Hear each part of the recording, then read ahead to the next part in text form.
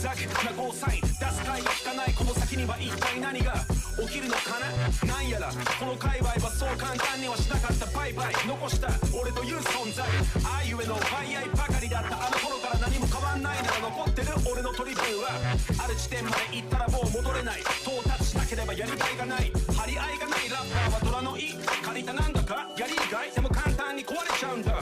Yeah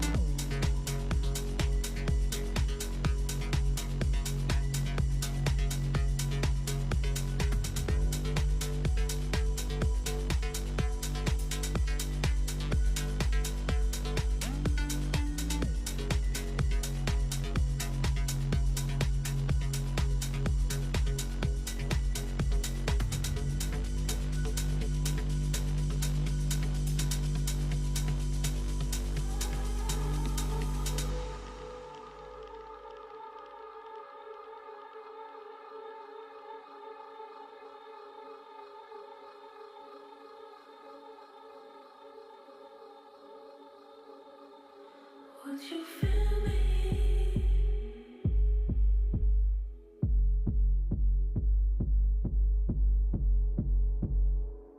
If I was looking down,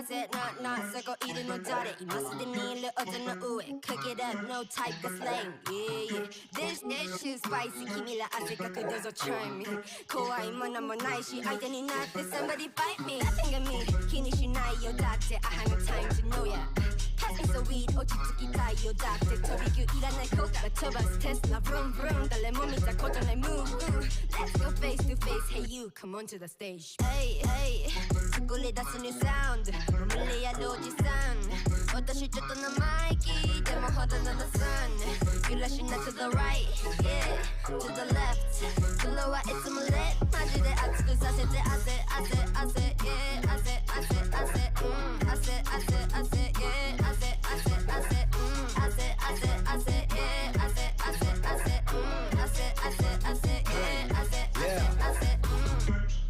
汗 汗日が出るだけのバレ大人たちはみんな金ブレなエメでタゲバレ好きなよやるだけで騒がしてく負けこの目果てるまで足は止めずラネ揺らすフロアいつもねあげるセンスでもダーあれとは全然違うよく見ろやりすぎ来席飽きよもしかしたらさこれも陰謀俺とビートスティッチとリロ見たく相性も一緒ヘラに歌る気象 You know 死ぬまで最先端 like クリスチャンディオ作り出す new sound 無理やるおじさん私ちょっと生意気でもほどの the sun 揺らしな to the right Yeah to the left 風呂はいつも lit マジで熱くさせて汗 Yeah 汗 Yeah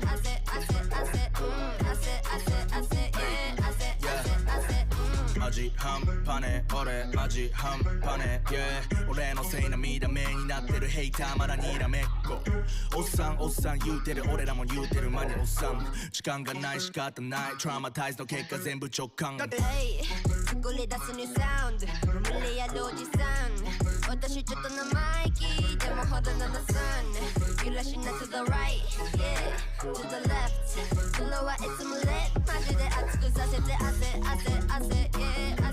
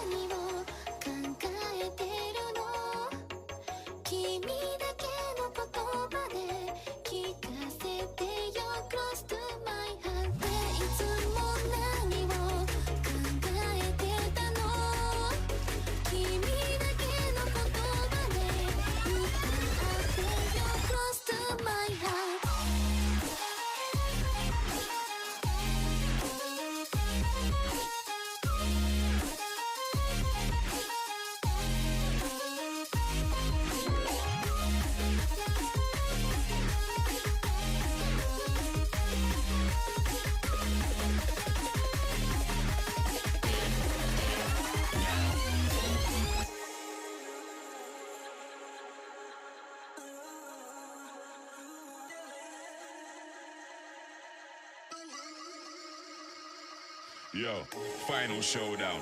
One more throwdown. Smoky when I'm zoned out. Gang all in, I don't fall out. Full house with house money. Bodyguards with a musket. You had one chance, but it's it. So now, yo, fold up and get folded. Cool off, but don't cool in. Walk out, keep walking. Yep, you've been told to the guy just fall back and get wasted. All black means basic. Face it, it's over. 11. Fold up and get folded. Cool off, but don't cool in. Walk out, keep walking. Yep, you've been told to the guy just fall back and get wasted. All black means basic. Face it, it's over. Yo, done and dusted. Another one busted.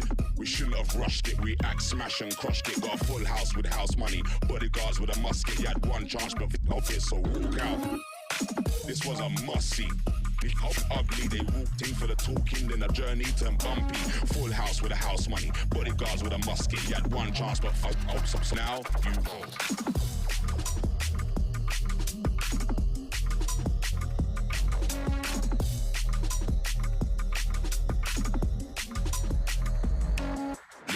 Charged, mad ting, raged up, amping, all out, no ramping. Yep, you've been told to the guy just fall back and get wasted. All black means basic, just face it, it's over.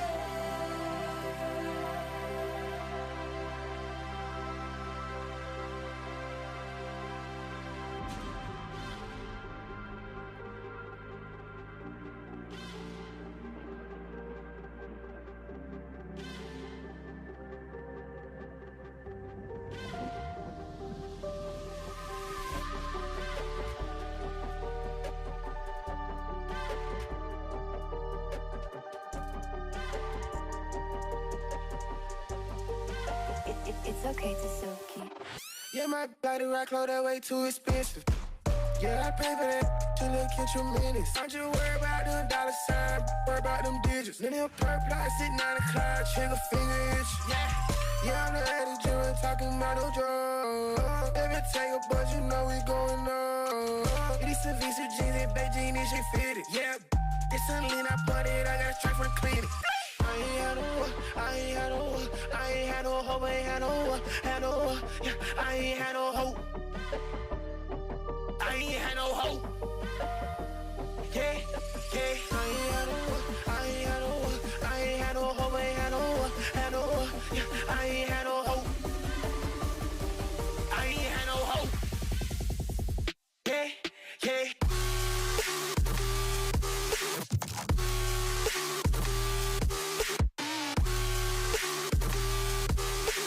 I ain't had no hope. I ain't had no hope. I ain't had no hope.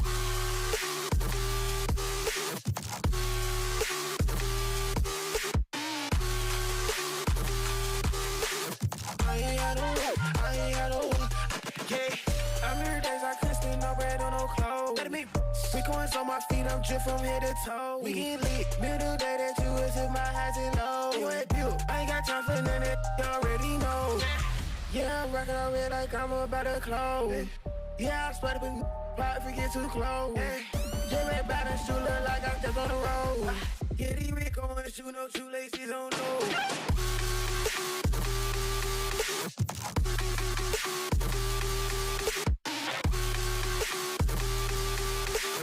I ain't had no hope, I ain't had no hope, I ain't.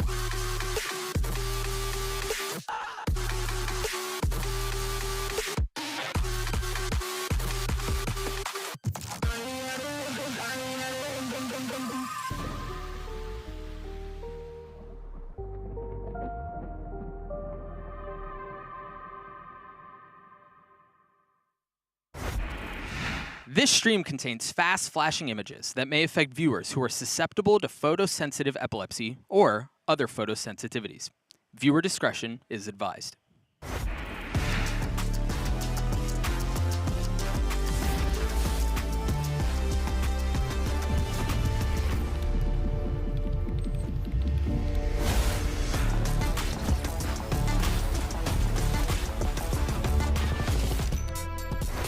Four teams are ready to take the stage, and it's do or die if they want a shot at bringing home a trophy. Hello, everyone, and welcome to Day 4 of VALORANT Masters Tokyo, coming at you live from the Tipstar Dome here in the beautiful city of Chiba. Of course, I'm Golden Boy, and this pre-show is actually going to be off the rails and utterly unhinged because Brendan Sideshow are here on the desk with me here today.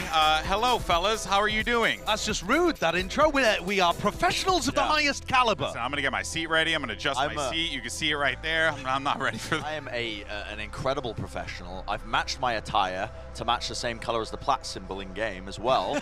So it's going to reflect my analysis for the day as well. Wonderful. We cannot wait. All right, well, first, let's get into what happened yesterday because we had a triple header that could have very well had gone 9 games, and I think our production team's very happy that it didn't. But first, we kick things off with T1 and NRG. Now, I was so stoked for this game. It felt like the temperature of the room was like, we'll see, but I knew that this game was going to bang, and it definitely brought it. I mean, Brent, you couldn't have asked for a closer matchup between these two teams. No, this match was dope, I think, as well, especially because a lot of the expectations were that NRG was just kind of run away with it. Yeah. It was going to be a really clean fight, but T1 brought it to a man multiple times. They made it so damn close against one of the top teams at this event where people have predicted them, quite highly. And I'm amazed they did, because didn't they start down like 0-6 or 0-7 on the final map, and they still almost got it to OT? Like, ridiculous scenes. Yeah. But NRG prevailed. Yeah, they certainly did, and now they move on, and we'll see how far this NRG team can go, but all signs are pointing to the uncrowned Kings of NA looking quite good. But then we go to back-to-back elimination matches, and it's always sad to say goodbye to a team, but we start things off with FUT and Attacking Soul Esports. And this game, Sideshow, there's a lot that can be said about this game, but the one thing that I will say is it was nice to just see FUT go back to the fundamentals that brought them here to begin with. Yeah. And then Kiwi gets an ace. Yeah, I mean, Kiwi self-proclaimed world's best Neon. There you see the kind of reasoning why. Foot looked good, and it's nice that they got that win under their belt at the international level. That match was proper jail Valorant. I mean, that was I was watching that, I was like, there is no nuance, man. The mid-round and out the window, we're taking fights. That's what you need. It was up front, man. It was up front as well. The gloves were off. Yeah, but hey, I was all for it. And then, of course, the gloves came off again, well, at least for EDG, as we talk about EDG versus Na'Vi. We were all, Sideshow, excited to see if EDG can pick up their first international win. If a Chinese team can do it, did they do gosh it? Darn, they done did it. They done did it? Yeah, it was nuts. I mean, this was crazy. EDG and making it into OT, name a more iconic duo. And then the level of clutches in this game. The level of individual skill in the game. Always. And this was an elimination match that sent Na'Vi back to LCQ. Yep. Oh my god. This match had it all. It had stakes, it had the storylines as well. The kind of pride that was on the line for a team like EDG. It came so close, so far at every single international event until now. Finally got that win over. And he was shaking at the end of the game. I'm not surprised, man. Shaking with there was some primal roars occurring from across the stage as well. I mean, we were casting it, man, but he was going crazy for good reason. Yeah. I mean, the guy is just an absolute savage. Yeah, popping off. This is exactly what you love to see. Also, with that win, Foot have solidified themselves top 3 EMEA. Yep. So, as you said, Na'Vi to the LCQ. And for Foot, well, I guess they're playing with house money. We know all about that in Americas with EG. So we'll see how that plays out for Foot. But with the first 3 days of Masters Tokyo in the books, here are the brackets. As we mentioned, EG, they march on forward. They're living life pretty, well, probably in a dungeon training, getting ready for their games, as they await the winner of DRX and Foot, which is going to be our first match of the day. Very excited about that one to see what they do with this quick turnaround, Sideshow, because this genuinely is not easy to do. Yeah, absolutely. I mean, playing back-to-back in this kind of fashion, it's not simple, but I think, that's the rigor of playing at a tournament level like this. It's very different from the regular season, and some teams thrive under that kind of pressure. Oh, I couldn't agree more. And then, of course, later we're going to have T1 facing on EDG as we look at the other side of the groups here. And yes, we're going to have another rematch. You see it there. T1 got the better of EDG in the past, but Bren, did that win against Na'Vi essentially light a fire under Edward and his gaming team? Yeah, I think this is, they've broken past the obstacle that they came here to play. They came here to get their first win. And now, honestly, the sky is the limit. Yeah, we use the phrase playing with house money to a degree as well. I think EDG just wanted to get that experience as well and make that top 8, right? They said that prior, I believe, that was their goal for the event. And so now they're one step away. One match away. But they do have to go up against T1, and they are feeling just as determined. The fact that T1 have had the, the mental composure to be able to bring back multiple maps against teams when they've been down, I think speaks worlds as well about their confidence levels as well coming into these matches. Yeah, absolutely fantastic. And of course, we'll see those teams take the stage in a little bit here. But here's the thing, when you look at the group stage brackets, are your ears ringing at all? Do you get a sense of deja vu? Because I kind of feel like we've seen these results before. You don't know how a group works. Yeah, I don't know how this is working. Foot down there, attacking Soul Esports. I'm having Foot going through. You're having Foot beat attacking Soul Esports? Yeah, I'm on board with that. That's what I'm going with, yeah. I think. We were doing a groupology segment.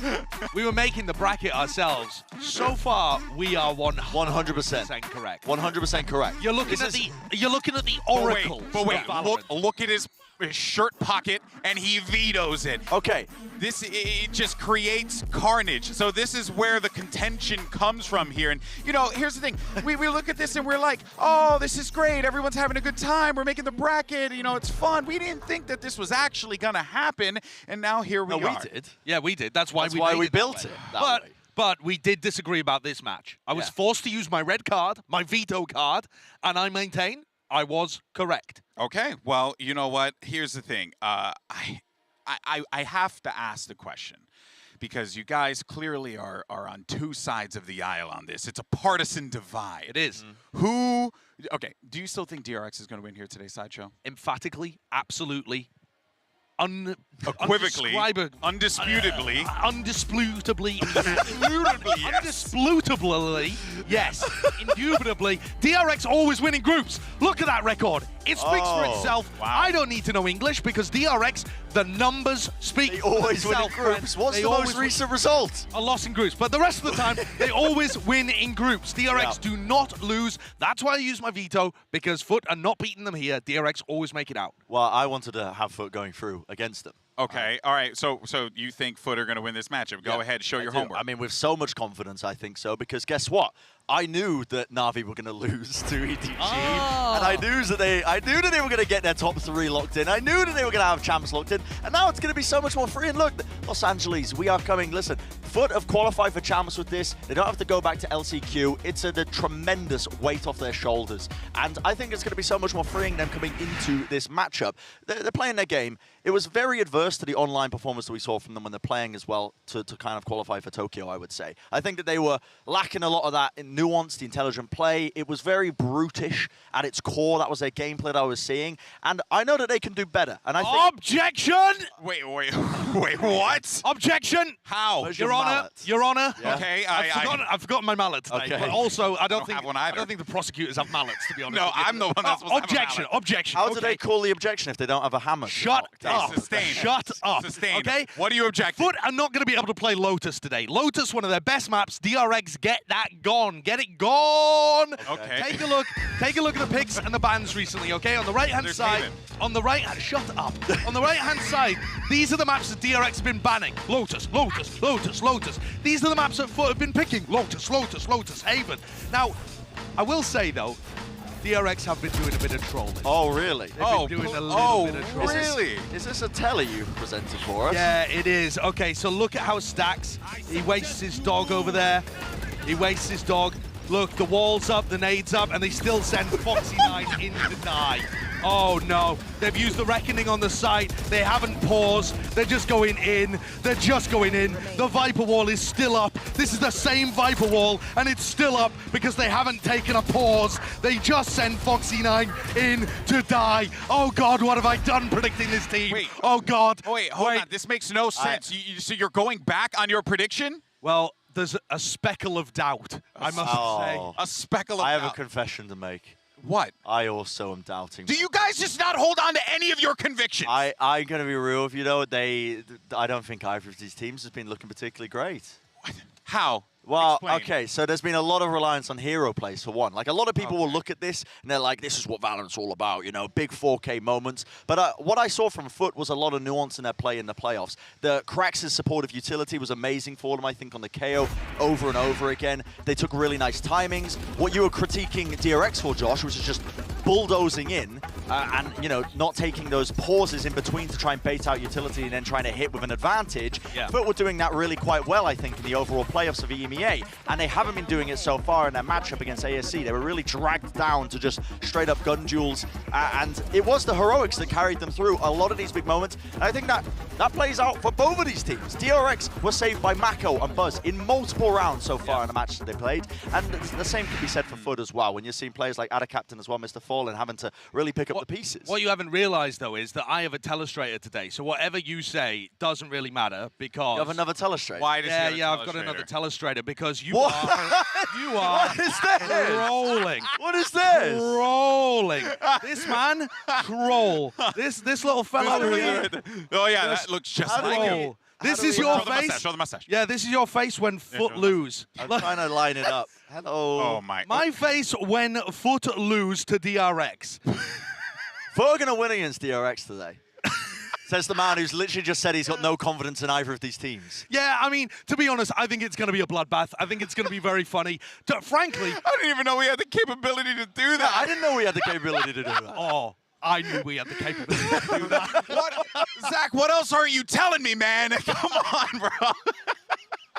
oh, wait a minute. Actually, guys, breaking news. No. Breaking news. No. Because unfortunately, we have to throw all of your nonsensical arguments out of the window because I just got word from the camp of DRX that Zest is playing today instead of Foxy9. How does this make you feel physically as well as emotionally? They are trolling. Termi, he's got money in some very unorthodox places, I'm sure, if he's making decisions like this. Man, they cannot stick to a consistent roster. Every time. Wait a minute. I'm going to play devil's advocate. It's Zest. Right. Yeah, it's Zest. Yes, it's a team that's gone deep in tournaments bro. before. It's Zest with no practice. It's Zest where they have to run all of their old strats because they haven't been practicing Bro, it's with him. killing me. Stax looks the most stressed I've ever seen him at the beginning of the event because he is having to offset this disadvantage. They are not getting good practice. They're chopping and changing the roster. They have to go back to all their old defaults, all their old server time, prep time. It's brutal for I them. will say, though, at least they won't be launching Foxy9 in like he's on a trebuchet to try an entry for them. Like their coordination. They send him in like a sacrificial lamb. Really do. Like it's unbelievable. Well, okay, you know what? Let's go ahead though, and let's not get too negative for a moment here. All right, and let's actually check in because we did manage to get some words with DRX when they arrived. Let's check this out. Buzz. Come here for a sec, please. Now, today is do or die. Your thoughts on your opponent's foot. 일단은 뭐 잘하는 상대라고 생각하지만 일단 이름이 푸신 만큼 저희가 이제 발로 짓밟아주고 올라가도록 하겠습니다. Well, they're a strong team, but you know, foot kind of sounds like FOOT. So yeah, we'll give them a stomping. Well, thank you very much, Buzz. Good luck.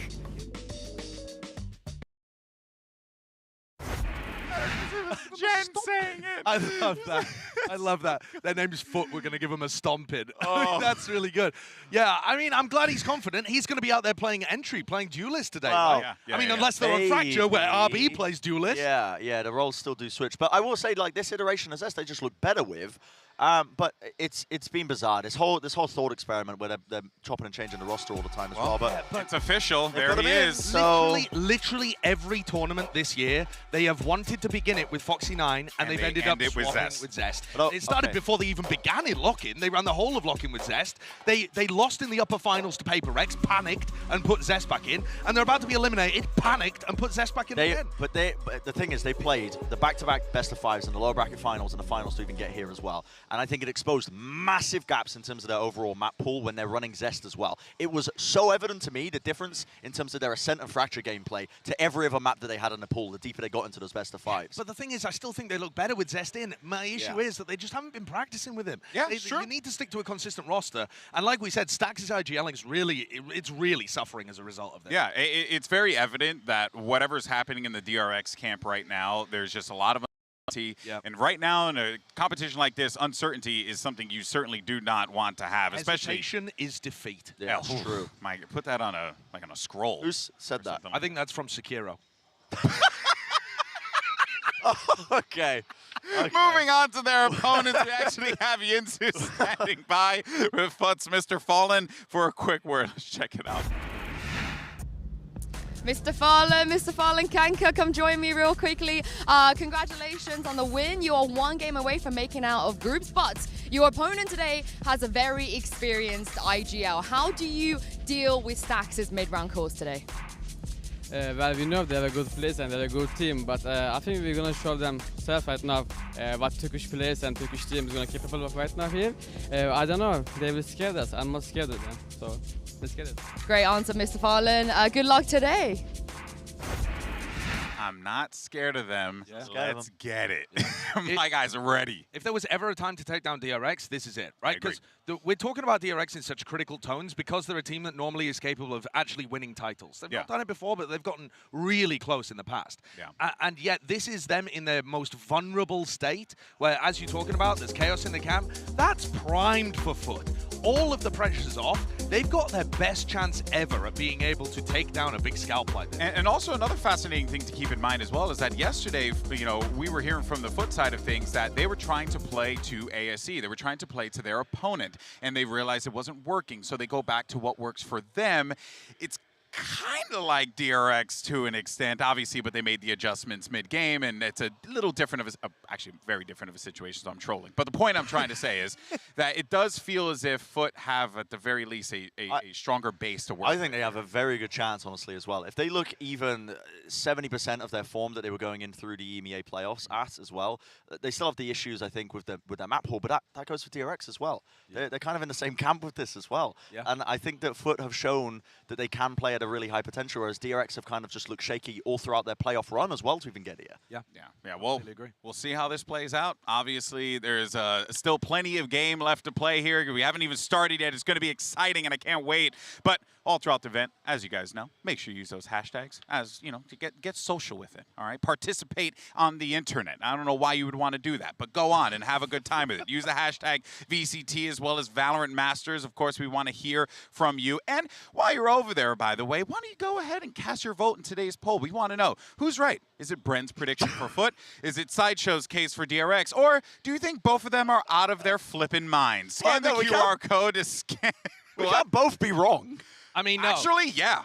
Yeah, that's true. Yeah, I both be wrong. Absolutely true. I mean, we can both be wrong, like, in our reasoning. We can both be wrong in our reasoning. Where did you write this? No. Oh, what? How did that get there? You have too much power. How did that get there? That's crazy. This cannot be a thing throughout the day. This is my desk, and I will not allow this man to just... unbelievable. In any case, guys, we're going to take a quick pause for the cause, and I think you're going to see what's on the other side of this break. Trust me, it's pretty awesome. We'll see you on the other side.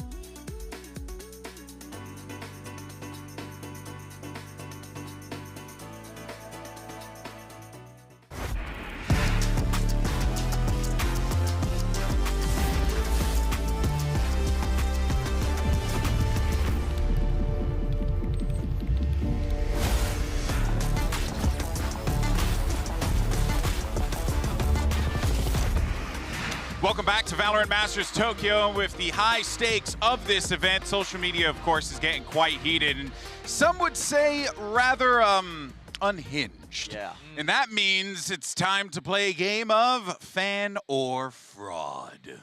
particularly favorite segment for me. Yep, Battle Fraud!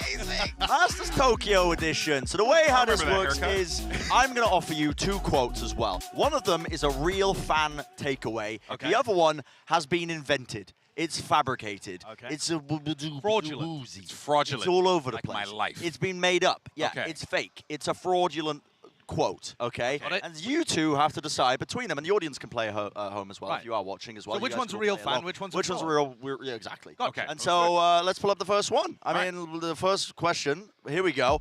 I am screaming in my house. Let's go, boys! At T1, hashtag Valorant Masters, or is it going to be B? I want to see T1 make it out of groups. Go, Sire player! Yippee!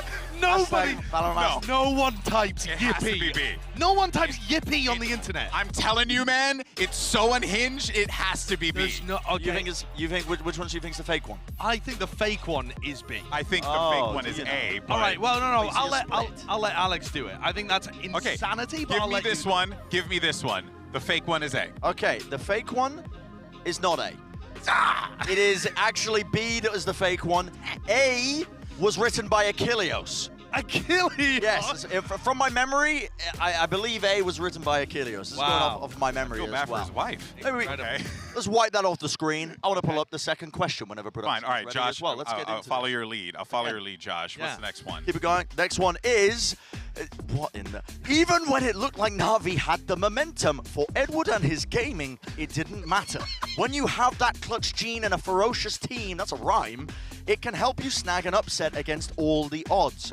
Edward wins, Na'Vi is gone. And then... That's like a poem. It was a poem, wasn't it? Okay. Quite creative, whoever that was.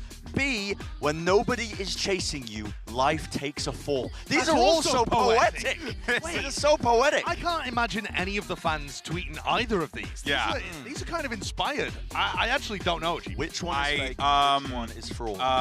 Oh my God. I think B is fake. I think B is fake. All right. What about you, Josh? I mean, I literally don't have any idea. Yeah, I let's could go totally for see some A. unhinged fans saying A. Let's go for A being the real fan. Okay, well, I can safely say that you guys are correct. I remember this one as well. This B quote was actually fabricated by Jen, our Korean interviewer, as well.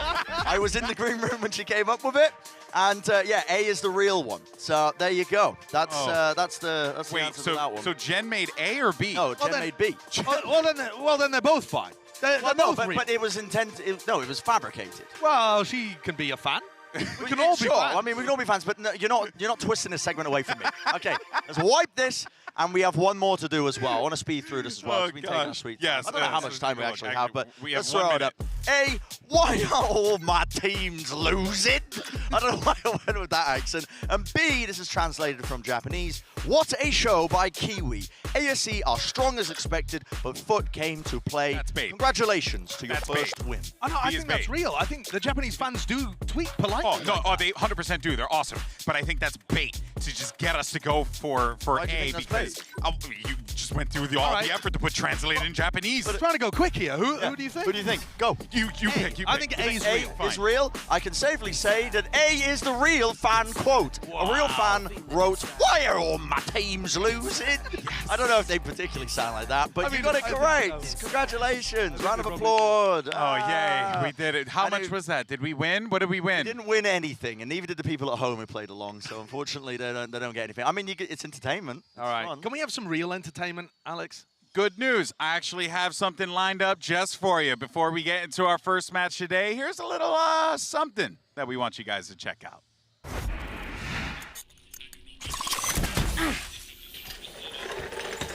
Hey, you. Need a hand? Fine.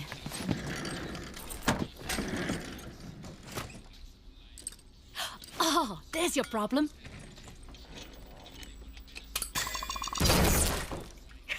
He did that on purpose.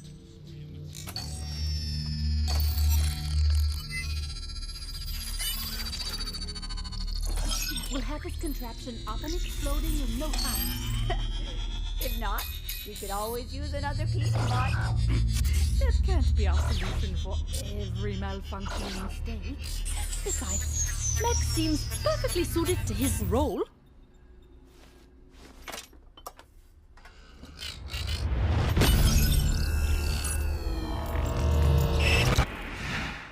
Ooh, I don't know what the heck that was, but I'm in for the ride. That was my first time seeing that, and I'm trying to like analyze it. There's so much going through my brain right now. Frame by frame, play it back, let the lore experts go. Dude, I tried to like pull my best like freaking screen crush Ryan Airy impression breakthrough. Here's 100 reasons why you need to watch this video and break everything down frame by frame. Can't. My face was inside the desk, actually like looking at the monitor, trying to figure out what the heck was going on there. Can confirm his face was just right in there. Yeah, the lore heads are gonna go crazy for that one. I mean, that looks like we're gonna get something later on. I guess we'll find out later on. But in any case, though, folks, it's not like we know anything. We're running out of time. So, of course, let's do some predictions, shall we? Because I genuinely don't know what you guys... Just verbally? Yeah, go for it. Verbally say my prediction. I am going to go with Foot still. I'm sticking with it. He vetoed me. I don't think TRX is going to win this, unfortunately. I think Foot are going to be free as birds. Oh, free as a bird. Okay. It hurts me so much. If they were playing with Foxy, I don't think they take the game. My question now is, are Foot good enough to be able to stop these all-in executes that you know TRX what? are going to go for? I didn't get to use this. I'm playing my veto card. For whom? DRX is going to win 2-0 today. 2-0? That's right. I'm committed. You want to know why? Because I have a 100% prediction rate. Well, I won. Well, so do we. No, for Americas. I'm really good at my job. In any case, so... Okay.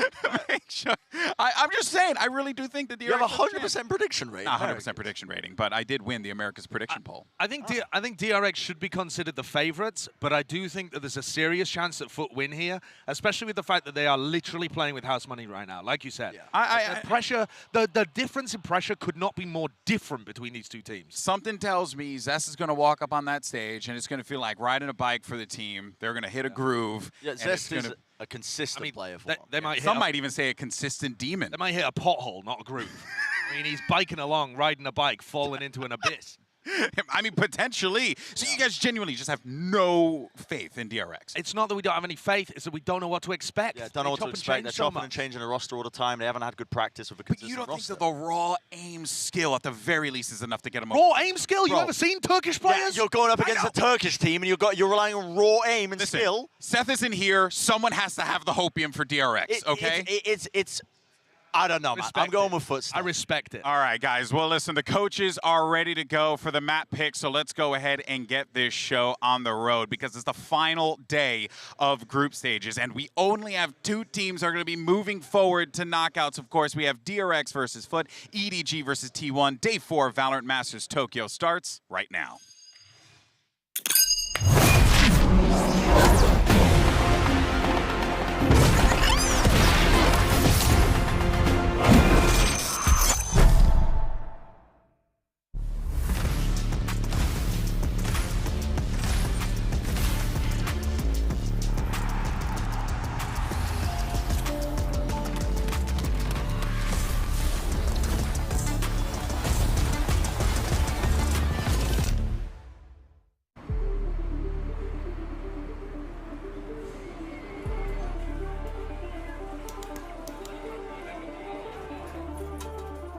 그냥 샷으로 진 것 같아요. This was destructive, absolutely. They're targeting the weaknesses of DRX's playstyle. Bireysel inisiyatifleri bana göre, ya benim düşüncem biraz az. Tamamıyla taktiğe uyuyorlar. Taktik dışına çıkmıyorlar. Rakipten bir çekincem yok. 제발 EDG처럼 좀 해외물 먹어가지고 이제 머리가 좀 심어졌으면 좋겠습니다. 참만 말고 만하게 볼 상대는 아닌 것 같고 최선을 다하겠습니다. 지는 건 없어. 배우는 것뿐이야. 우리는 이제 배우고 이길 일만 남았다. 오케이? Let's get it. Çok çalıştık, aşırı fazla çalıştık. Job not finish.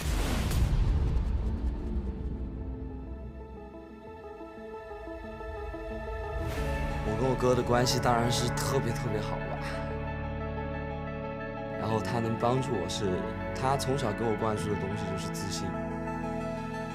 但是呢，在每一次比赛输的时候，他是第一个站出来指责我的，是因为他很想看到我站在舞台上胜利的那一天吧。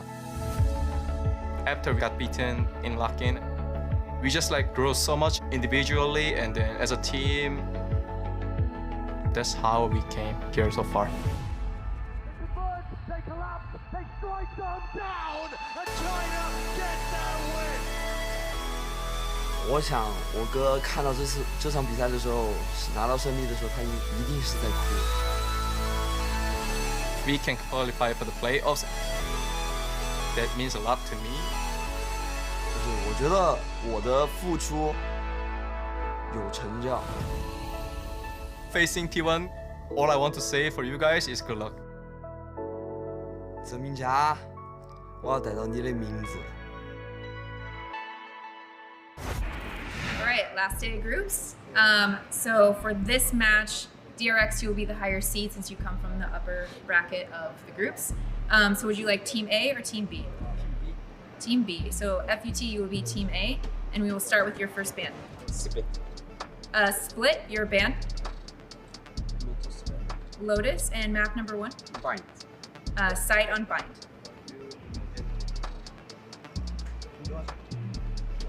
Attack. Map number 2. Fracture. Sight on fracture. Attack. Attack. So we're going to go into the next set of bands, starting with FUT. You have Ascent, Haven, and Pearl. Pearl. Pearl. Okay. Your band. Band Ascent. So map number 3 will be Haven. Sight on Haven. Attack. I'll run through this really quick, make sure we're good to go. First set of bands, we have FUT with Split, DRX with Lotus. Map number 1 is Bind with DRX on attack. Map number 2 is Fracture with FUT on attack. Next set of bands are Pearl and Ascent. Map number 3 is Haven with FUT on attack. Yep. Sounds good? Yes. All right, good luck to you both today.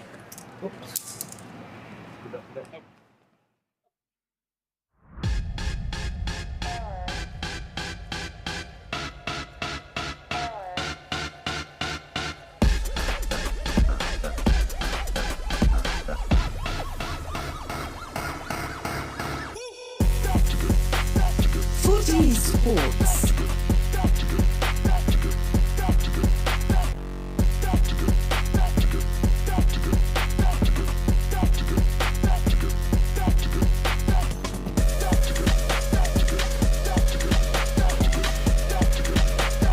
DRX.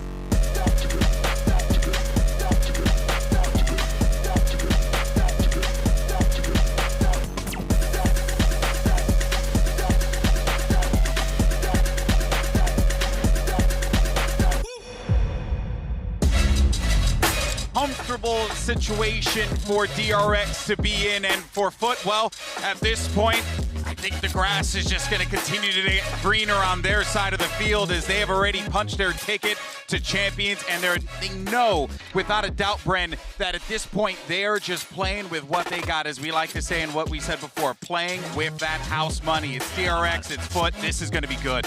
There's nothing more dangerous than a Turkish team with confidence, I'll tell you that. I mean, these guys, they can aim with the best of them, and if it's DRX as well, if they're not going to reach that next evolution in their play that we know that they're capable of, they're not going to be showing some patience, some nuance with the mid-rounding as well, and they just try and take it to how they've been playing with those big heroic moments. I think that they're going to be rudely awoken and potentially out of this tournament as well. This is an elimination match between these teams. A very uncomfortable situation for DRX to be in, and the only other time that they've lost in groups, they didn't make it through the groups, right? So those 2 losses prior for DRX, when they failed to make it through in Champs, I believe that was in 2021. Yeah.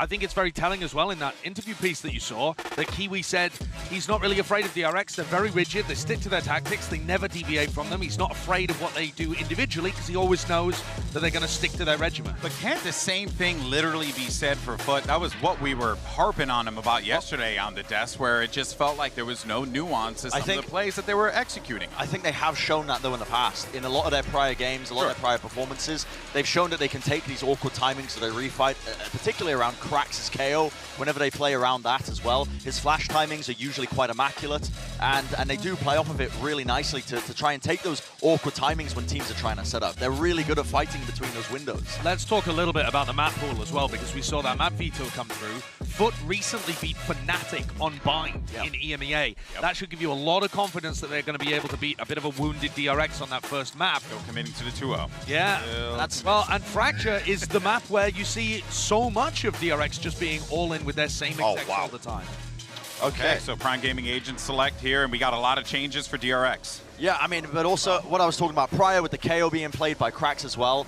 One of the things that was booming Fnatic on Bind was the amount of fights that they were taking towards the back of A site. They would use the first wave of utility, get into the front section of A, and fight into the back when Fnatic were trying to set up. If DRX still are playing rigid and still with that, you know, like really intense discipline in terms of how they're playing, they're going to get caught out over and over again. And another thing that I was critical of DRX when I was watching them play Bind in the past is that they really don't put a lot of priority on showers control. That area of the map is really just almost a no-go for them, and they get boomed by it repeatedly when I was watching them play in the playoffs over in the Pacific region as well. I need to see some correction in terms of that and in terms of their ideas playing on Bind. And of course it is a lot of changes for DRX, but this is because they have changed their roster. Yes, this is the comp that they normally run when they have Zest in. Yeah, well, folks, this is it. Do or die for both teams, and we're all set to jump into the action and send it over to your casters. And here's the thing, I can't say too many nice things about these two guys because, unfortunately, Brennan Sideshow are right next to me. But in any case, here is Hug and Bala.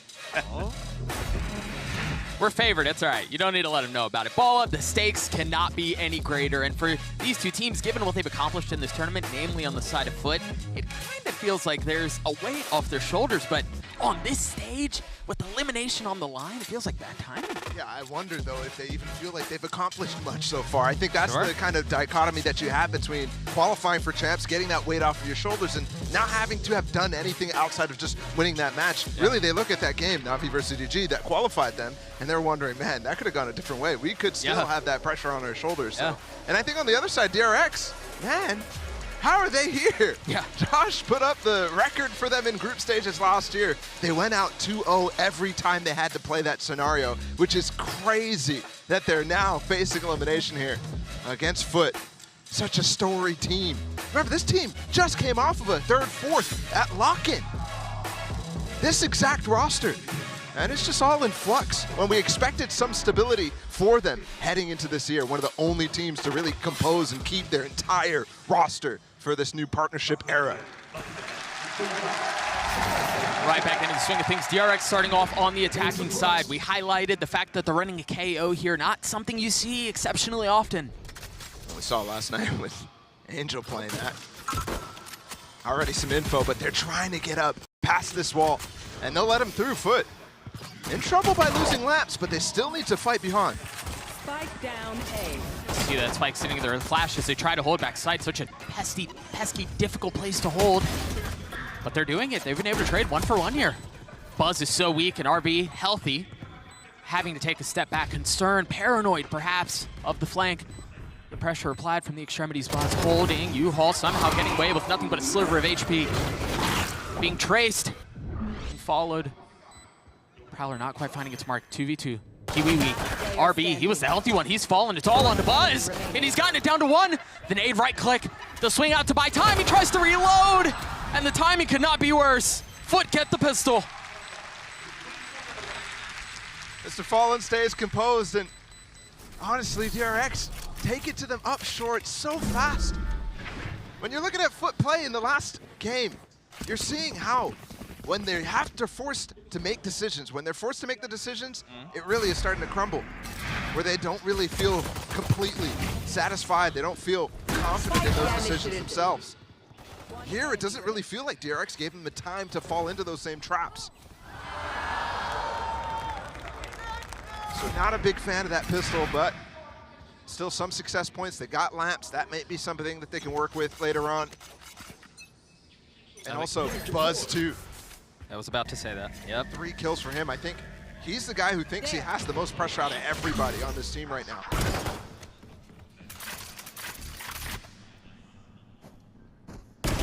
Dispatched. Fawn with the opener. Buzz passing by. You were just talking about the pressure. Ooh. Seize is going to be nice, but there's just no follow-up with it. Yeah, not comboed with anything. There. So off of the orb and off of the Seize that they've seen, the hold the line for just a moment. Down long, now funneling out of Octagon. That's gonna hurt, that nade backside. He's able to get out because of the stimmy, but Mr. Fallen just swings into his death. Those are two fights that look like they might be dry, but instead there's Util that's forcing them to take the fights. They flip things. Maj has shown up. Molly at his feet. Momentary delay. Ooh, the orb too. Not momentary anymore. Off the nade, Mako's still staying alive. Battered. 23. Spammed and now bruised. As soon as orb goes down, vision will be given. Mako on the hold, trying to keep him back, and he cannot. RB still playing with the Sheriff. The reposition is you see them both jump out of hookah. Side step, that Molly's gonna help. That Molly missed, I think. Did it? No, it just barely didn't. And it's just enough to buy time. Well done. They let them fall into the classic. DRX ideas. It's constantly in these group stages, just relying on the post plant, relying on the time. Mako held on for so long with this full fueled up orb. Yeah. And then RB as well hitting the shots that would have actually provided a pinch on the site from foot. All it took was one, but he hit it. I'm surprised they got those openings too on the site. Yeah. And that hurts, the Red Bull clutch. That hurts. DRX with 5 rifles in the 3rd round. After losing the pistol, they've been able to equalize.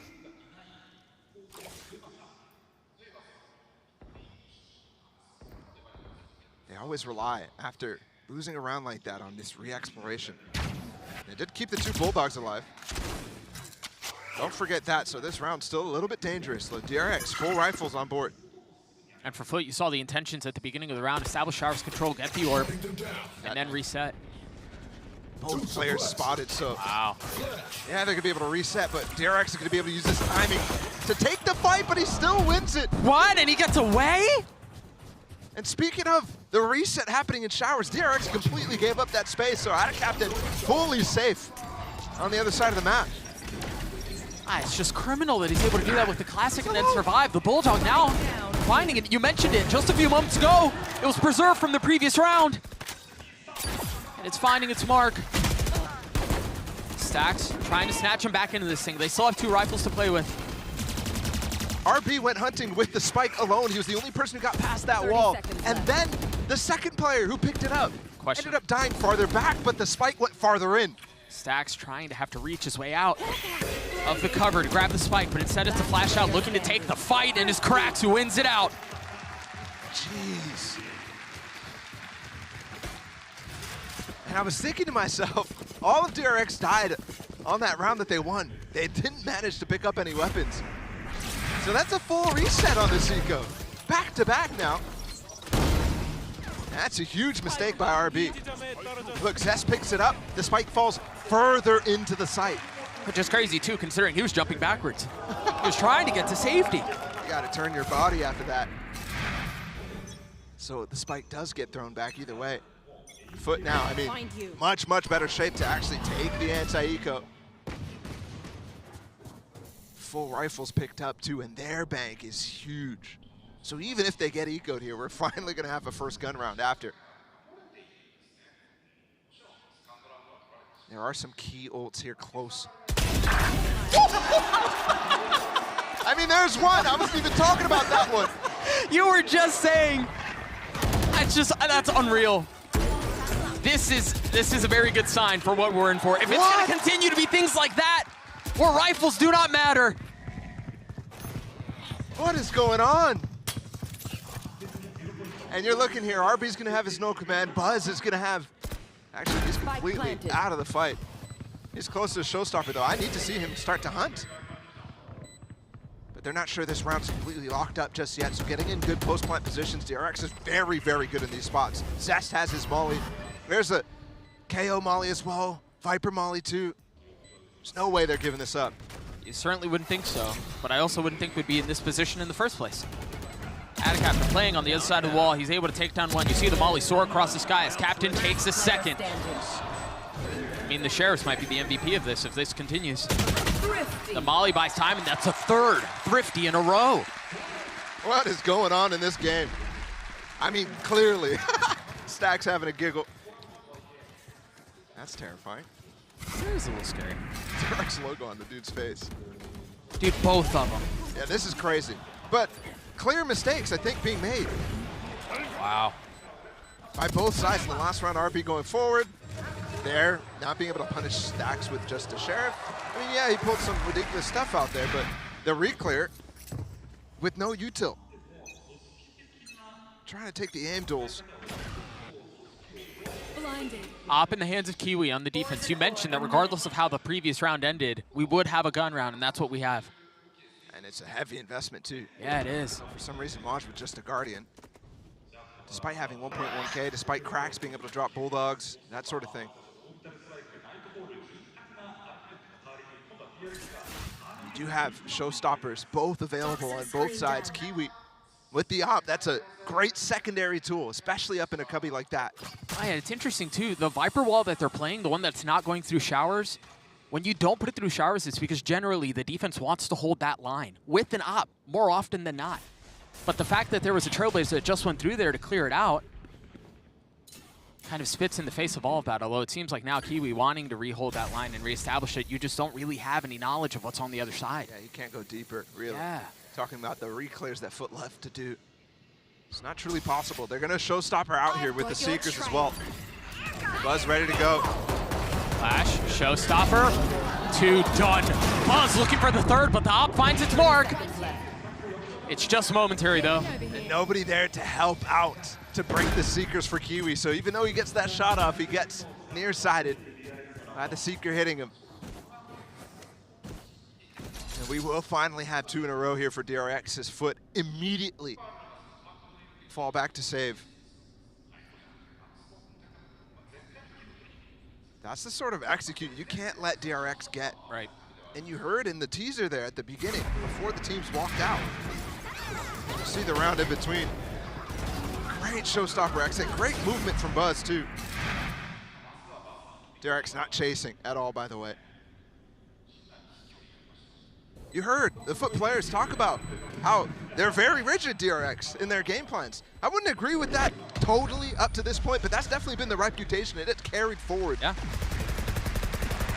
But that's why right there, those sorts of things. So if you're aware of it, Foot, they've tried to interrupt it with those dry walks, those sort of things. There they had the deep op set up on short, down carpets. The ideas were there, but they gave up the space. They weren't patient enough. I think you stick to that setup the entire time, and you're having great success in that round. Careful. A little shower presence for Foot. It looks like they have 3 set up that way. And remember, they actually did force up around those 2 rifles that they saved. Kiwi with Marshall, and that is one of the weapons. Flash gonna get some info. No way to confirm how much is on the other side, though. And Foot gladly just trample forward and take the space. Again, this is dry completely. They want to take these aim fights. The desk, Ren and Josh were arguing about whether or not that's a good thing for DRX to be relying on, but it's Foot relying on it right now. And so far, it's not really worked out.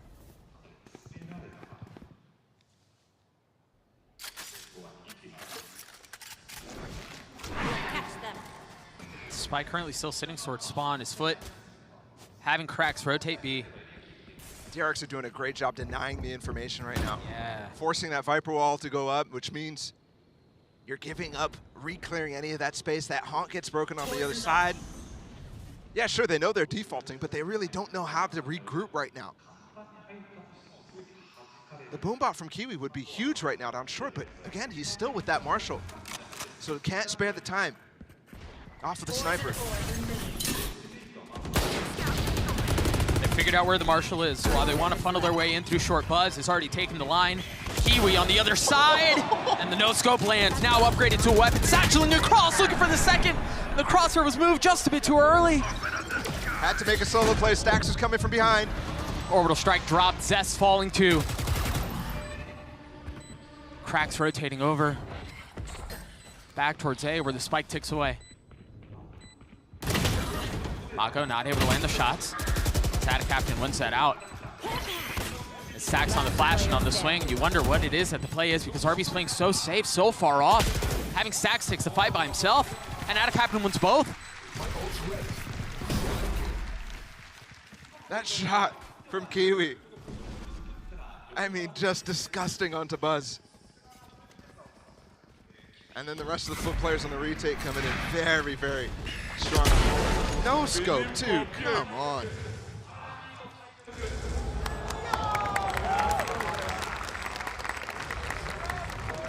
There'll be a timeout from VALORANT actually out of that.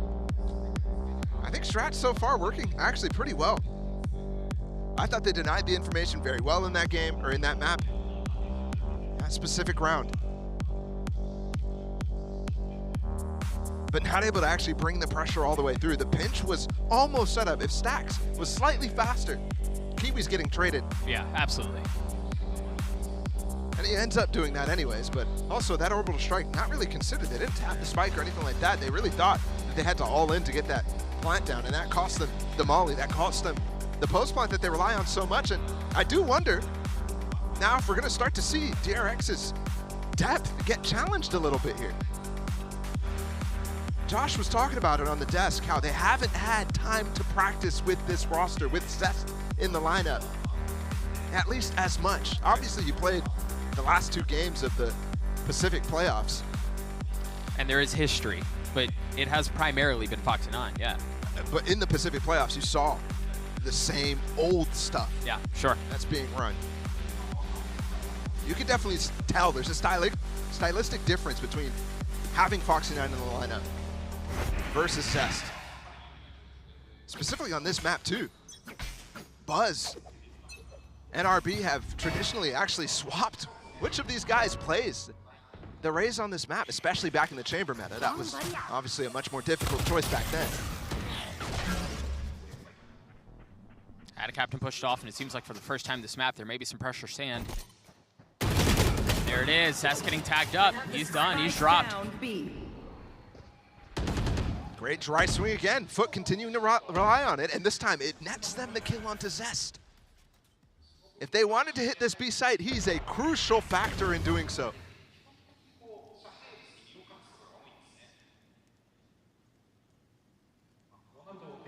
If they don't hit before this knife timing from Cracks down short, right here. These Foot players on this side could be very ready for this. They've got a seize too. Molly's still up. That knife just cleared. Do they rotate off of it? What are the movements from Foot, given the information they just gathered? Captain flashed, naded, trying to tuck. And it's actually off of a molly. Captain gets one back. They tried to go through with the Viper wall up.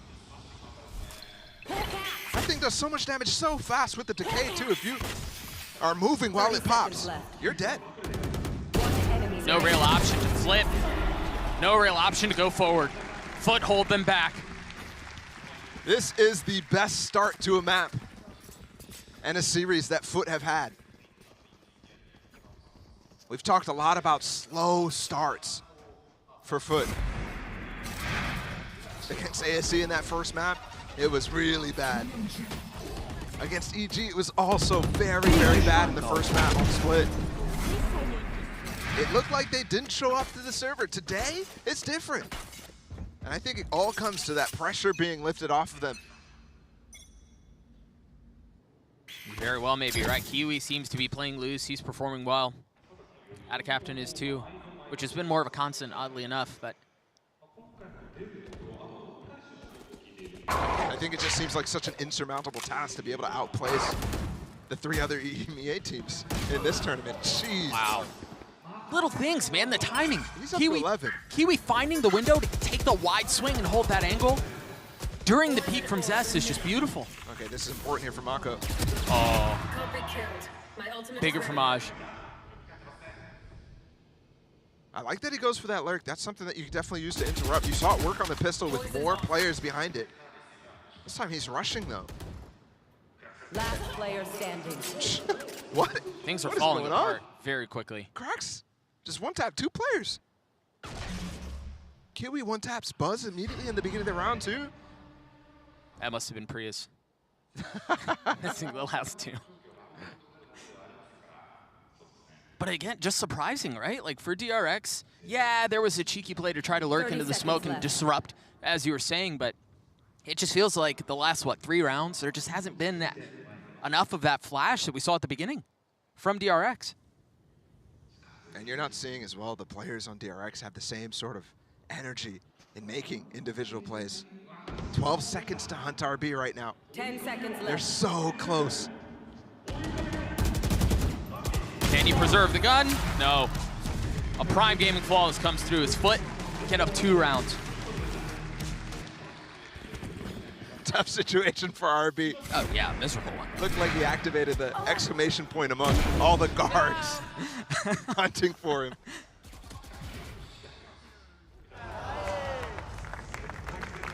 No gun will force a couple players to be very low on this economy. Stax looks stressed, man. We've talked about it a lot. Stax, in terms of his individual performance throughout this season, has been okay. It hasn't been like, you know, mouse kiss Stax action, none of that really. But I think it's very excusable given the situation in front of him. Ult down short. Oh, there's interesting here. There's not a ton of layer to this. There's just him by himself. There was a Prowler that went the other way, but there wasn't a combo. There wasn't pinned from sand. Oftentimes when you go that deep, you get stuck. Yeah. Stax not confident enough to push up, but he only has the Sheriff. It worked last time, but not this time. Doesn't even get a chance to shoot it. Yeah, that's a lack of information for Stax. He thinks there's more behind it, like you said. Spike down A. Kiwi able to hold that line and get both. DRX once again thrown into disarray. I look at the choices being made by DRX, not only in the server, but with bringing in Zest, the kind of mind games they're playing about who's going to play in the starting lineup beforehand. And I'm thinking back to Masters Berlin where they had Lakia on the roster. Whoa, that's a deep cut. Remaining. Another prime gaming flawless through for Foot. It didn't seem like back then anybody was super happy with those decisions being made. Yeah. That was their last attempt at a 6-man roster, and it fell flat on its face. They gave up on it after that. As is often the case. Lakia didn't even play it the following champ.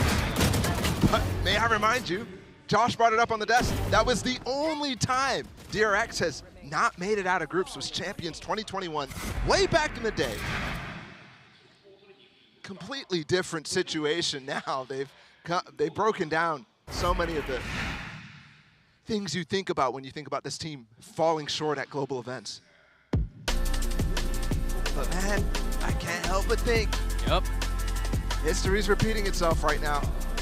I can't help but think they're falling back into the same patterns that continuously put them short of a podium finish.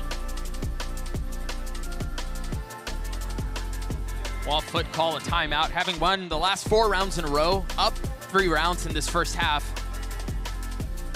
And a question what this one would be for. Either way, it's going to give DRX a chance to talk through things with their team. Termi to touch base with the squad, make any adjustments they may see. It's been very rare that Foot's been in this position to be able to offer encouragement during one of these timeouts. They're often down having to call a timeout and go, guys, we got to fix this, this, and this. And it's funny because the opposite side too, DRX, during playoffs, Termi was giving a lot of reign to his team to play without him. He was going long stretches of time where they were losing maps and he was just not calling timeouts at all. We've already seen one, of course. Blinded. Foot are so intent on controlling early showers. And they've done it in a similar degree through short. Mako again trying for this. It's the same angle too, and he's not even looking where he died the last time. Exact same play. Finally gonna find a kill though. As he just thought he was unlucky the first time. Surely they don't do that again. He was right. He was 0-8 before that. Yeah. Mako 0-8, are you kidding me? Where do they reset off of this? He may be in trouble. Dead? He's dead. He's got to understand that there was some showers presence, he just didn't know how much. Meanwhile, the hit's out towards B. Attacaptain still holding elbow. Showstopper in his face, and it's traded. It's a lucky trade for Attacaptain, but Buzz, I don't know if he should be dying there. Either way, they've corralled them on the site. I thought this was going to be a good round for DRX because they could fall off and play the post plant. Win condition for them, but now they can't. They still have the orbital strike from Zest. Currently holding elbow. Has to stay alive. Prowler in the face of RB. The snap out on Homage is clean. And RB's left alone. The safety valve gone. He's gotten it down to 1. Looking for the target, and it's not able to land. Mr. Fallen with 3 in another round for Foot. So well handled for Foot. When the opportunities present themselves, they're ripping off the faces, but have to be critical of DRX there. They had 2 key ults, not a single one used. They were in position to still win that. They had control of elbow. And there's no Brimstone ult to support RB on the site. There's no Molly coming in from Zest. Why is Zest even peeking in that case? Why isn't he wrapping around? I was just thinking that. I don't understand the peek. Mako laughing at the situation right now. When he's been the most consistent factor so far for DRX in this tournament specifically. Yes, overall too. One of the most storied controllers, but they're not doing anything to interrupt Foot doing this exact thing over and over and over. Countless amount of rounds now where they send 3 through showers. This time it's a bit of an adjustment because Krax is rotated off, but they've gained the space. And once again, they have them surrounded. They have them corralled and controlled. They get this position every time with no util. Yeah, it's just so free. And because DRX don't even have someone holding in spawn, they can't comfortably take teleporter and go back showers. Complete ignorance as to what's on the other side.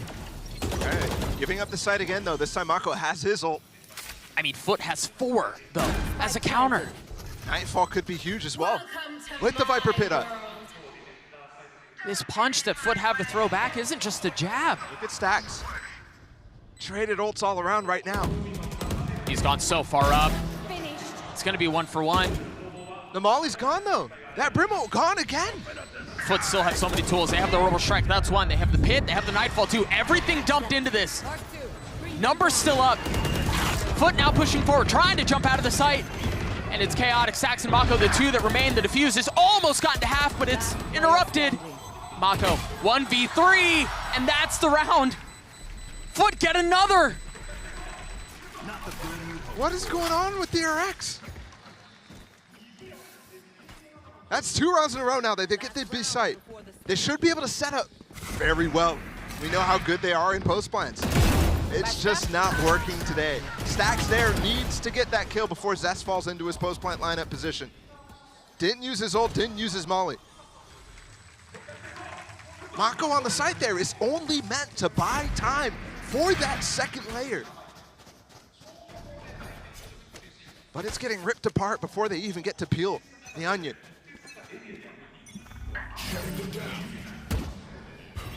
Blinded. Finally, some adaptation. A slightly later flash, but honestly, it doesn't do very much to dissuade. Kiwi 16-6, by the way, definitely his best performance so far this half. Gonna look like the best half for Foot. Second flash now, used by Stacks towards showers. Finally, he's looking to stop them from getting that flank off every single time. And it's nuanced in how he did it. I mentioned earlier, it was a slightly later flash. He'd been using it off the gate. This time, a little bit later, just a few seconds to see if there's anyone coming up, and the second to confirm. But he gives the space back up. So happy to shake dry fights again, and Buzz is dead. That nade causing some problems. The Trailblazer out. They have hookah control as well here. It's a little bit of a stronger push. But they can play through the smokes. The toggling of utility is so nice by the controllers. He's gonna try to funnel his way out. Can they hold the line once more? Numbers big for Foot, and they're just getting better. 30 seconds left. Zest subbed in into a 1v4. Face of Showstopper, a Prowler. There's nothing he can do. A 9-3 half. Not what you expected to start off this game. DRX is in big trouble, and the only word I can think of is yikes. That's just brutal. That's just brutal while Foot with full control. And again, is it because there's a little bit more levity in the camp, given that they've qualified for champs? I have no idea, but it's working. Golden Boy, I mean, is there a way for DRX to get back into this thing? Well, in order for me to not seem like a complete ding-dong, I hope they have a chance. No, No? there is not. Nice. Foot looked like I know. Foot looked like a totally different tier team on blind. Like they're just showers pushing every time, flank retaking, the post plants are getting punished. It's all gone to pot. It's all gone wrong. I mean, DRX are giving them so many individual ones, like the instances like this. RB, by the way, has got 2 teammates behind him on B long. Nobody's with him when he's making this play, pushing onto the side. When Buzz goes down, they've got no way to get back into it. They are giving Foot exactly what they want, which is these individual one-on-ones at every point in time. Look at this, they're all over the place. Stack is having to re-clear down short because they don't have control of it. At this instance in the round, they're able to just push up and play freely, take these individual duels. I think the crazy thing is, we haven't even gotten to the side of this map right now for Foot, where I think they look most impressive. Which is where they start to really play of those unique timings. True. And take a look at how bad these stats are for the double controller on this map. And when did you ever see Mako having a bad performance like this? Insane. He went 0-0-7, he was out here James Bonding it, and then he went 0-0-8 and only got 3 kills towards the end, overtaking Zest. It's so uncomfy out there. You could see how much he felt like he had to make plays as well, with the constant lurking down short as well. It's almost like he couldn't take a back seat and let the rest of his team work the map. He was always trying to push down short to create an opening, feeling that pressure, because he has been that guy. He's been the guy who's had to, the entire team's had to lean on him. And Foot must just be feeling fantastic right now. Oh, yeah. Like, the vibes in the camp, immaculate. They've already made champs. Now they're 9-3 up over DRX. And DRX are struggling out there. Yeah. So Foot, killer instinct, gotta kick in, close out the map. You can close out the close out the series before DRX even have a chance to respond. Yeah, I'm right there with you. Foot are basically feeling themselves, and I don't think DRX have any kind of answers. Let's send it back over, though, to Doug and Bala. Thank you so much, Golden Boy. A 6-round lead for Foot as they turn to what Bren was saying on the desk is statistically their more impressive half. While DRX have to figure out, I mean, do we just cut our losses here knowing we have Fracture next or what? Because they just look lost. Fracture's definitely a strength for them, but I'm looking up at them on the stage, and every single player looks detached from the situation right now. Smoke's down. Very quiet. Players not, if there is something being said, they're not really paying attention. They're jumping around. Emotionally, I think it's so tough to be in this position, and it's one they know. They've had many, many disappointments. Never this early, though. And when the entire scene is leveling up, you need to be just there with them. And it's a stacks. Calling a stack on the other side of the map at the B side. 4 players on B, 3 down long. Mako alone. Knife and Haunt both used. 4 people gonna go through the TP, following up the dog. Yes, this is okay, but Mr. Fallen's already understanding the situation. And they're just gonna flip the map too. Okay. All of Foot go through teleporter, leaving Mr. Fallen to hit what could be a filthy timing. Dissuaded by the wall for just a moment. RB's the only one close by. Yeah, Buzz is in the vicinity, but RB's the one looking at him. They're gonna rotate back A. It's crazy. DRX completely broken on their original idea and what comes in this pistol. Do they even have the ideas to play here? Knife cleared. Buzz with the spam, pushed off the angle, nade in his face. RB now understanding there is some presence. He gets the kill. The patience pays off. Now with 13 seconds left, the spike still hasn't been sent out. It's still trying to push its way out from short. They're getting the openings. Can Buzz play spoiler in the face of the smoke? He gets the kill. But you're right. Just a little over a second. And they also have the boombot to help them clear back down short and get into lamps. DRX need this moment. They need this pistol. Sax needs to convert, and he cannot. Foot up to 10. Both pistols for Foot. Yeah, they got ecoed last time, but look at this streak of rounds. They're up to 10. 10 rounds with 8 in a row is just ridiculous. And Josh is right, the DRX, or the Foot camp is just so happy right now. Just loose. All smiles. Complete shift in what we've been seeing from them at this tournament so far, even in the game that they won yesterday. That's a surprise. We back to our first half antics here. Oh, Spike is not picked up right now. Krax has to make a mad dash for it. DRX not taking extra space off of that though. Thinking that they need to get back over towards A through spawn to group up rather and make a conceded, a complete front. Rather than relying on the lurks, which will be split up. Krax on the plant, DRX on the attempted retake. They have the Bulldog in the hands of Zest.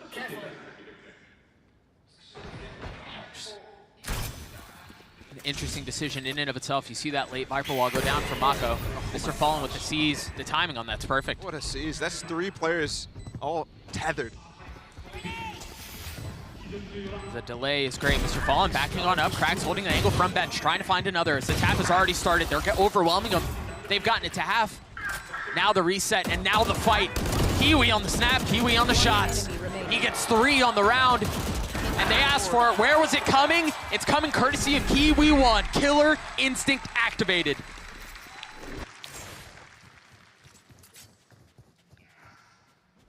Yeah, they're looking for it. Going for the jugular right now. And Taiko, they lose the first kill. So ready for the sneaky antics of DRX. Honestly, at this point, they're going to have to rely on stuff like that. It's just stealing the rounds away. Because nothing else is falling for them. And no of the kills. Concerning thing, too, is it felt like they were trying to do that in the first half. Yeah. All right, again, Mako trying to lurk. James bonding, as Josh said. We're referring to the score line, but you're right. He definitely was trying to get up there.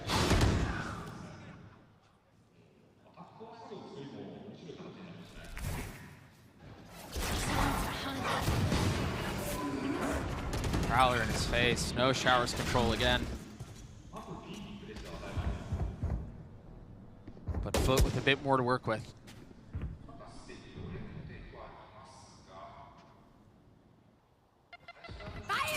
Silence, and there it is. They tried to use the showstopper Buzz. Looking to greet them early. Is he gonna find a target? No! The show stopped! Zest with 3, that was clean.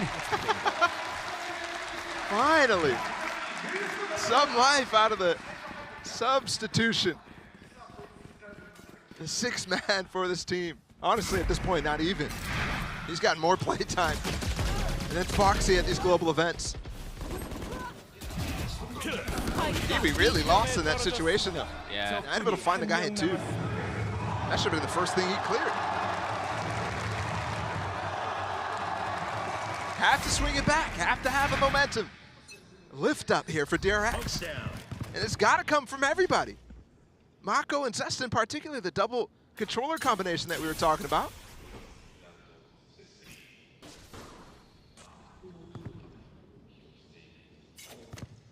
Poison's off. No early space taken from DRX this time. A peek towards showers. Toxin, poison, or I mean, even Buzz shallowly holding hookah. But all of Foot are up A short, and they're trampling their way forward into U-Haul. Again, that confidence showing. They get through all the way to laps. No information from DRX until now. That nade gonna force him out of position. That's a miserable area to hold, man. It's just so difficult. No real room to escape, and he's overwhelmed by the utility. That's a great follow-up orb there, actually, from Maj. Look how deep it is onto triple. So tough. Zest clearing out the Haunt, clearing out Kiwi. He was hot in the previous round. Can he continue?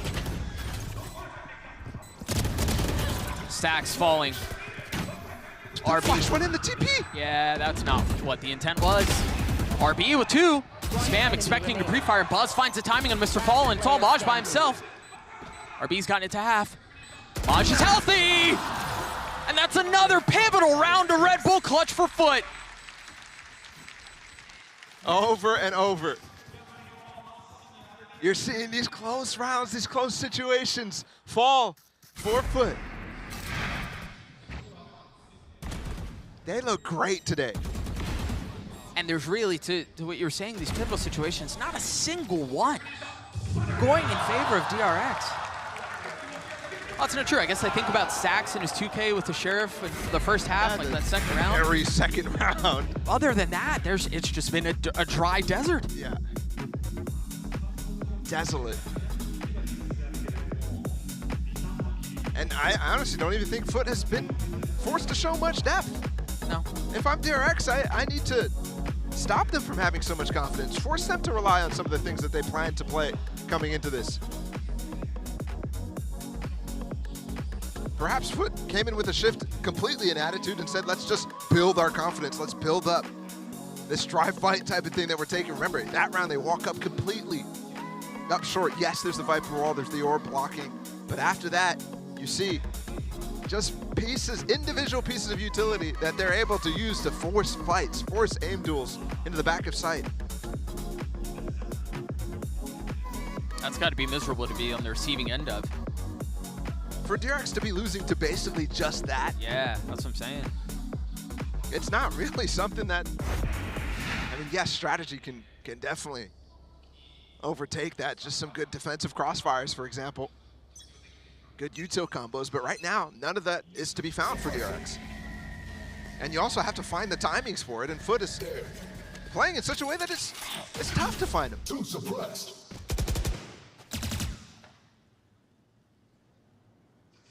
Sax on the other side of the smoke, not winning an opener. Come on, man. There it is again. He just ran through the smoke. Just dry, just aim diffing, and it's from top to bottom.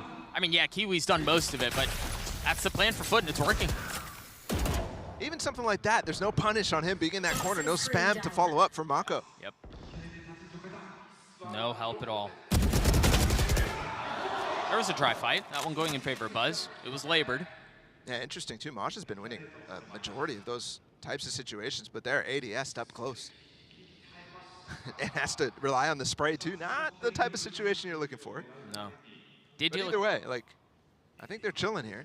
Regrouping again. They know Buzz is alone on the site. And he's weak. After that difficult fight, just 32 HP, has a showstopper. Very reminiscent of what we saw just a few moments ago where there was a timing hidden short. Here it is, dry walk up. Finally a haunt in the back of sight, clears everything. The knife too, not catching Buzz. Kiwi's looking for it. It's another kill. Big ults.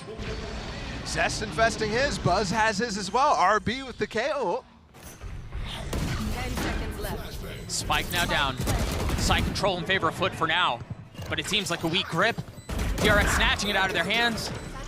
Cracks on trade. Showstopper still in play, and it looks like he's trying to hold it. He succeeds. Carries it into the next round. Crucial to do that sort of thing there. I thought there was a chance for Mosh, final play remaining. Yeah. As he was run spraying. If he got that first kill, maybe could have adjusted. Oh, that was a long time for Buzz to be able to readjust and get that kill. The crazy part too is if they didn't throw that Haunt, if they continued to dry walk all the way up, they would have got value. There's no way for them to know completely that Buzz is alone there. But with the amount of space that he took early to take that duel in the first place against Maj, and the original contact that they had over towards B as well. DRX with a showers push. Mr. Fallen waiting on the other side with the Sheriff. He spot a shoulder there. And it's just Sheriffs too. Sheriff's in a classic for Ada Captain. This can't be the round that DRX lose the map on. They can't lose to a Thrifty. I mean, given how things started, it would be a fascinating bookend, would it not? Utility primed and invested. See that smoke used. U-Haul control still in favor of Foot. And the consistent contact play just continues. And there you go, RB finding big ones. Looking for the third with the Vandal. Cannot. Kiwi on the trade. Smoke extends so far out that Zest has an angle to play with too. Mr. Fallen, potential for a 1v3. As soon as that smoke goes down, the molly follows the spam. Mr. Fallen just unable to get out. 30 seconds left.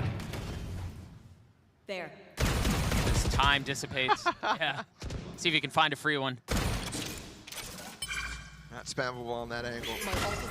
Taking the orb does nothing either if he wants to fall anyways. And he does have to. 10 seconds left. A formality as the round closes. DRX get up to 6. Yes, it was just sheriffs, it was just pistols for Foot.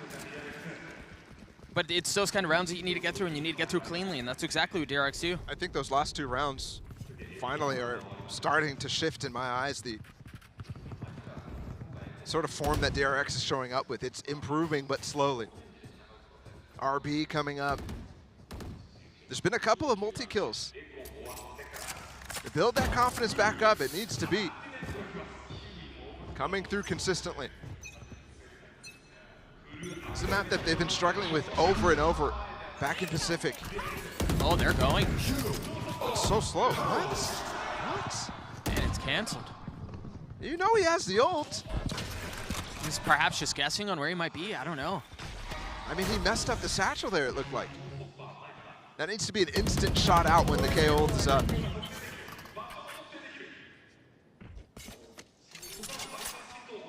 Off the exchange of ultimates, Foot reset.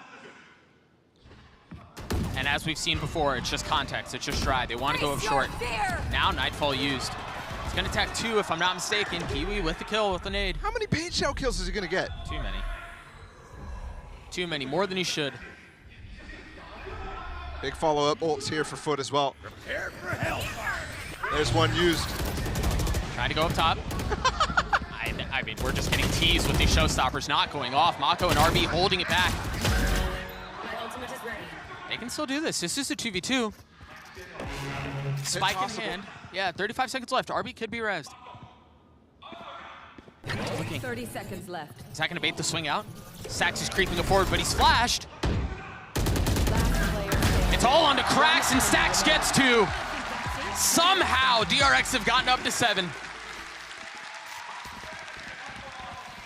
Where is this sort of thing coming from finally from DRX? I love that final play, tapping the pickup on the KO downed. Stax creeps up close. He's not affected by that flash. And the Nightfall there. In between timings where Zest has to put down his smoke, it's impossible for him to get away from the nade. And Stax with the finishing. Touches on that one though. Back into the round. Much quicker approach here from Foot. I think it's just exploratory, though. The spike is just now being scooped up. Maj has already fallen. Maj just died to spam down short through the orb.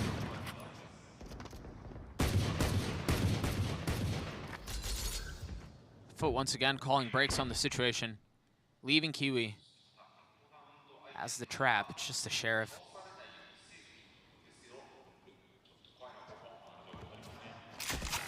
Does spot them, falls off of it. Very clean so far against this light buy. And they have completely reset the ult cycle for Foot. They thought they were about to end the game last round. Remember, that showstopper was used, Brim ult was used, Nightfall was used. Maj still has his pit. But other than that, it's fully dry. It's a nice one out with a Singer onto Stax. Still 4 rifles remain for DRX. 30 seconds left. Buzz with another, the deep nade, unaware of the fact that that captain's up close, but it does not matter. Toxin screen down.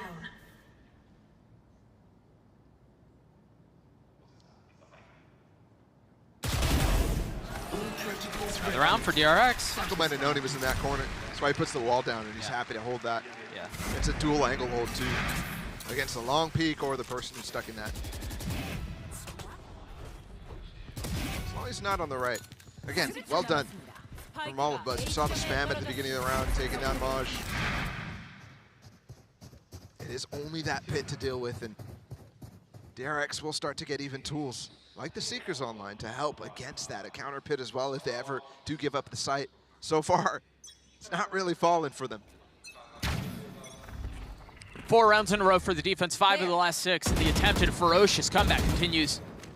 Ooh, going out. Fallen getting pushed off, and he's dead. There's the little microaggression that you need to start punishing these dry walks from Foot. You are forcing depth to come out of Foot strap hook now. Absolutely. Seekers pops. That scares me a little bit. There's no more tool to force against this Viper's Pit if it does get used. Remember how good Buzz was in the previous round. Still alive, still healthy. It seems like they may be pushing into him. Whether or not they commit on the safe short hit.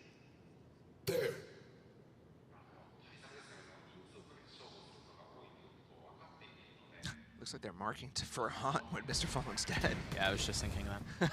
Oh, that's up close! Buzz with another! Buzz with 2! You believe yet? It might be happening. Streak of 5.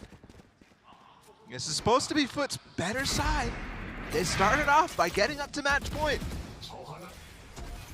It was 12-4. I think everybody's starting to hold their breath for this. I think DRX knows it's actually possible now. A tone shift in the last few rounds. Even at the beginning of any single one of these rounds that they won. Multi-kill, multi-kill, multi-kill. They've changed their setup just a little bit. Buzz is playing up top, and it's actually Zest who's holding U-Haul.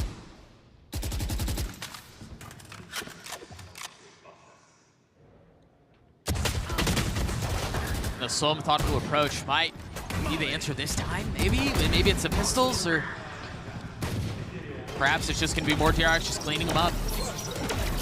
Flash out of the smoke as he tries to tuck into bench, and he's caught. That's a weapon in the hands of Kiwi. Zest tucking. They've lost showers. Kiwi's so weak, and Zest knows he's passed right by the Roomba. Oh my goodness. But Kiwi's still running away. Paranoid of the pressure. Zest giving up the exploratory efforts at the worst possible time. They're gonna need to smoke the spike and start to try to get a defuse going. Force them to come out of their hiding holes. Pit available for Mako, that could help. 8 HP. I mean, do you invest it here? No angles, potentially. It's safe to spam, and another kill for Mako. 8 HP, 8 bullets, Stacks in half. He has to pull off. Can Stacks do a 1v3 by himself? He's trying to get knifed, and he cannot. Of course, it's a Thrifty that closes map 1. Foot walk away with the win, 13-9. Right as you believed. It's all a bait. A fake comeback. What a surprise. What a game from Foot. That first half put them in just unbelievably good position. This team on the other side, though, they came back to life. You cannot deny that. They looked absolutely flat at the beginning. And clearly uncomfortable on that map. On that stage, on that situation. With elimination possible. The first time in almost 2 years that could happen for DRX. Still possible now. In fact, even more possible as we go on to map 2. But I have to say, they came swinging back. Buzz was active. Mako started getting active a little bit. Zest particularly. A few of those multi-kills. Well, and I think to both of those, Mako and Zest, the two controllers, were the ones who struggled tremendously in the first half. So you're right. I think them coming back was a large contributing factor to the fake comeback, which is what it was. But you're right, Buzz continued to feel it. He was feeling very good. 19 and 18 when all things subside. I'll mostly give it to RB as well, too. Yeah. That guy, yep, consistently delivering at this point for this team. But for Foot, they came in with a plan. They came in with the idea that they can duel over and over against this team, and they're happy. Mr. Fallen said they should be fearing us, not the other way around, which is an absurd amount of confidence for a team that has never qualified for one of these international events, that has never made playoffs at a global tournament. Whereas DRX is so storied. But they're still up 1-0. They're up 1-0. Fracture on the other side of this break. We'll see you guys there. Nice. Nice. One more.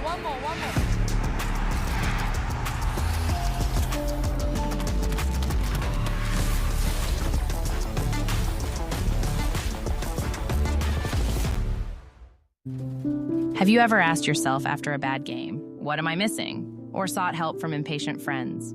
Or browsed desperately for answers that only bring up more questions?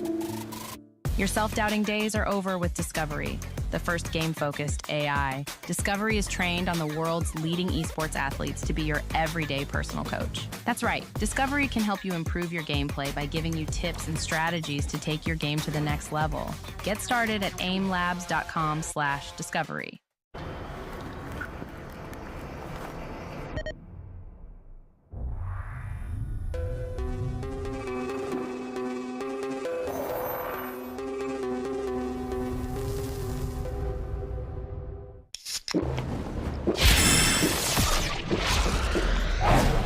Red Bull gives you wings.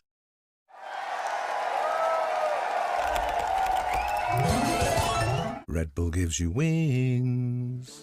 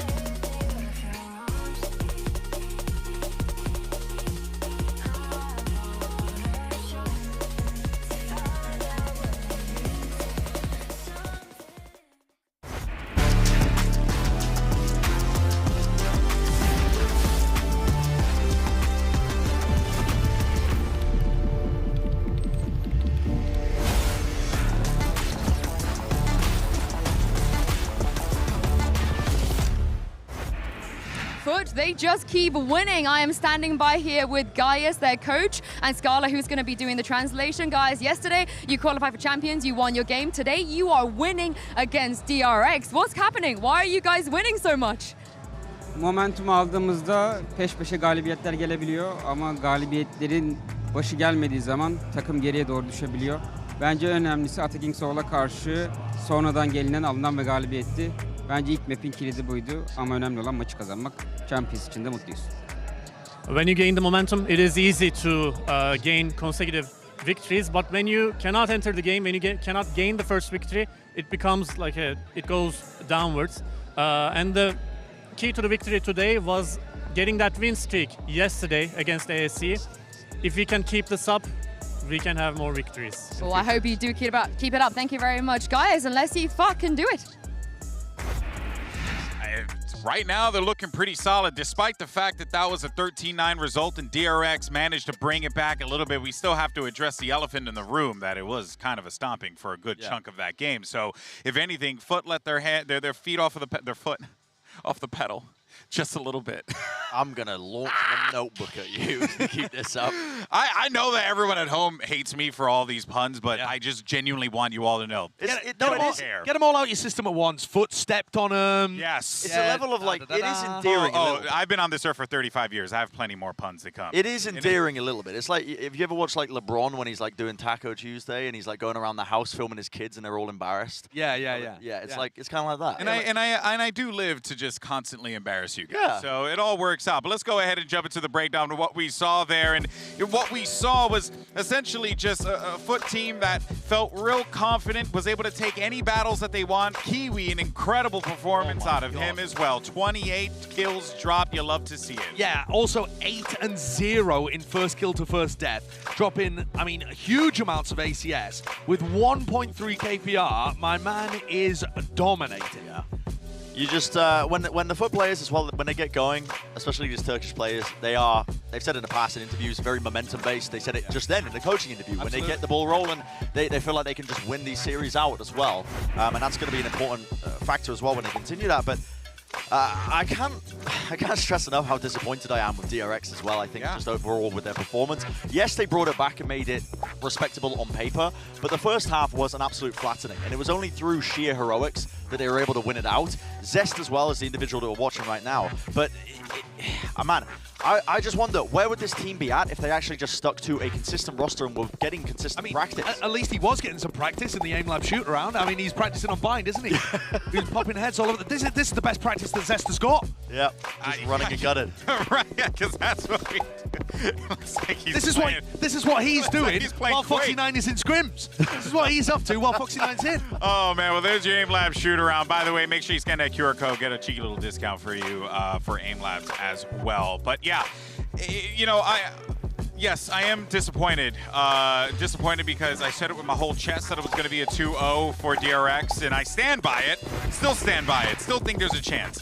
But regardless, though, I know that's not how time works. It is going to be FUT that takes the win, 13-9. We now set our sights to Fracture here. And Josh, as we get ready for this, I can't help but wonder how the compositions are going to play out, and also Neon. Yeah, so both teams have liked to run Neon recently, and DRX are going to go for all-out aggression again. They're going to start on the defense, so, you know, FUT have got an opportunity to turn up the tempo early. But when the sides swap, I think you're going to see the same thing. DRX, all-out execs, and FUT demonstrated with those showers pushes an ability to understand ways of playing against it. Taking map control, flanking on the retakes, denying positioning from Mako. They have the ideas that they need to win on Fracture. I like DRX can get back into this, but man, they look so out of it. Yeah, they really do. I think that they have enough structure when they play on Fracture with Zest in and the comp that they play. It's solid enough that it does take a bit of, you know, homework being done by the opposition to break it. I'm talking about their post-plant setups. When they're on halls, B main, that kind of area of the map. If you do your homework and know how to disrupt it by taking that B main tree control, it can be brutal for them. Well, let's go ahead and get a little bit of insight there from Termi as we had Yinsu standing by. Not an easy start for DRX here, and I'm joined by their coach, Termi. Termi, you played against FUT on map 1. Going into map 2, what do you think is one thing that you need to look out for in order for your team to win? 일단 저희는 풋 e스포츠에 대해서 분석을 이미 다 완료한 상태고, 바인드 같은 경우는 저희의 포스트 플랜트에서 사소한 실수 때문에 좀 스코어가 많이 벌어졌던 것 같고, 프랙처에서는 이미 뭐 저희가 다 준비가 돼 있기 때문에 하던 대로 해서 잘 이겨보도록 하겠습니다. We're done analyzing football esports. We came in here ready and well prepared to go. I just think that on Bind, a lot of mistakes were made during the post plan. So we'll make sure to perfect our game going into Fracture, and we should be good. Thank you very much, Jen, for translating, and thank you, Termi, for joining me. Let's see if DRX can turn this around. Bren? We need to audit this man's finances, because that answer I'm not pleased with at all. I think the fact that he thinks the problem is in the post plant, they weren't even able to get into the post plant on their attack side as well. When they were in the post plant, they have good protocols when they want to set it up and delay, like Mako and Zest with their mollies and whatnot, but they're struggling to even get into that in the first place. Yeah, and the way that he's answering that, it just sounds so one-dimensional, man. Okay, so take a look at the agent selected, Neon on both sides. That's going to be interesting. Yeah, it is. It is going to be quite fascinating to see how this plays out here. And but I'm curious if RB has what it takes to go toe-to-toe in those one-on-ones against Kiwi. I think he was on fire in those first kills. I mean, yeah, it's going to be a lot on Kiwi, on RB actually to stop Kiwi, because Kiwi is, again, a heavily momentum-based player. When he gets going, if he's feeling fired up and like he's hitting every shot, I mean, it's brutal to try and shut him down. But I want to reiterate on the point that I was talking about before we even went to that coach's interview as well, which is the fact that, you know, DRX are one-dimensional. They can be worked out on this map, but their ideas are pretty solid. Like, they have really good ideas in terms of how they want to hold the A lobby control. Like, they have, like, essentially, like, 3 pieces to it, where they have one player playing anti, one player really far back, usually Mako playing, like, post-plant mollies. The ideas have a lot of thought put into it, and they are hard to break, but FUT have clearly demonstrated so far that they are doing that preparation, and I think they've got the skill to bring this over the line. Well, let's see if it's going to be a 2-0, but for DRX fans around the world, they want to see this go to 3. They need to see this go to 3 to send us back over to Doug and Bala. You're absolutely right, Golden Boy. We saw Paper Thin on Twitter trying to summon any sort of like dark magic help with the jersey that he puts on the floor. Ridiculous tweet. I did see Kanyang on the way back over here, and he was cold. Walking forward goes, it's our turn now. As they head to Fracture, I can see it. That's kind of cold, but yeah, I can see it a lot, actually. I really think that DRX has really come up with a formula on this map that works really well. RB on this Neon is probably my favorite implementation of any Neon, because his stuns are just so good, and he's so decisive with his dashes or his slides with that character. It's going to be a really interesting battle. Kiwi has the momentum. That's what Gaius in that interview talked about, was momentum for this team, continuing to carry it forward after their win yesterday against ASC. And now here, they have to avoid a slow start among all other things. That has to be at the top of their list. Fortunately for them, on the attacking side, they can dictate some of that pace, or at least influence it more than they would otherwise. And that pace, while currently not ferocious, is headed towards B. These 2 nanoswarms actually posted up to deny both plants. If Kiwi's too fast, he won't break them, but he actually finds the one on top of the box. Yeah, one gone, the other used. That's kind of crazy from him. Dude, they're going to have so much time to get into post-plant positions. Planet. This triple flank coming in from DRX, though. You're right. They're going to have time to get into post plants, but Krax is the only player here to receive it. Almost gets stunned up. Oh, Kiwi is joined. He just got self-stunned. Yeah, certainly not the intent. They're blocking each other now. Playing closer to the spacing. It's not great. Spacing on it's a bit more labor, too. Mako with another. And now they funnel forward. 3 remain for the attacking side. And it's been equalized at 3. He stacks so weak. He still gets a kill onto the opposing Sentinel. Buzz has gotten it half, 3/4 of the way. He's just going to hold it. And that's exactly what he does.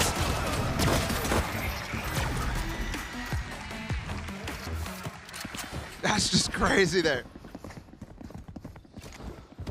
Both of the players up in tower. They get aftershocked off. They have no chance of finding that spam while smoked up with the elevation differences.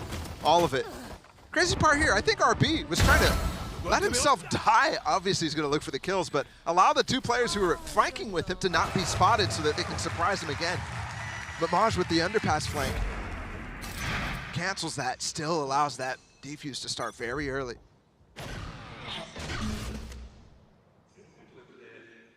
You mentioned the need for FUT to avoid a slow start. Find themselves down 1, not really investing into this next round.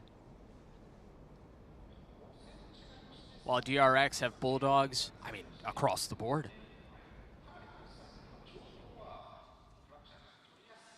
Haunt held as well for the players inside of halls there. Pretty good setup. Out of Captain, going to start farming up these orbs. You can get plenty on this specific round here. I believe they've already gotten 2. The dish one, the arcade one. They're going to stop at this point. Let's go for the exec. Yeah, not wanting min-max any further, they start to funnel their way forward out. Remember, the lighter weaponry that they have, how do they manage the disadvantage? So far, they cannot. Buzz has already gotten 2. Mako tucking into the smoke, Sax popping back out, and he's paying for it with his life. Mako now holding the angle, you see the haunt. Spike rotating back up, and it's gonna be Buzz to receive. Here's him running, blows off a kneecap and blows off a head. Buzz with 4.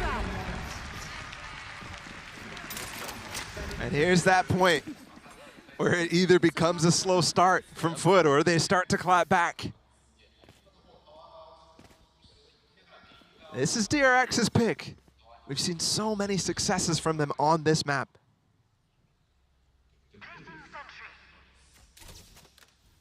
The way they play it is unique as well. A lot of times you saw the Fade only being used when it was like the Omen from Na'Vi way back when. They really reinvented this sort of idea. The Fade Neon. Other teams have been bringing in the Fade as well, just really unique haunts to be found. Foot with indecision there, you can tell. You saw the Kiwi wanted to go into halls there with a flash from Crocs, but Mr. Fallen already walking the other way. Leading his team towards this B site. Buzz 5-0 so far. A heater of a start, especially given the performance he had on the first map too. He's just picking up right where he left off. Sun's out, and again, it's delay. That's great from him, finding the gap between the stuns too. Fantastic prep against this Neon. By the way, you can play on site right now, not worried about arcade, not worried about tower because of that Molly alarm bot setup. If Foot end B here, Maj is in a position to potentially push to spawn. All right, I wonder how much of that that's going to draw back. Sax is down, Buzz swinging in. He has 2 served up right in front of him, but he couldn't see any of them. RB looking to cut off the rotations, and it's Cracks who drops him. Now Ada Captain has his ult too. 30 seconds left. Maj holding any rotation into the side, not anymore. 25 seconds too. Orbital strike dropped, Zest, 85 HP. Kiwi cleans him up, that's a spike down. Mako not able to hold. He was on the line, but I love that reactive ult from Ada Captain. Knows that he's gonna go for the gun, knows that he needs to hold that space, either to push him deep into dish, so that they can get the site, they can get the plant, or to force him to fight them while he's still alone on the site. If RB gets 2 there, that's a different situation. So DRX still had that in their hands. Full light armor across the board too for DRX. I'm out of here.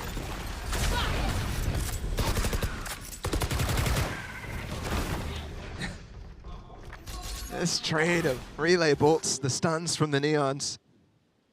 And the knife from Cracks too. So important. Yeah. To earn that early space, DRX wins the battle.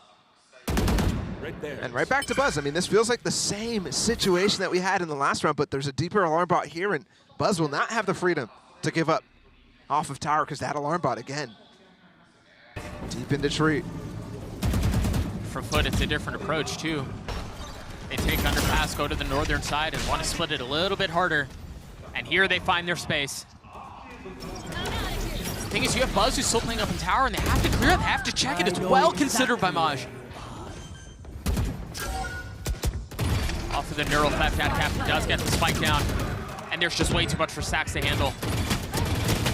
Do they just cut losses here? Do they rotate off? Mako's the only one who's still alive.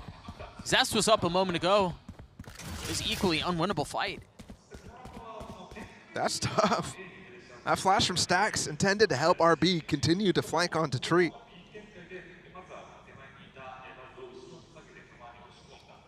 Two rounds in a row now for DRX, lost. It's funny because I said emphasis needs to be here for Foot to stop a slow start from happening.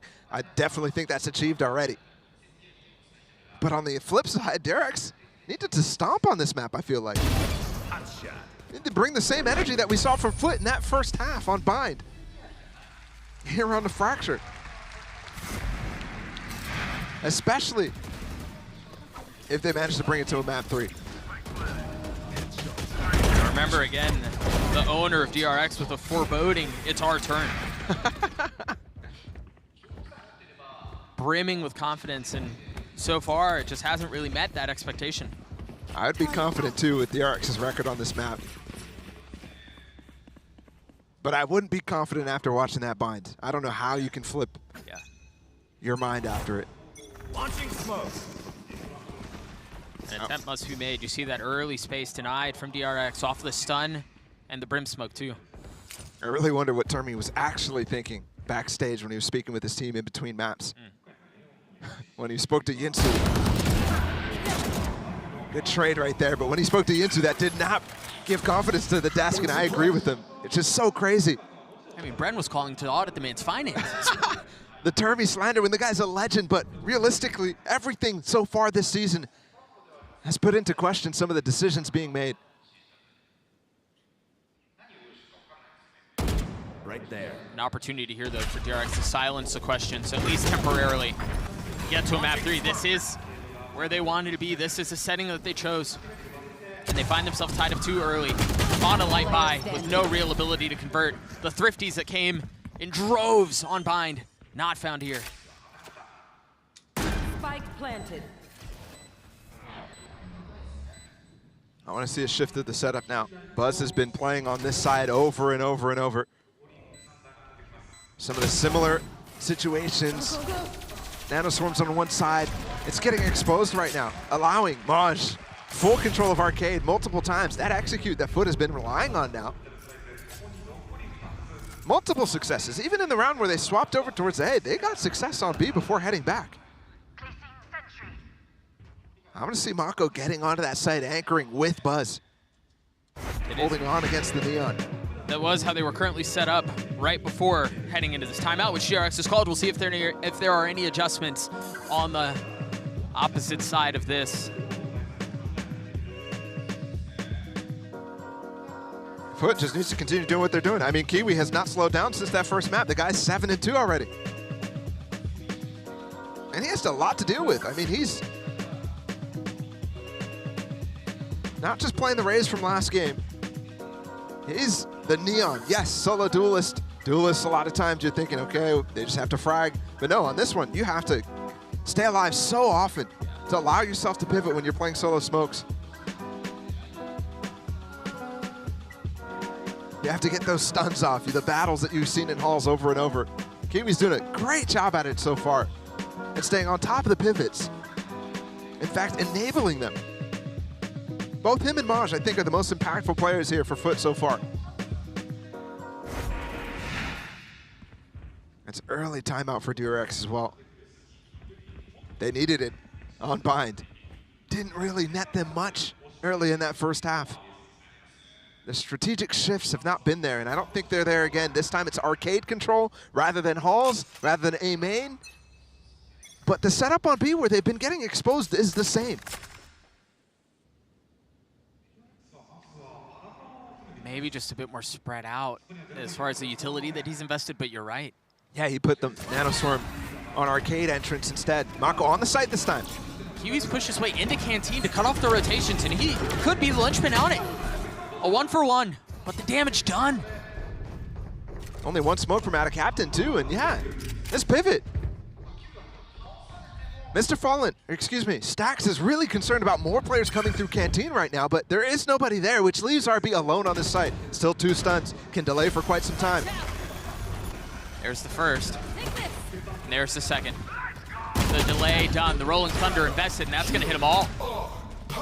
Nobody can follow up on the stuns right now. There's 3 players stuck in halls. They don't have dish control either. Maj is posted up there right now. Providing cover, Stax flash on the turn, tries to get the shots, he cannot. Cage trigger.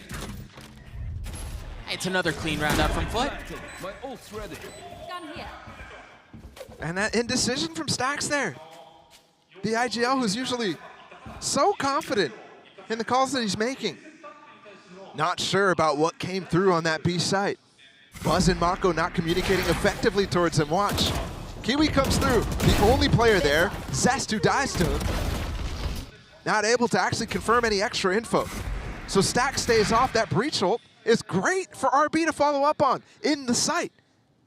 But it's the Foot players who just sit there. They're chilling. That breach ult didn't do anything to them. They get the kill first. Full control, no need to even hunt Buzz right now.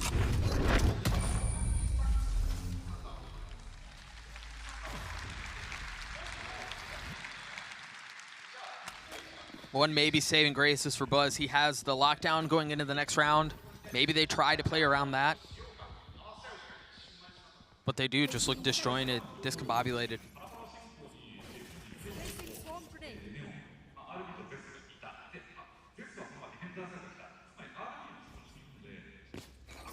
Feeling the same sort of pains that they might have been feeling on Bind at the beginning of that game. Finally, stun to control here on Tree. This could do damage. Double stun connected. But only one kill found. The follow-up from Stacks doesn't work out either. Buzz again in trouble alone. Has utility to delay. Kiwi still up to help in this fight. There's the first nano, and it's a pinch. They're rotating in from the southern side. They've got him boxed in. He's looking, though, out of Captain, ready for it. Out of Captain, the first to fall. Buzz on the swing. The timing is great. Mr. Fallen joins him. But Kiwi finding the space to open the site. The problem is the spike's out of reach. Look at Maj. He's instantly going down underpass. Mako's already aware of it, but Mako has not been great this game. Maj has been fantastic at these peaks. If they can find the timing together. Maybe. Zest gets the kill. Kiwi left alone. He's going to run all the way arcade? No. Managed to get the spike, and he's gotten it down into a 1v2. That haunt Close hurts. planned situation, but you're right, the haunt was the issue.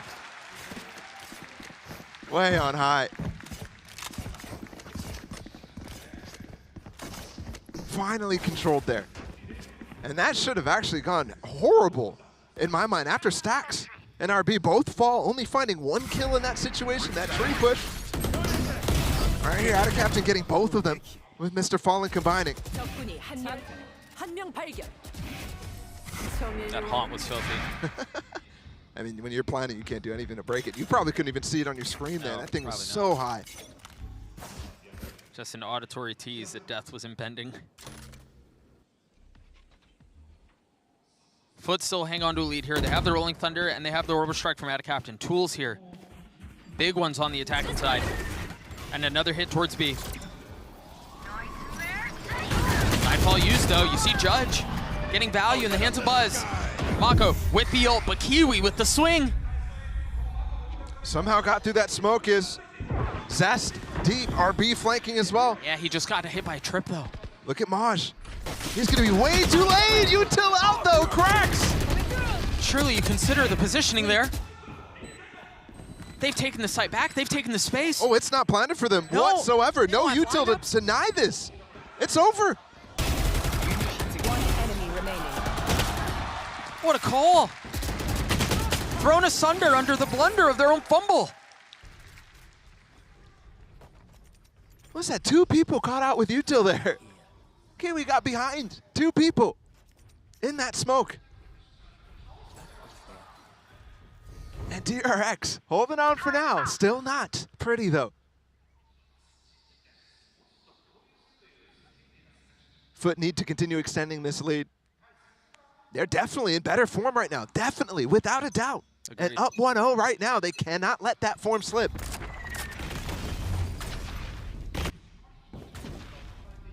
Remember, there have been so many instances where they've tested the waters towards A, towards Halls, off of the knife, off of the stuns, but then they reset and hit B. Is this the first time they push the pace?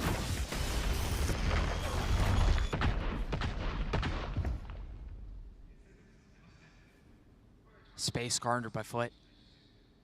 I think in this case, you will actually want Maj to take some contact here to make it look like they're still hitting towards B. Yeah, and agreed. then strike out of A. I don't think that's the plan. Instead of Sand Crunch.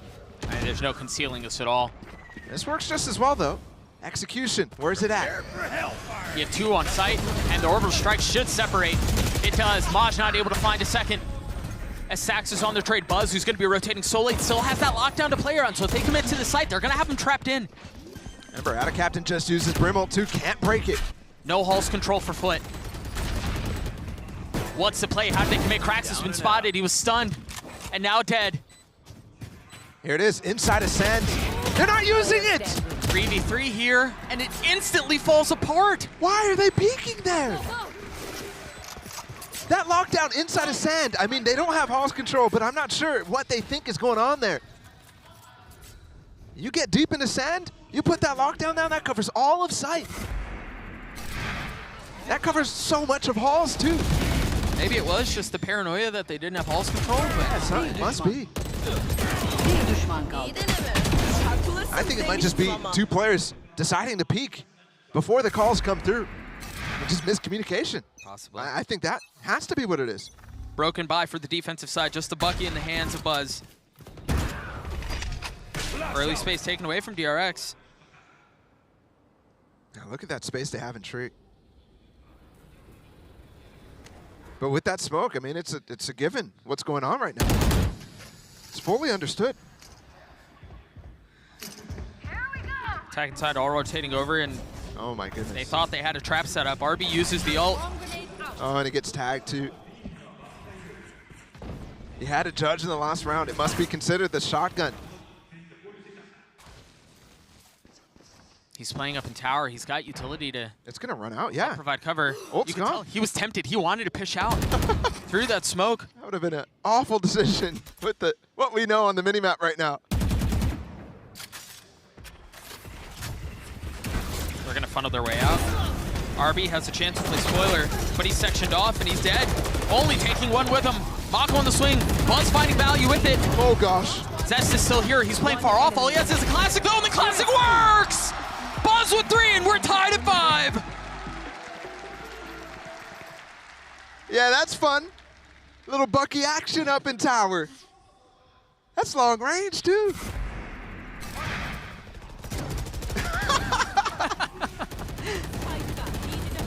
Oh, he's running through a molly as well. That's brutal. So much damage done with that Bucky. Even the dink to set up the last kill with the classic. Foot are letting this slip right now. Not around they should have been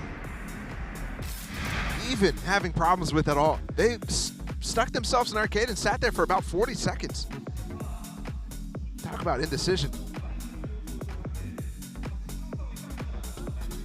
But again, I think they even made the right choices in that round. After they saw that smoke come down, the stun coming in from Stax and RB, they knew the play that was being made. They got away from that complete trap on the south side. DRX sprung that. Didn't find anything. So the main plan, main idea fails. And even with that foot, greater weaponry still lose that round.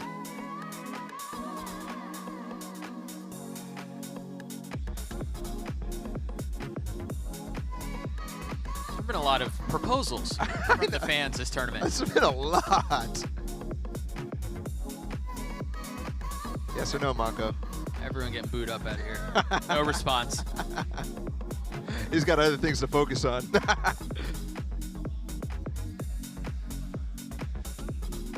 It's been tough for him. Tough, slow going this entire series. He's not having the same magical moments that he had against ASC. Even against EDG, he had a couple. For the most storied and successful controller in the world, bar none. Shocking. It's the same hit. Kiwi's through again. This time not cutting off any rotations. There were none to be had. I don't think that turret even spotted right now. Which is interesting because they should have heard it go off. Mako trying to anchor between him and the turret. Adcap caught in a hard place. Mako looking for another, not able to clean Kiwi up. One enemy remaining. Spam just not landing, but that's all right because Krax was there to save it. Kiwi's still hunting. Planted. RB getting real close to attempting this 1v4, but oh no. He's going for the knife. Got a knife? What kind of skin The is there on the stun knife? too to try to catch him. What's the skin on the knife? Okay, that's a good one. Yeah, we'll take it. We'll take it. It's over. When the knife comes out, oh no.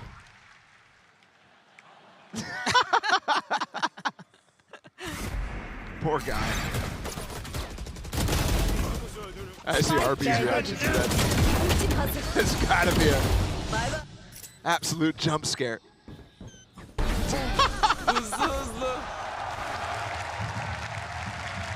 Robbed of it, Foot hanging on to 1-round lead late in the first half. 4 ults to work with. While DRX only have 1, and that's Buzz's lockdown. An knife that we've seen a couple of times, only tagging RB as we've seen before. Oh, interesting, actually. The only person without an ult, but still collecting the orb. Yeah, they're gonna make a run at it. Get ever closer. Does have the spike as well, so I mean, 2 kills for him, that's it. Kiwi going for the Neon. Ult slides in, gets canceled, deleted.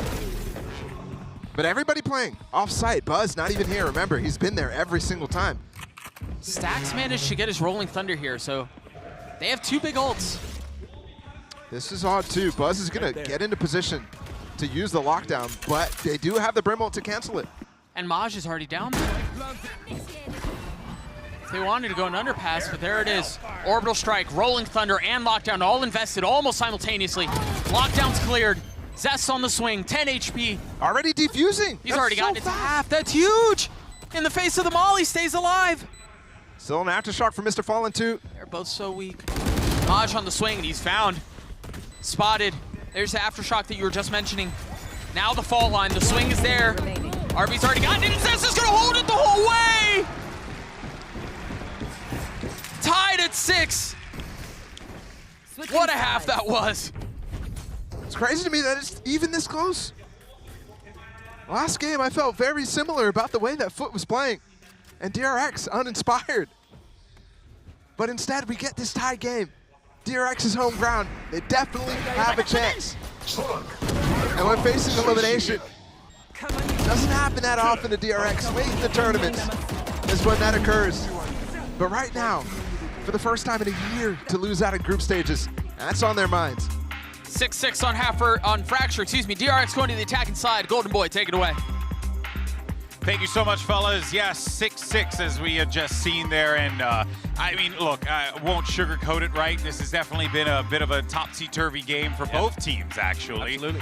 But it has been pretty cool to kind of just see DRX, at the very least, bring this back just a little bit, give them a fighting edge as they go into this next Yeah, they got a pistol round, they got the Thrifty, they made an adjustment in the final round there too, and Foot made some like big errors to be able to draw this one level at the half. But I agree with the casters. I feel like it shouldn't have been this close. No, it really shouldn't be. No, I mean, there was some, like you said, I mean, you really listed out the big moments from it. I mean, a straight up injection of Korean rank to the Bucky Gaming moment. Yeah. Like, Buzz looking like John Wick on the site.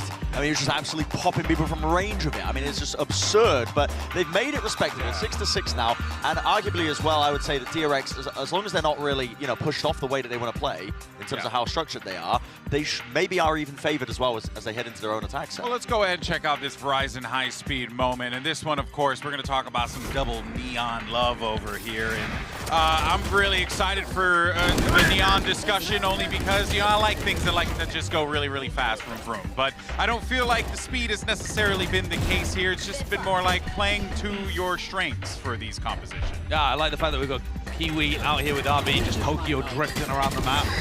Makes sense. That's the second move. Yeah, also, I mean, we got a knife kill with the neon battle. Oh, there it is. Yeah, why not? Kiwi was pushing Canteen all the time, and that's why I said Mako got a nice adjustment at the end, being able to stop Final round to actually bring it 6-6. I think this map now comes down to have Foot got the read on DRX's Have they done their homework? Yeah. Yep, that's right. All right, guys. Well, let's see how this all unfolds. Can DRX will us to a map 3, or will FUT close it out right here? Let's send it back to Doug and Bala. Thank you, fellas. Yeah, 6-6 half here. We turn our attention to the closer on Fracture. The potential for Haven on the cards, but much like you said, Bala, much like Josh said on the desk, it didn't feel like it should be this close. But alas, here we are. DRX has had to rely, like Brent said, on just chaos, the injection of Korean ranked in some of those situations. 2 rounds that definitely shouldn't have gone their way. Could have looked at an 8-4 half instead. But it did land in favor of them, and now, oh my goodness. RB's so quick. So confident, but right back. Kiwi's even more. That's just crazy. Love it. We just mentioned the Neon versus Neon battle. Fallen looking to deal some damage, but it's actually Stax who walks away with 2. That's the classic Foot play right there. Just going right up for the recontact. I mean, we saw it so many times on Bind. how effective it was. Spike planted. But now Maj is left standing all on his own. Been a pistol demon.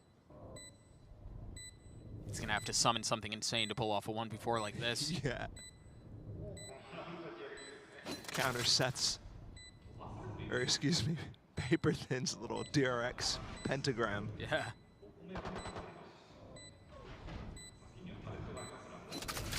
I mean, it's pistol round 2, so not even a chance of a ninja. With the door opening, he's confused as to what the situation even is. He's just looking for kills at this point.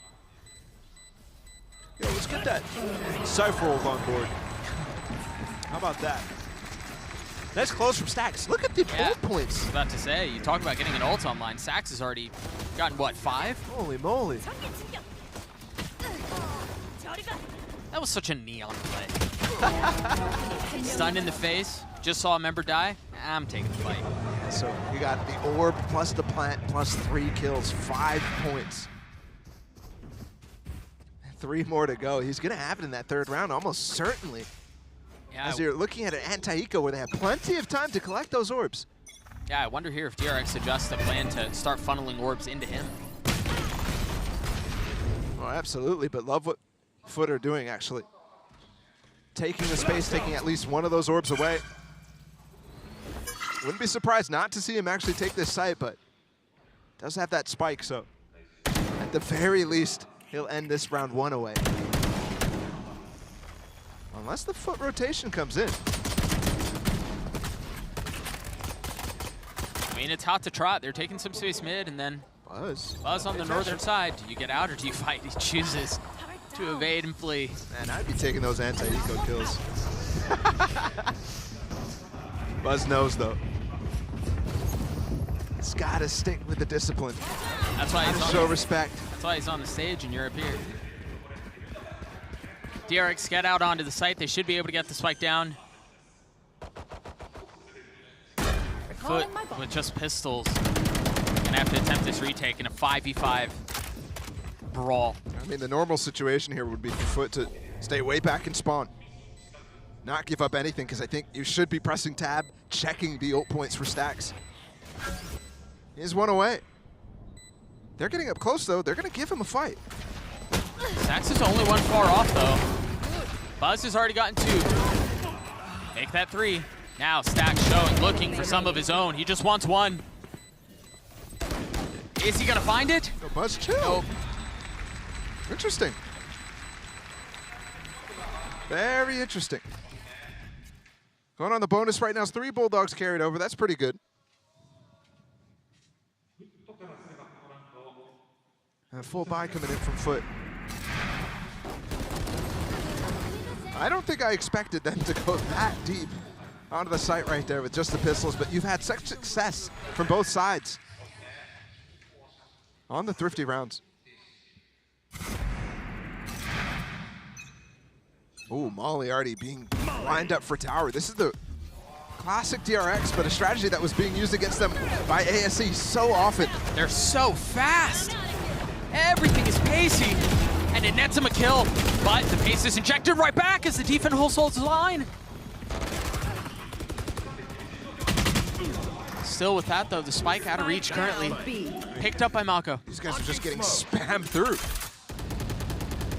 Almost all the kills in the last 3 did not come with sight. Mr. Fallen, 1v2, not able to convert. Mako cleans him up. DRX get to 9. That's huge.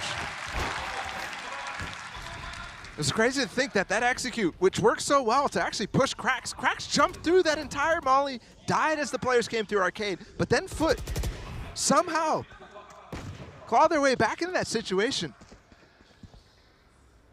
And converting the bonus right now. DRX look to put this game away. Brent said they were favored on this half. I would definitely agree with them. But with the form that they've shown so far, I didn't expect it to come super fast. Oh gosh. Much like that round.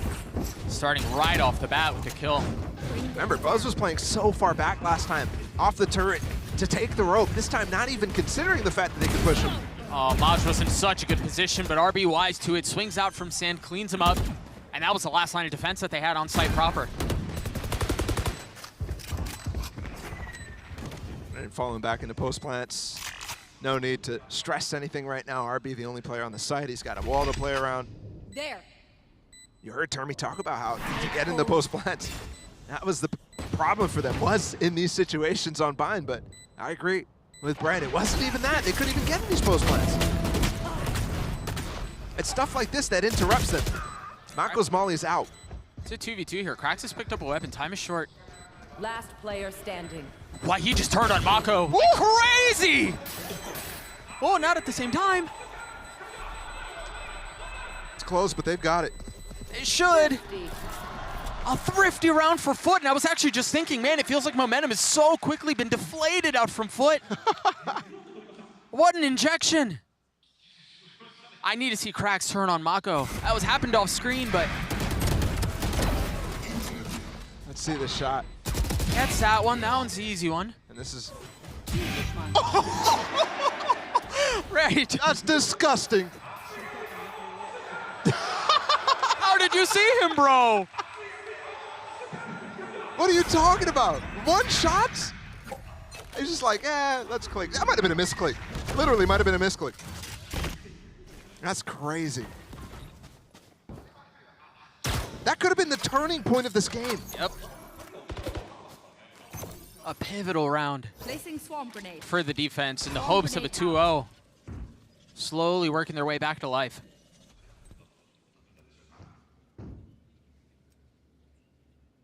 Not just any 2-0, a 2-0 against DRX to send them out of groups.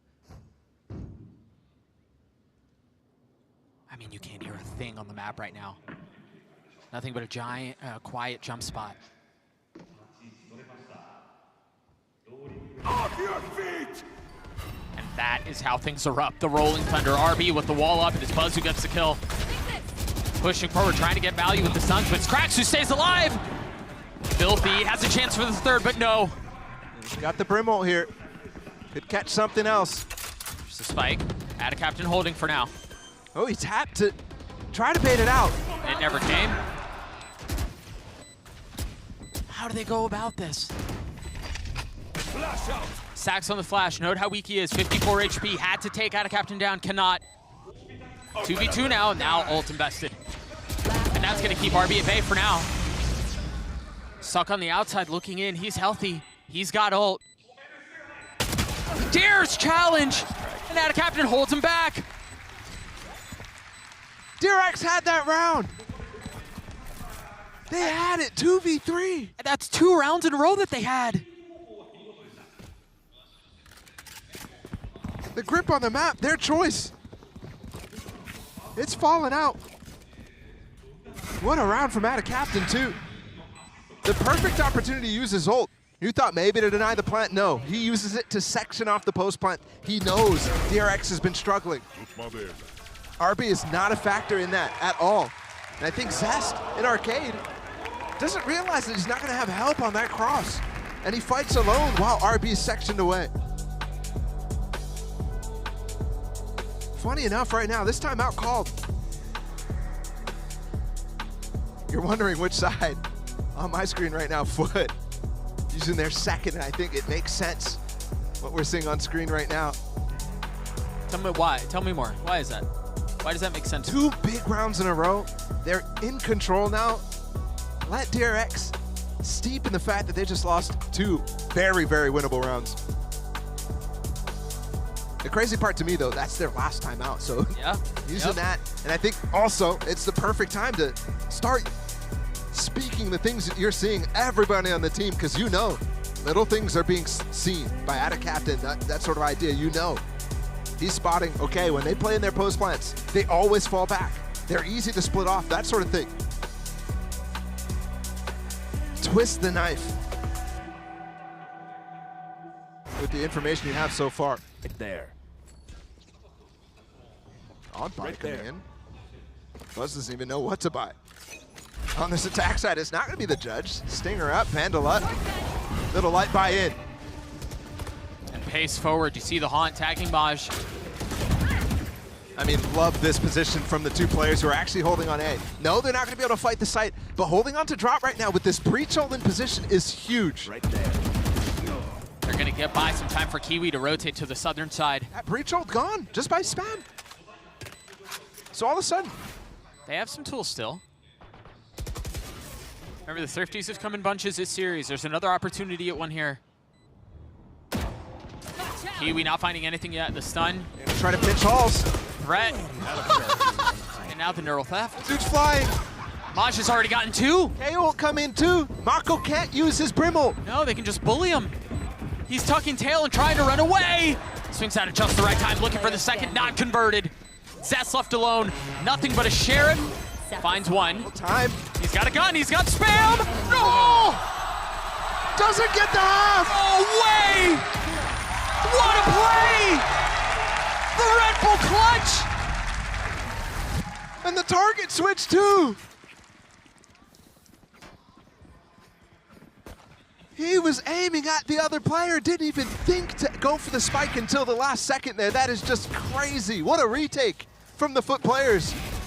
But what a clutch. Out of Zest. What a clutch. That's the guy who wasn't playing in the first 2 series from DRX. Look at this flash. They're going to go for a north side push. Out of Kiwi with the ult. There are 2 here. Zest flashed. Couldn't see a thing. Reminiscent of that round that they closed out against ASC. Underpass control, though. Yeah, well done by RB to fill that space. Fight back a little bit on the crunch. Manastorm to delay the fight against this ult. They're going to go for it still. Flash, and they're just tanking the damage. Buzz glad to take one with them, jumping out with the shorty and finding the kill onto Kiwi. And what a strange decision from Foot. Nobody was going to get locked down, detained from that. They could have just stayed out.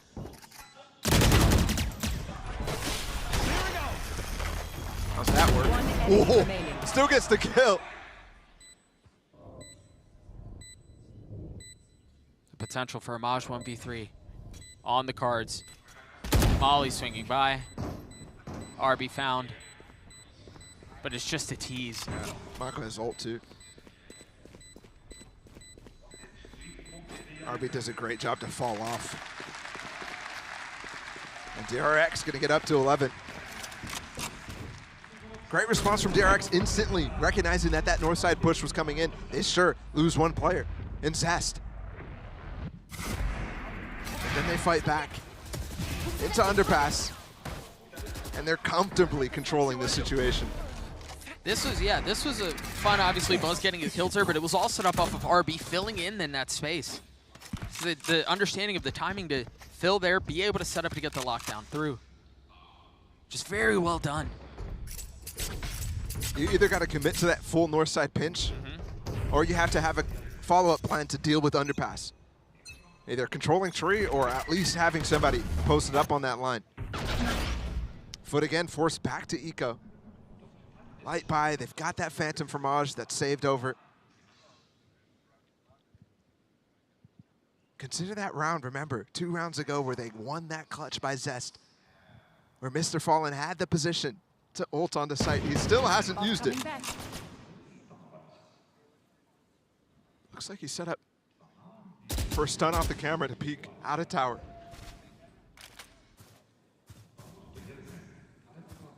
Couple of bullets traded early, but really silence otherwise. Now broken by the taking of the ropes and the hit towards A. RB the first, following the Prowler, getting the kill on Data Captain and looking for more. Awesome stuff from RB. Wow, still alive. Beautiful execute from DRX. They have full Hawks control, but they still want to go for a Sands push. RB uses his wall on the other side, out of halls, to actually section it off so he can fight Sand without any of the players on site being there. And the timing is perfect. He cleans up to 2 first kills and then has to fight the guy on site as the wall falls. Perfect anti-eco.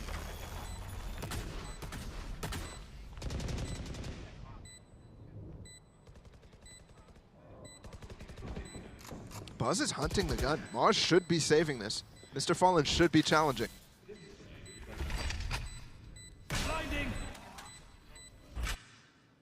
He's posted up just on the other side of the door, and it seems like that Fallen's going to push him off. The flash to counter, and he's dead. Full blind, though. Yeah, Yeah. Here comes Buzz. Remember, the only weapon that they RB2. had, 40 HP. Is he going to get there in time? Oh, he hears him now, so it should be okay. Maj. Staying alive. Wow. DRX, either way, win the last 3 rounds. They have 4 ults to their name, and they get to map point. And again, I mean, this is the wall I'm talking about, right? He uses it out of halls. Timing so good on this hit. Stuns coming in as that wall falls as well. I'd love to see that on a gun round. Yes, this should do. That goes there. Talked about how impressive RB's Neon has been on this map throughout time. Now again, relying on it. Here's that execute. The 1-4 split to take up into towers. But it's a full fake. What a call out from Stacks. Everybody on foot has bit. They may have caught it early, though. I don't know if it was the fact that the rope went off, but you're already starting the rotates come through. Ooh, they don't have halls control, and they're not on site. So yes, they might have bought that fake. Oh, the double flank. RB is behind Kiwi right now. Can he get his revenge? Backstab with the Vandal. No time for the knife, of course. Add a Captain, Mr. Fallen, both with ults. Big ones. The first used, and it's traded right back. Now that all that's out of the way, they still have 3 ults on the side of DRX. Counter breach ult coming. I mean, they've got it primed and ready to go. How on earth do you navigate everything that they're throwing at you? A kill like that is certainly going to help. It's Zest on the equalizer. Orbital strike dropped. Fire falling from the skies. As it's only 1 left on defense. Mr. Fallen. Can he keep the map alive? 1v2. Mako creeping forward. Assassination style takes us to Haven. Just too much to deal with in that final round. All the ults invested. We're going to map 3. Wouldn't have it any other way for DRX. Couldn't have been another disappointing exit. Especially not in groups. At least we'll get to 3. And the foreboding words of Kanyang ahead of this game. Spoken to you. It's our turn now. It's just crazy. He was right. And honestly, I'm looking at Haven. This is such an interesting battle. We got the Gecko from foot. We got DRX, who historically, it's been such a good map for them. They haven't been able to rely on it as much of late. But my goodness, I can't wait to see the prep in this battle for both sides. Such a scrappy first half, and for it to end the way that it did, with DRX finally creating some separation between the Turkish opponents, which is so well done. I love this fraction too, I think. Throughout the game, we were doubting whether the form was coming back from either side. I think it's come back from both. It's still scrappy. But boy, it was fun, RB particularly. And moving forward again to Haven, that form being back for both teams, super important. It's been there for Foot the entire series so far, but for DRX, it was definitely lacking on that first map. The roles start to make sense as we go to Haven. Buzz on Jet. It's coming back to that, rather than just this KJ, this random Raze coming in on Bind. And remember too how exceptional he was on Bind. He was very good on Fracture, now going back towards the Jet, as you mentioned, unless they have something special cooked up. I wouldn't imagine that's the case. Haven to decide it all. We'll see you guys on the other side of this break.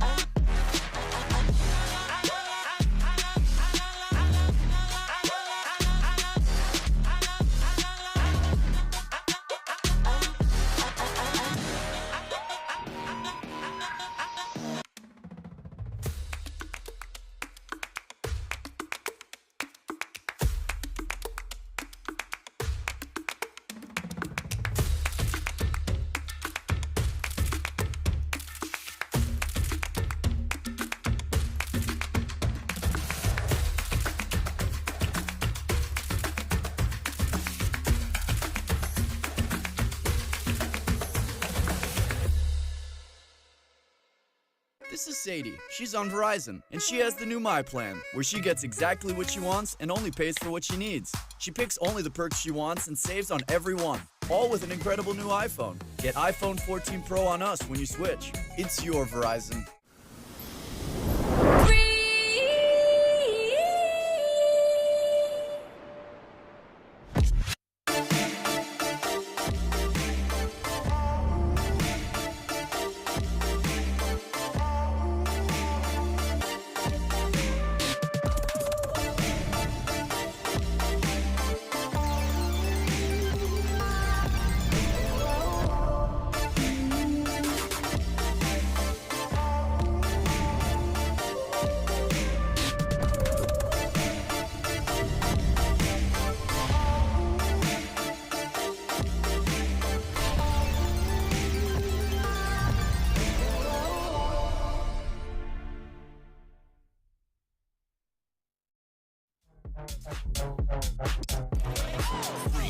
Freak for the feeling. 4. I'm feeling it inside. Come on. 1. 1 for the loving. 2. 2 for the vibe. 3. Freak for the feeling. 4. I'm feeling it inside. 1. 1 for the loving. 2. 2 for the vibe. 3. Freak for the feeling. 4. I'm feeling it inside. Come on. 1. 2.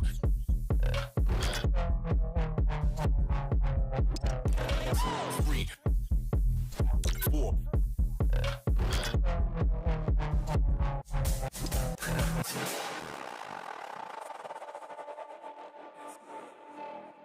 Inside, I feel it inside. Inside, inside, inside, I feel it inside. Inside, inside, inside, I feel it inside. Inside, feel it inside. Inside, inside, inside, feel it inside. Inside, inside, inside, feel it inside. Inside, inside, inside, feel it inside.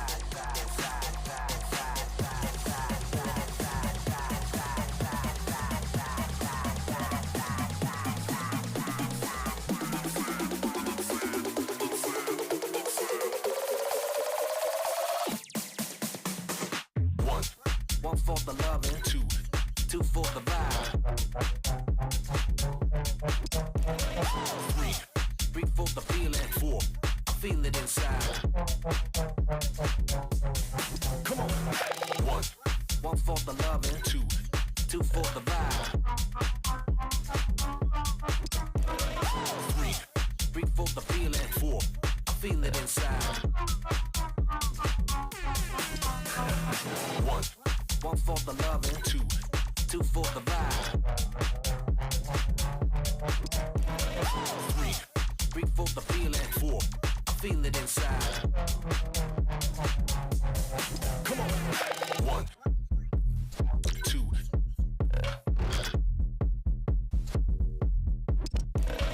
3, 4.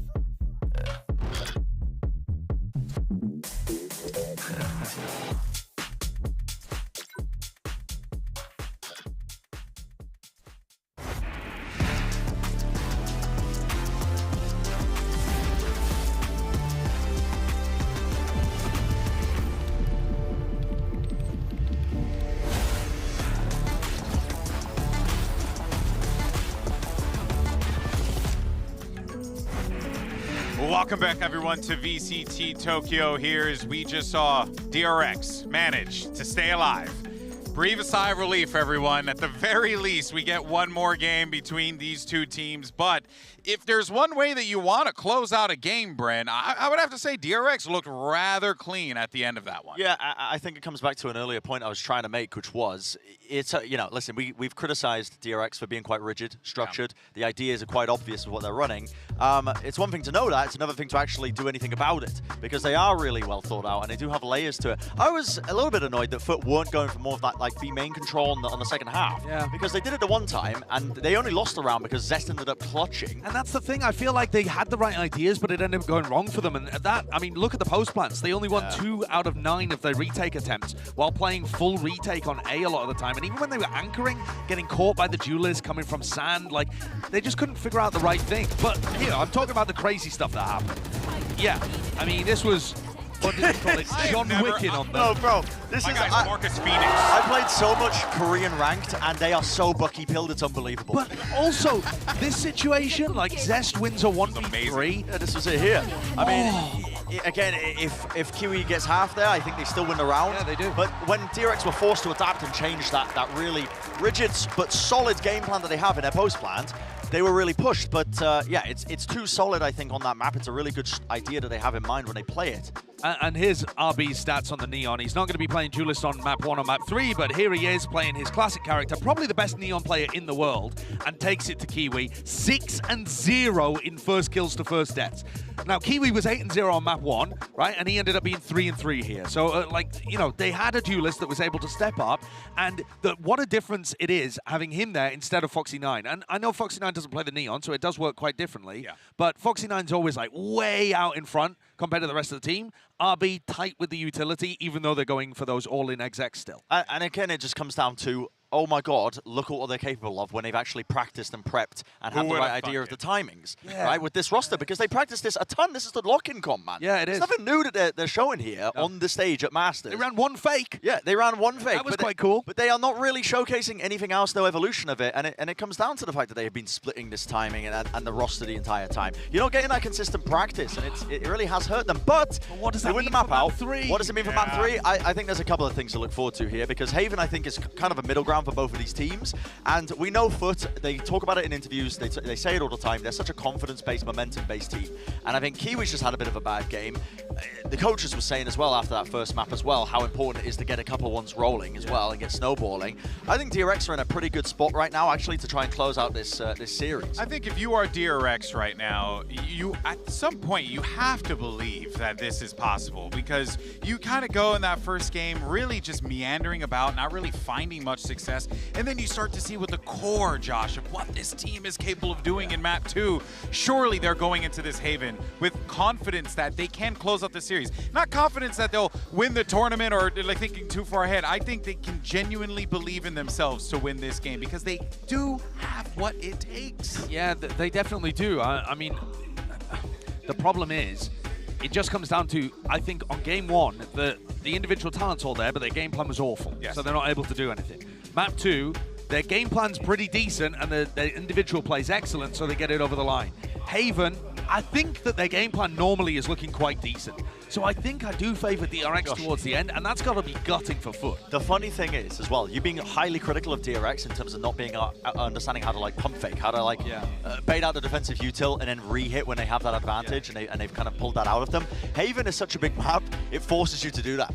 When you're trying to take A, you can't really rush into things too often. That's true. Yeah. DRX's attack side on this map is the side that typically looks the best. And I think it's because of that. It forces them to actually play in that way, where they're taking their mid rounds to break some of the util in garage or mid or whatever. They take their time towards A lobby or whatever else. So I really do think that DRX should be favored here on this last map. All right, well, we'll see what happens. We'll see you guys for the half. But for now, though, we're going to send it right back over to Doug and Baller to bring us home. Thank you, Golden Boy. Haven to decide it all, Baller. Remember, this is an elimination match. For one of these two teams, the tournament run ends on the other side of this.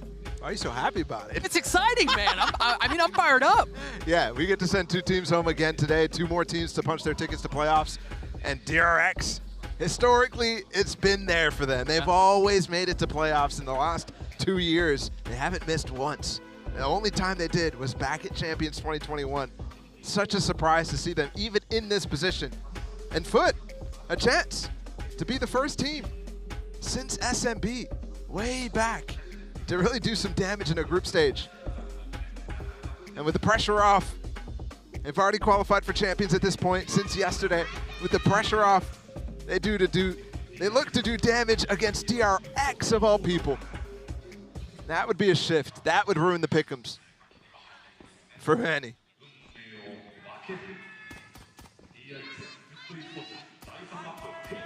Foot on the attacking side. They run the Gecko, which has just fallen out of favor for most, but they still believe in it. They still continue to run this comp. We'll see if they can find success against DRX here.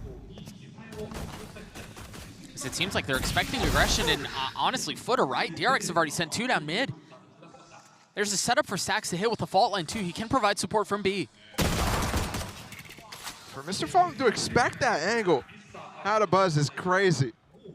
But Buzz does get the better of him in terms of HP.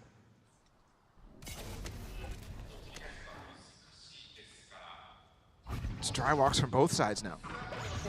It just feels like it's just going to be so much poking and prodding from both sides. You're right. Contacts, dry walks, see what you can find. The shock dart just a little off. But the fear is instilled. I mean, he's low HP. 1 tap will do it. So that's why he's so scared.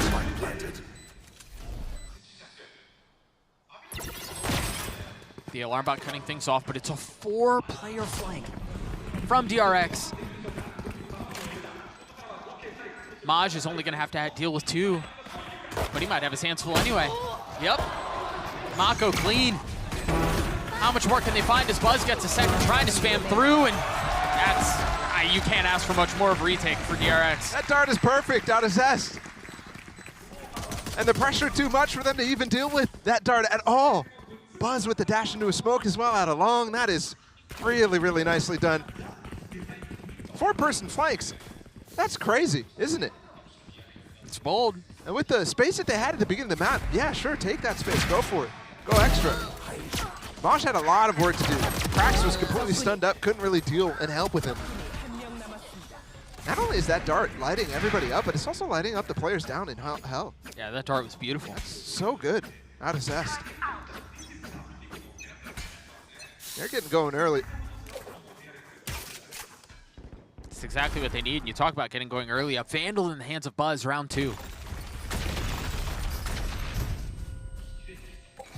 Doesn't look like he's going to be tested. As Foot with their 5 pistols towards Garage for now. Traded stuns. What is that? Turret's not even broken yet, but it does allow Krax to take down RB. Breaks up the crossfire.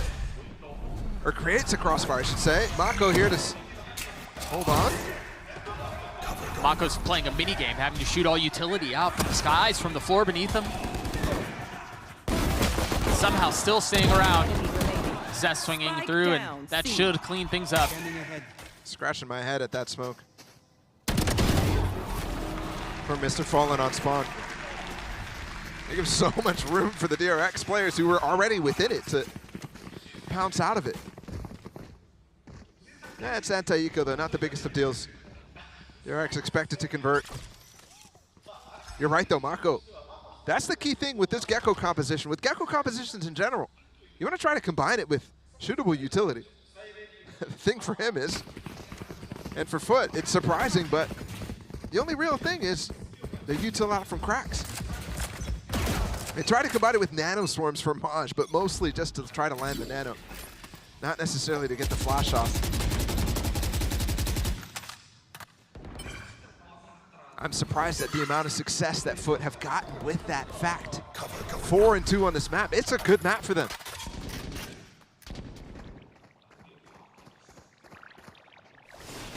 There we see some of that utility combined with the aftershock and the dizzy.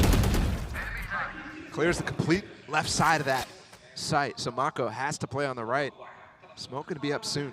And he's just gonna fill in the space that they thought was cleared. He tucks right back behind it.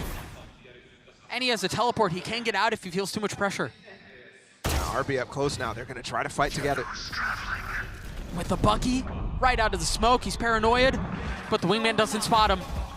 He doesn't spot him at all! RB with 2, robbed of the 3rd, courtesy of Mako. Finally landing it, switching weapons and getting them all. A prime gaming flawless for DRX. 3-0 with the circus act from RB, juggling back and forth between the shotgun and the Vandals.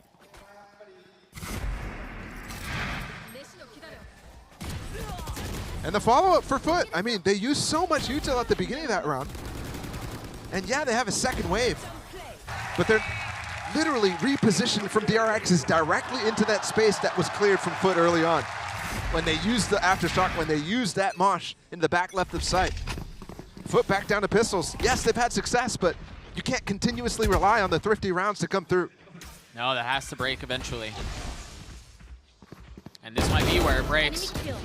Buzz going aggressive, looking to finish him off, as is DRX. And they're teed up for it. One away from another flawless. Buzz looking for the kill, and he's set up for it, but RB takes it. But another Prime Gaming flawless for DRX. Is there a 4-0? That's crazy. I got to see the scoreboard here because it's got to look brutal for Foot. We got a glimpse of it. 3 kills total. 3 kills and 3 Prime Gaming flawlesses from DRX. Talk about a form shift. Maybe this was their playground the entire time. I've been saying this historically has been so good for DRX over and over and over. They come to maps against formidable teams and they make it really tough if not taking it. But they're only 3-3 this season on it. 50% win rate.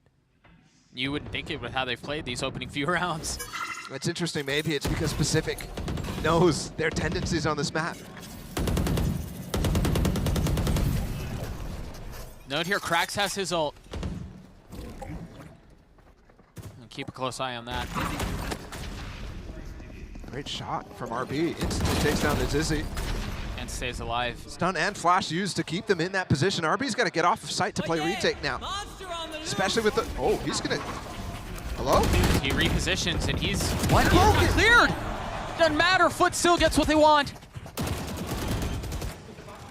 Zest. For the first time in that execute, looks like there's so much coming at you. There's so little to do if you're the player's backside except get off. I'm surprised they didn't make that decision.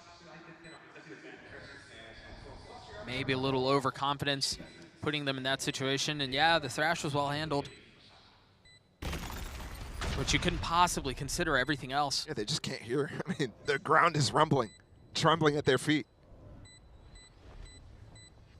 You have no clue what the situation is. You could tell they were looking frantic on the site, trying to find the players who were actually hitting close to them. I wonder if Zest is going to find any exits. Spotted one, and there's just 1 bullet fired. But the target now found, and Footer on the board.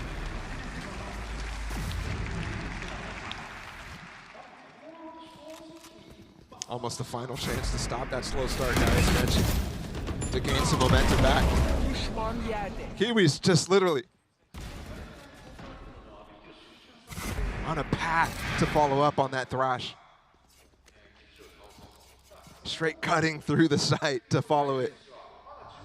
Because you know, if you're right next to it, there's going to be spray into it at the very least. If they're not getting the detain, you're going to be following up on a player who hasn't reset his fire. Going to have to try to spray transfer you, which is completely unreliable. Gun's still bound for DRX, and you see the money set up for them to really put together multiple rounds. Open hands of Buzz too. It seems like they're just clearing some of this utility in garage. They don't get it all. You still see 1 nano on your screen. But it was just the alarm bot. The turret is still B, and the other nano is too.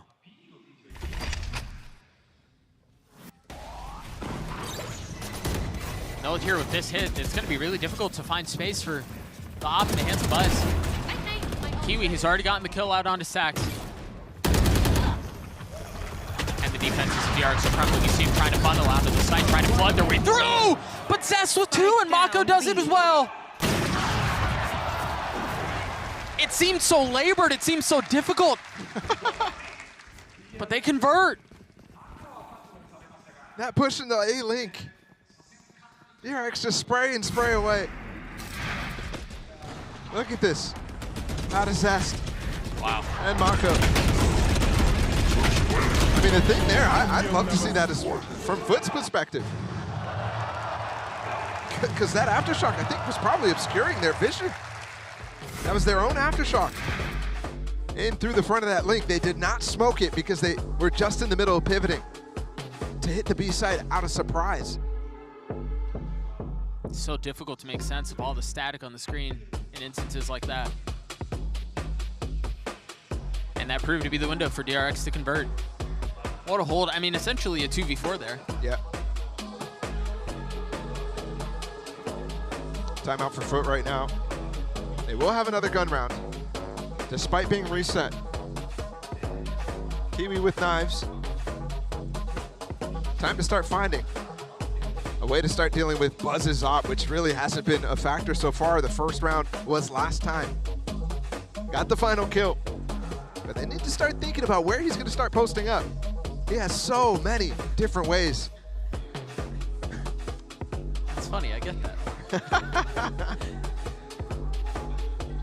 But you're right, he's such a dynamic player with the op. I think getting up on top of the cinder blocks and short, he's one of the first Jets I saw doing that. He's very, very hard to anticipate. And for him, it's going to be down short. Potentially an opportunity to find Mr. Fallen. Yeah, Zest with the lineup, with the fault line to provide cover and allow him to take the angle, but the rest of the hits headed towards C, and RB greets him. Yeah, Foot's been so focused on funneling and fragging into garage. Buzz still on this line for now. The fact that RB able to get that against the Knives players, against Kiwi, it's crazy. And there's no follow-up because the Molly's perfect for him.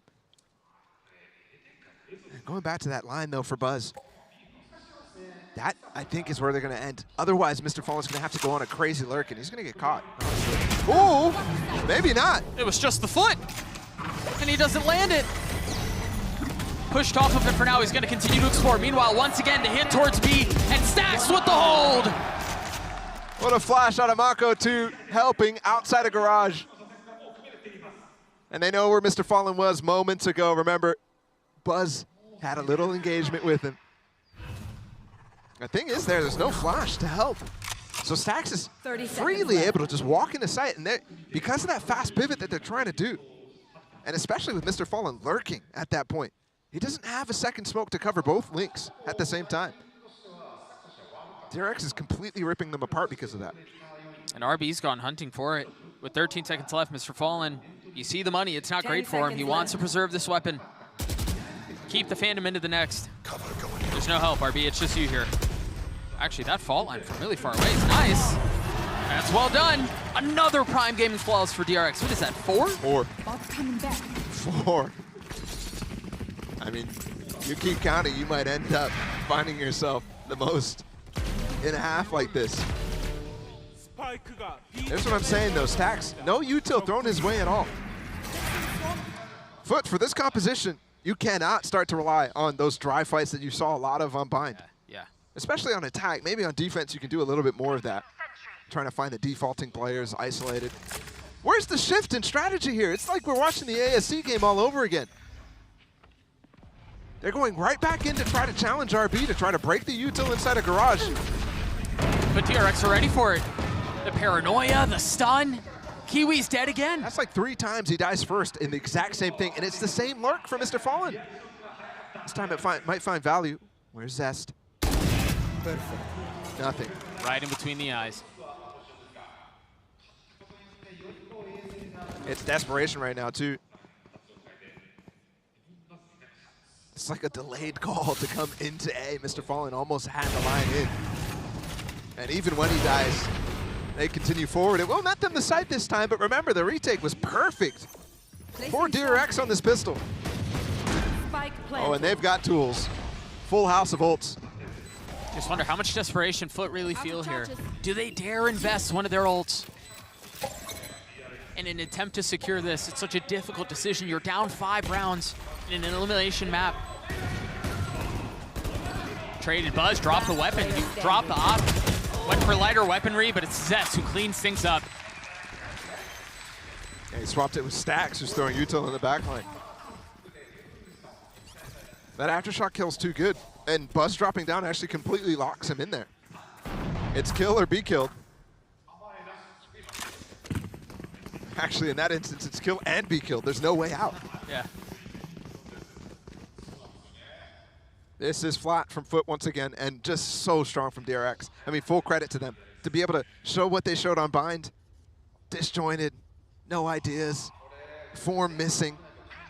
Mako's at the bottom of the leaderboard in that first half of Bind.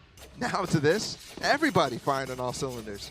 And RB continuing that Neon form on Killjoy, the flex on this team. It's working greatly. There's finally a shift for Foot. There are 2 on this side, but he's going to get smoked off. Remember, DRX still have 5 ults to their name. None of them invested in the previous round. They might ult this, because they had control of short. And opt not to. Might be the Jet who got tagged, but Buzz here. He's got the dash up. He's got the op in hand. Target's close by. Found. And he gets away. Looking for the second, not converted. Nice play by Kiwi in the one-way. Buzz gives it to him. Showed a little leg. Slow things down though again, Foot. Gonna go for an execute.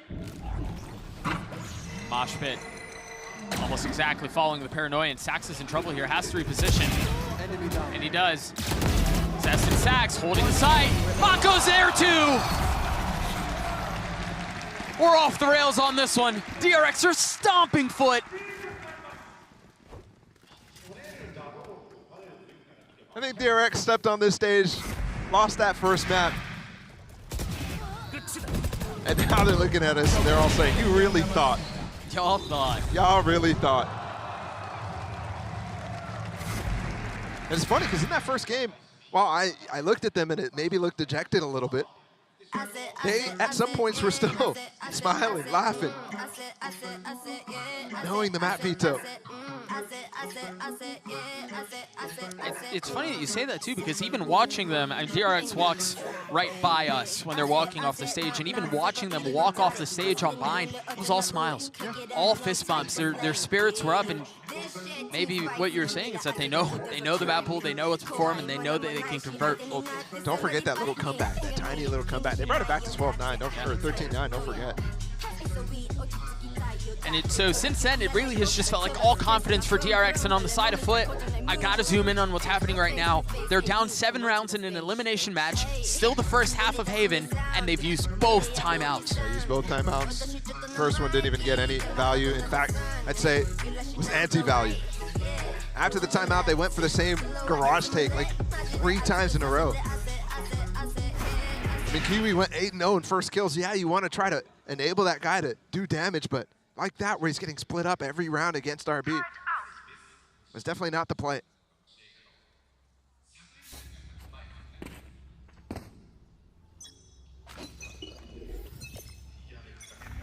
Still 5 ults for DRX. They've had them for what feels like an eternity. What is that TP? Are you kidding me? Just by himself. What? What is going on right now? He did find 2 big ones, and that felt like I'm going to make a play. He did, but can they convert around it? Those pistols really don't feel like much. Off your feet! They're investing so much. This game, I mean, this game might be over when Buzz just does some things like that, and also Foot is, what is that play? Yeah, Mr. Fallen, you get 2 kills, okay, sure. What is this play? I mean, I like it. Actually, that's cool. The stun from A-Main off of the TP allows him to get those 2 kills. That's a detail that we missed. But I don't get the follow-up. Yeah, I don't get it. Why is there no push onto A if he's going for that? It's like you're trying to pull rotates, but the C players are about to rotate into B. If you're going to do that, you better go towards C in that case. And not to mention, now they're on a gun round, and they don't have a Rolling Thunder to work around. Oh, the Thrash is stunned. The ult coming out too. He might actually get tagged by that. He's already gotten 1. Mr. Fallen from up top, and he's ripped right back down. And they still have 2 numbers here. That's well done by Kiwi. Get him to a 2v2. They don't have the spike though, it's out of reach. Can Kiwi creep his way forward? Trying to play around the crowd burst. Spike gathered, and it's just momentary. The stomp continues. 10-1 on the final map. And everybody rolling. DRX is not going to let this slip. DRX is not going to exit groups. Not like this. They're keeping this up for sure. It's just so crazy to think about the juxtaposition we're seeing with Foot. And yeah, it's map dependent, I understand that, but in this series alone, it looks like two entirely different teams. Yeah. Get out of my way. Might be a fast CX exec here. Insta smoke on the window. Kiwi again going to send his life forward. Nope, the last 3 rounds have been very fast, very pacey. Does have space for this lockdown now. Out of Maj. But they're pushing in front. They are, and you see the Jet try to take high ground. It's brought right back down. Once again by Mako. Pressure train to the skies as RB pushes in, gets 2 from Logs. Leaves Maj alone. 1v4 turns to a 1v3. Has the lockdown to play around. But way too many targets to deal with. What a flash that was from Stacks. For Mako and RB to do work. That is beautiful. That's what you expect from a DRX Haven. That's what you expect from a DRX in group stages. Where has this been? Maybe the sub, as heavily as it's been criticized, is exactly what they needed down the line in long term. 11-1 in favor of DRX, and the rest of this, barring some insane miracle, is just a formality. Golden Boy, take it away. You know, to quote award-nominated analyst and commentator Bala Timothy Williams, it's Jover. Some might even say it's by done. How many more have you got there? All right. They have no chance to come back. No. Okay. Okay. I didn't need more. You asked, so I just gave it to you. Anyway, point is over, though. This is not good. No. But it's also showing the same issue that Foot had yesterday against attacking Soul, or against attacking Soul. It does feel very similar. Where It's are the layers? Yeah, it's also the 3rd pistol round in a row that DRX have won, which isn't helpful at all for Foot's chances. And then they kept the momentum going by getting Bucky kills on the bonus round. I mean, Foot are just such a momentum-based team. Frankly, they lost Haven in the second half of Fracture. Yeah. Or maybe even the first half by making mistakes. Elaborate. Because if they had avoided making mistakes on Fracture, I think they would have been in a better headspace heading forwards, or maybe even closed it out in a 2-0. As soon as it gets to map 3, they're already out of it. Like, you see their player react, they're smiling because they know they're still going to champs, but they've essentially given up at this point, I think. Yeah. Bala said, where was this DRX the entire time in the group stage as well? I'll tell you where it was. I mean, it was with this iteration of the roster on half of the maps, because they've essentially just been splitting the practice the entire time. I keep hitting this point, but my God, I have never seen such fluctuations in form from map to map, and even half to half with a team before. I mean, this looks good, especially though. this caliber. Imagine they've essentially come into Masters Tokyo with half as much practice as all the other top teams. That's what they've done by messing around with their roster this much. And look at how good they look when they've actually played a map where they're not really being... Listen, they're not being pushed as much by Foot. I think Foot are playing a pretty atrocious attack side, and now we're going into DRX's better side of Haven as well. This map is done. The series is done. We're essentially doing our post-show now. But yeah, I'm honestly... Whatever. GB, take it away. You know what? Well, get this over with. Hopefully, for Fut's sake, you aren't talking to us too quickly. Let's send it back over to Doug and Ball. Thank you so much, Golden Boy. Yeah, well, it's always dangerous when you hear someone on the desk or on the cast say something so definitive and so decisive. I know, like, and it's everybody. Yeah, we're done, right? It's Welcome over. to the post show. It's me, Timothy Williams with Esports Douglas. A pistol will close it out. Foot, EMEA's 3rd seed. We saw Na'Vi, the 4th seed, leave yesterday. And Foot right now on the precipice of doing just the same. Another EMEA domino poised to fall. This one at the hands of DRX. RB taking the space, and you can see the intent for DRX. You had RB on one side, you had Buzz on the other, and they both find kills. Fully splitting things up, but Cracks nicely held. They're gonna try to get back in against the spike of Buzz. What? How does he get away with that? I love Buzz. That guy's crazy too. Okay. That was well done. Kiwi never saw him. It just came in on the flank. And Maj was just spamming him through the wall that entire time. That's ridiculous. It's like he was tracking him. Yeah, you're right, Josh. Yeah, the smiles are there for the foot players. They've already qualified for champs. Maybe that was a goal for them. But I can't help but think, what I said at the beginning of the day, where that doesn't even feel like it's an achievement for them. Obviously, yes, it is over the grand scheme of things. Their season allowed for that. The fact that they're here at Tokyo, but was it really them? Who got them there? Yeah, they got the win, but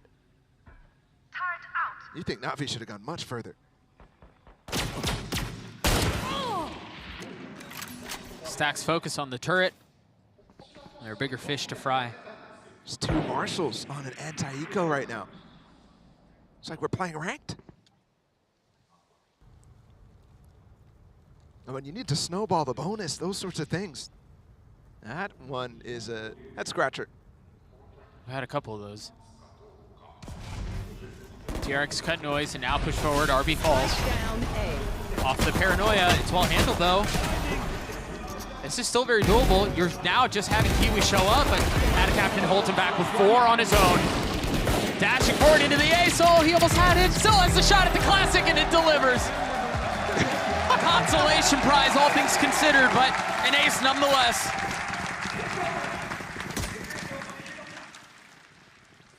Captain gets crucial ace while down 11-3. It's an Navera moment with the cheering. And I don't know which one I want more, the knife coming out of Kiwi right here, or if I want the ace. You already got one. That would have been ridiculous. Okay. Look at this from Foot. We're getting in the round right now, and they're going super aggressive down middle. Aftershock through. Breach ult down mid. Or, excuse me, they're in spawn and he's stunning them. I mean, okay, they're rotating back. Dude, that's map into space. I don't know why. They had them in spawn, every single player. I mean, if you ever want to illustrate the concept of map control, they would have had the entire map right there. It's crazy too, because they invested as much as they did. And it's not just going to be equally exchanged. I think they were having fun in that one. I think the initial execute, where they're aftershocking stuff, that stuff is definitely planned. They run that. That's a bonus round that they do. But then the breach ult is just crazy.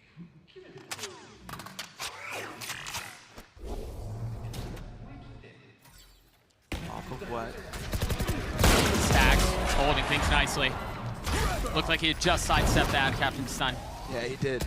I was wondering where Captain's stun was off of, but he just randomly throws it and doesn't have the information about where Stacks is positioned, so he's in front of it. Cracks up in heaven, looking for a life to take with him. Instantly smoked off. The spam not finding it. Mashos to push forward with this. Well done to handle Blez. A Cracks 1v3 would be something special here. 1v2 now. Tucking into smoke and then popping right back out, but the spike is becoming a factor. Time is not on his side, and neither is his health. DRX gets to 12. Probably the toughest group stage ever for DRX.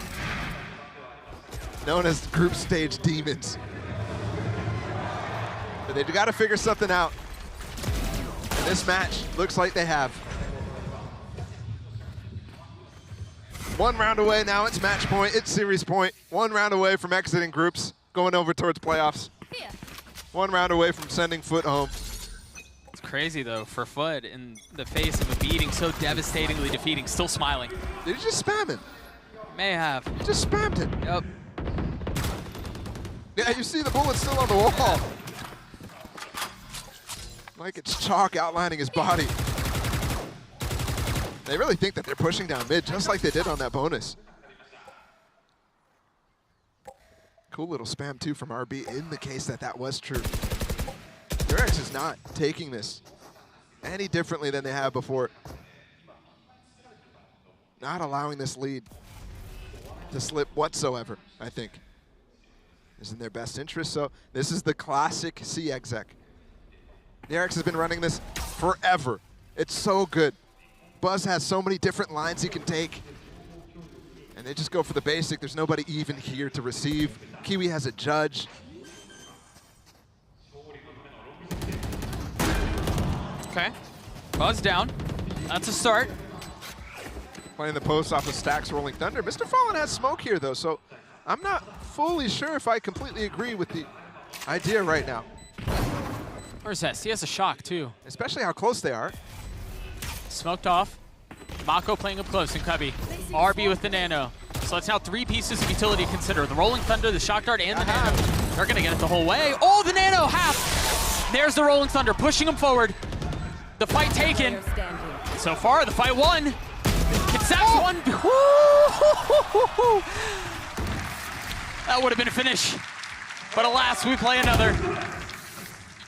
They were both stunned up. I don't know how that stun was thick. That thing was thicker than Josh's mustache. That thing was crazy. And you saw the spam there, RB with the Nano. That thing came really late too. Those Mosh heroics are insane. Just to even get them to that point. And also that breach ult coming from Stacks. He rotated Garage rather than getting a head-on breach ult that will hit everybody.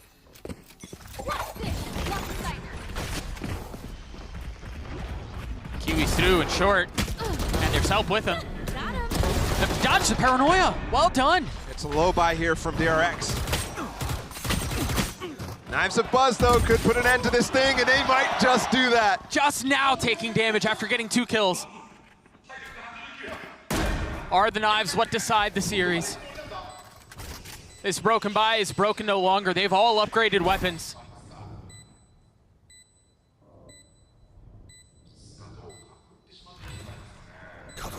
At this point, Foot feeling like they're 6 feet under and just waiting for the final procession to close things up, and that's exactly what it's going to be. Cracks pushing forward. The Blade's not doing it, but Stacks does. DRX obliterate Foot and punch their ticket to playoffs. It was labored. We really thought there was a chance. We really thought there was a chance. And DRX might fall in groups. We already saw one legendary team yesterday fall in groups, but not DRX. At this point, you can crown them the group stage kings. They will go 4 events in a row, qualifying for playoffs. With the hunger for a bigger crown still out there. They've been here, they've done this. And as you were saying, it wasn't easy this time, but they got there. Now they can turn attention towards what's been so elusive to them. And honestly, DRX always comes back stronger out of trials and tribulations.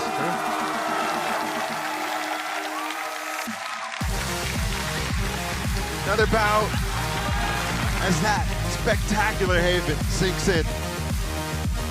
Remember at the beginning of that, what was it, 5 Prime Gaming flawlesses? Yeah. Just disgusting how they were doing things to Foot. Yeah, they got their money's worth in that first half, didn't they? And I think that substitution, bringing Zest back into this roster, I think it's a little bit more consistent. Even though Foxy9 is for sure a star in the making. Might take some time. You see him there on stage. Joining in the celebrations. Bigger matches to come. Bigger fish to fry now for DRX. So tough too, because again, you go back to the decision of subbing Zest in. And at the beginning you go, oh, this looks rough. I mean, was a mistake made, right? Should they have been going with Foxy9? But he individually played exceptionally well. Yeah. I mean, even on the bind, he looked fine. Honestly, he might have saved them on Fracture. Yeah. I wouldn't say he looked fine on bind. Maybe after the entire game, once the comeback happened. But that first half was dreadful. But from everybody on DRX. So yeah, you're right. In relation to that, yeah, he looks fine. The thing for me is I want Foxy9 to get a few more reps here on such a global stage. That's where people grow. That's where you made stars of Buzz and Mako. Remember, they were just random Jet players playing for random teams back before Vision Strikers picked them up and turned them into the stars that they are now.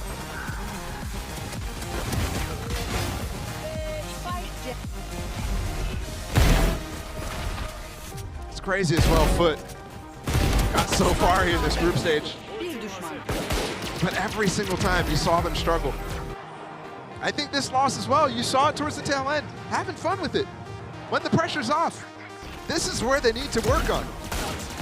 It's moments like this, having fun, to be able to bring yourself back into games like this, being able to bring your focus back. Again, DRX managed to exit group stages after beating in map 1. They closed things out 2-1 over Foot. We're going to a break. We'll be right back.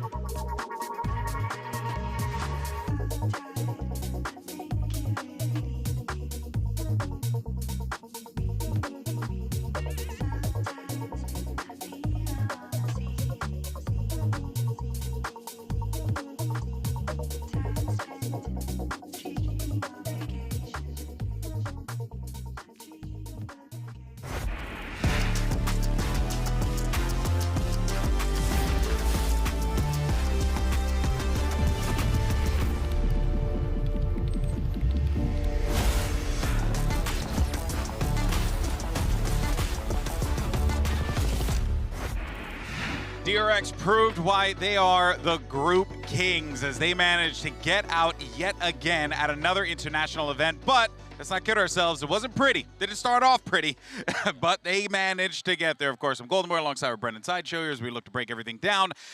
Yeah, I mean, you know, I think right out of the gate, the most important thing to note here is that when this DRX team goes back to their fundamentals, they go back to the thing that we know and love about them, these are the results that they will end up getting. Absolutely. The difference between the map pool is spectacular between Bind and Lotus and then the rest of the maps that they can play. It's ridiculous. Yeah. I mean, with better coaching, this team would be informed to win a title. Yeah. I don't disagree with that at all. I mean, people are going to probably be listening to that and double-taking what you just said. Yeah. But genuinely, I feel like the caliber of talent that's on DRX currently, what was on display in all these moments when it just looked unbeatable. Imagine if they had that consistently with a much deeper map pool. And it's been a lack, I think it's just been the tossing and changing of all these players as well, trying to make the roles work by getting Zest and Foxy9 in, alternating all of that. It's made the team as a whole step back as well in terms of the overall level of prep they've been able to come into this event with. I've got a question for you though. Now they've actually bought some time, they're going into playoffs. Are they going to be, if they just stick with Zest from here on out, can they still make a deep run? Can they still, you know, I mean, it's way too tight of a turnaround because you've got to think as well. They've got one side of bind that they need to work on as well. There's other maps which they're not even touching, let alone as Lotus as their permaban. There are maps that are going to be in the playoffs with incredibly deep map pools. I mean, I don't want to discredit DRX. I think they've earned their spot here, right? You know, they've well-earned spot into the playoffs. But EG, Fnatic, Loud, 3 teams off the rip that I think have incredibly deep map pools, and it's necessary, I think, to go far in a playoff scenario. Yeah. Now, I'm sure you can see the interview setting up behind us, but for now, though, we are going to say goodbye to Foot Esports, a team that is always exciting to watch, and as well, they did the job that they needed to do, which was secure that top 3 EMEA seed for champs. Bro, they didn't even need to win a game here, and they would have got to champs because they just Na'Vi had to stay alive. Well, I mean, yeah, they could have turned up, gone 0-2, and still gone to champs. Yeah, but they didn't. They overperformed, but you know they were kind of gifted it by Na'Vi. Nevertheless, I think they'll be happy with what they accomplished today. They were all smiles even as they exited the stage because pressure's off them for the next few months, and they've never had a situation like that before. They've got a long time just to prep for those Champions games. Really long time, yeah. I mean, they get that entire gap as well between, you know, last chance qualifier and whatnot. If they wanted to stick around in Tokyo for a bit as well, they can get some really good scrim practice because they're out of the tournament. People might want to play against them as well here. Well, let's actually get some words in with the man of the hour, the guy coming in to fill in a spot. It was Zest standing by with Yintu for our Verizon post-match interview. Thank you very much, Golden Boy. I am joined by Zest, and Jen's going to help with some of the translations. Now, Zest, we didn't really expect to see you play today. So when did you find out that you were going to be subbed in, and what was the reason behind this change? 제스 선수 오늘 경기를 뛰게 됐다는 거를 이제 언제쯤 얘기를 들었는지, 그리고 왜 이번 라인업으로 경기를 치르려고 했는지에 대해서 얘기해 주시죠. 팀 내부적인 사항이라 어디까지 얘기해야 될지는 모르겠는데 조금 급하게 되기는 했습니다. I can't really tell you much because I might leak stuff, but I can definitely tell you that it was a little bit of last-minute decision. Is there a major difference between the game plan when Foxy9 is playing and when you are playing? And how difficult is it, do you think, for you to just come in and kind of adjust? 일단 폭시9 선수가 라인업에서 뛸 때랑 제스 선수가 들어와서 뛸 때랑 뭔가 전략적이나 플레이 스타일에 있어서 많이 좀 다른 점이 있는지, 그리고 뭔가 제스 선수가 들어왔을 때는 어떤 점을 중점적으로 운영하게 되는지 궁금합니다. 아무래도 전략이 막 다른 거는 없긴 한데 제가 들어옴으로 이제 플레이 스타일이 달라지기 때문에, 그리고 또 제가 주도적으로 하는 것도 많아서 아마 보시는 분들이 뭐 전략이 다르다고 느낄 수 있을 것 같아요. 적응하는데 힘들지는 않나요? 이렇게 갑자기 들어오게 되면? 힘들긴 한데 빡세게 하면 또 가능합니다. It's tough adjusting, of course, but it's not impossible. So yeah, and I just feel like I can be more proactive, and like I can make the calls when Stacks is down. So people might feel like we're using different strategies, and yes, our play style does change when Foxy9 plays and when I play. Well, you guys, you always get out of group stage, you know, it's not new for you, but it did look a little bit more challenging. Did you feel that way, and if so, why? 항상 그룹 스테이지는 통과한 DRX인데 이번에도 통과했지만 좀 이번에는 살짝 힘든 감이 없지 않나 싶었어요. 실제로도 그렇게 느꼈는지, 또 왜 그렇다고 생각하는지 알려주시죠. 이번에는 사실 저희도 좀 힘들 거라 예상하긴 했었어가지고 저희끼리 이제 뭐 긴장하지 말자고 농담식으로 이제 뭐 지면은 한국 일찍 가지 뭐 이런 식으로 얘기하기도 했었고요. 근데 또 저희의 목표는 그룹 스테이지가 아니라 항상 우승이기 때문에 또 열심히 하겠습니다. Well, we kind of saw that coming. We thought that getting past the group stage was not going to be easy. And we even joked around ourselves saying, oh yeah, if you lose, we're going home early. So yeah, we got nothing to lose. But at the end of the day, our ultimate goal is a trophy. And yeah, I'm just so glad that we're keeping our chances alive for that Champions title. You're not going home just yet, Zest. Thank you so much for joining me. Thank you, Jen, for translating. There is one more game left of the group stage, the final showdown between T1 and EDG. But before that, here are the Prime Gaming post-match highlights. It's uncomfortable situation for DRX to be in, and for Foot, well, the grass is just going to continue to get greener on their side of the field as they have already punched their ticket to Champions. They're just playing with that house money. It's DRX, it's Foot. This is going to be good. They've gotten it to half, now the reset, and now the fight. Kiwi on the snap, Kiwi on the shots. And they asked for it. Where was it coming? It's coming courtesy of Kiwi 1. Killer instinct activated. Twin in the TP. Yeah, that's not what the intent was. RB with 2. Spam expecting to pre-fire. Buzz finds the timing on Mr. Fallen. It's all Maj by himself. Maj is healthy. Foot walk away with the win, 13-9. Only taking one with him. Mako on the swing. Buzz finding value with it. Oh gosh. Zest is still here. He's playing far off. All he has is a classic though, and the classic works! Buzz with 3, and we're tied at 5. He's going for the knife. We got a knife? What kind of skin The is there on the stun knife? two to try to catch him. What's the skin on the knife? Okay, that's a good one. Yeah, we'll take it. We'll take it. Saxy's only one far off though. Buzz has already gotten 2. Make that 3. We're going to map 3. Wouldn't have it any other way for DRX. He doesn't spot him at all. RB with 2. Robbed of the 3rd, courtesy of Mako.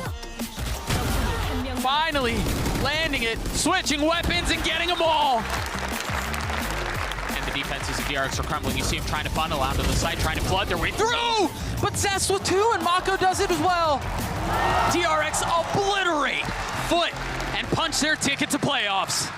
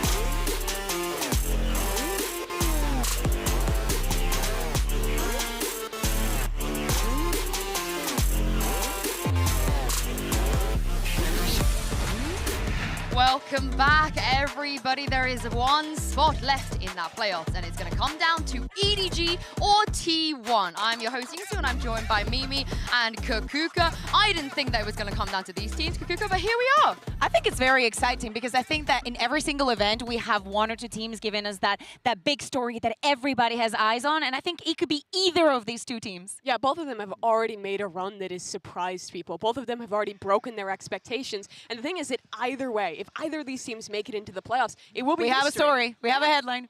There's too many stories, I feel like, but this is a rematch. We have seen this matchup already in this tournament, and the last time we saw it, Mimi, it went to the way of T1, but marginally went to the way of T1. Yeah, this is one of the craziest games already in the groups between these two. It was a 2-1 victory for T1, but they just only barely got it over the line. It was a 14-12 win on Pearl versus EDG, and it looked like for EDG, it was going to be the same story as always, where they get knocked down to lower bracket in heartbreaking way, and it all falls apart. But they've really been able to recover despite losing this first time. And we've been talking about T1 and the improvement that they've had as a team and as a squad, but as you're saying, it was not a comfortable win. And of course, coming into this rematch, the story for this two has changed a bit. T1 are coming from a loss. EDG is coming from beating Na'Vi. Of course, you know, Na'Vi has not been what we expected this tournament and what many people thought they were going to be at the beginning of this year, but they just beat, for the first win,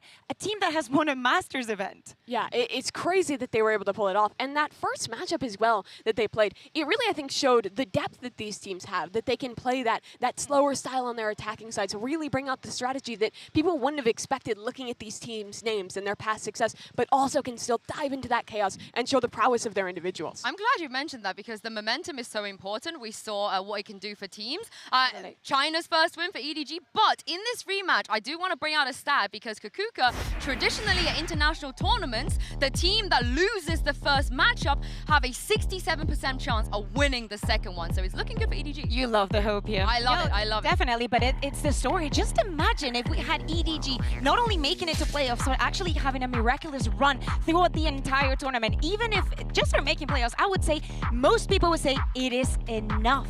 Yeah, and look at the emotion on their face. That was first off of their loss against T1, where it was again that heartbreak that they have felt so many times, making it to 2 international events before this one and always pushing it so close. But then they come out, they play incredible versus Na'Vi, and it invigorates them. And for Kung Kung, in the post-match interview, he said that for his team and for Chinese Valorant as a whole, that this is just a start. It's just a beginning for them. Yeah, it was a very cold quote from Kung Kung there. You know, he's not satisfied with just one win. He wants it all. We've spoken to him a few times and he's just like, I don't even want to be China's #1. I want to be the world's #1. He has such a big personality and I'm so happy that he's able to translate that into the server. He's an operator demon and we love to see it. Yeah, and also we saw a lot of the heroic moments, Mimi, that EDG were pulling out against Na'Vi, the individual brilliance. And if they pull that out again today, yeah, I mean, they could just win it. It was ridiculous, the stuff they were doing. It looked like in so many moments that Na'Vi was going to be able to rally back, and at every chance, EDG had a player who stepped up. And more times than not, it was Kung Kung with the ridiculous plays on the operator or on the blades, but it really was a team effort. Everyone had their moment in this match. I loved Smoggy, for example. He was, I think, had a major role in what happened yesterday, and maybe it's again that situation where teams underestimate their opponents or maybe think that, you know, they can ego peek into them and it's going to be fine because, you know, you have Seketsu, you have Shao.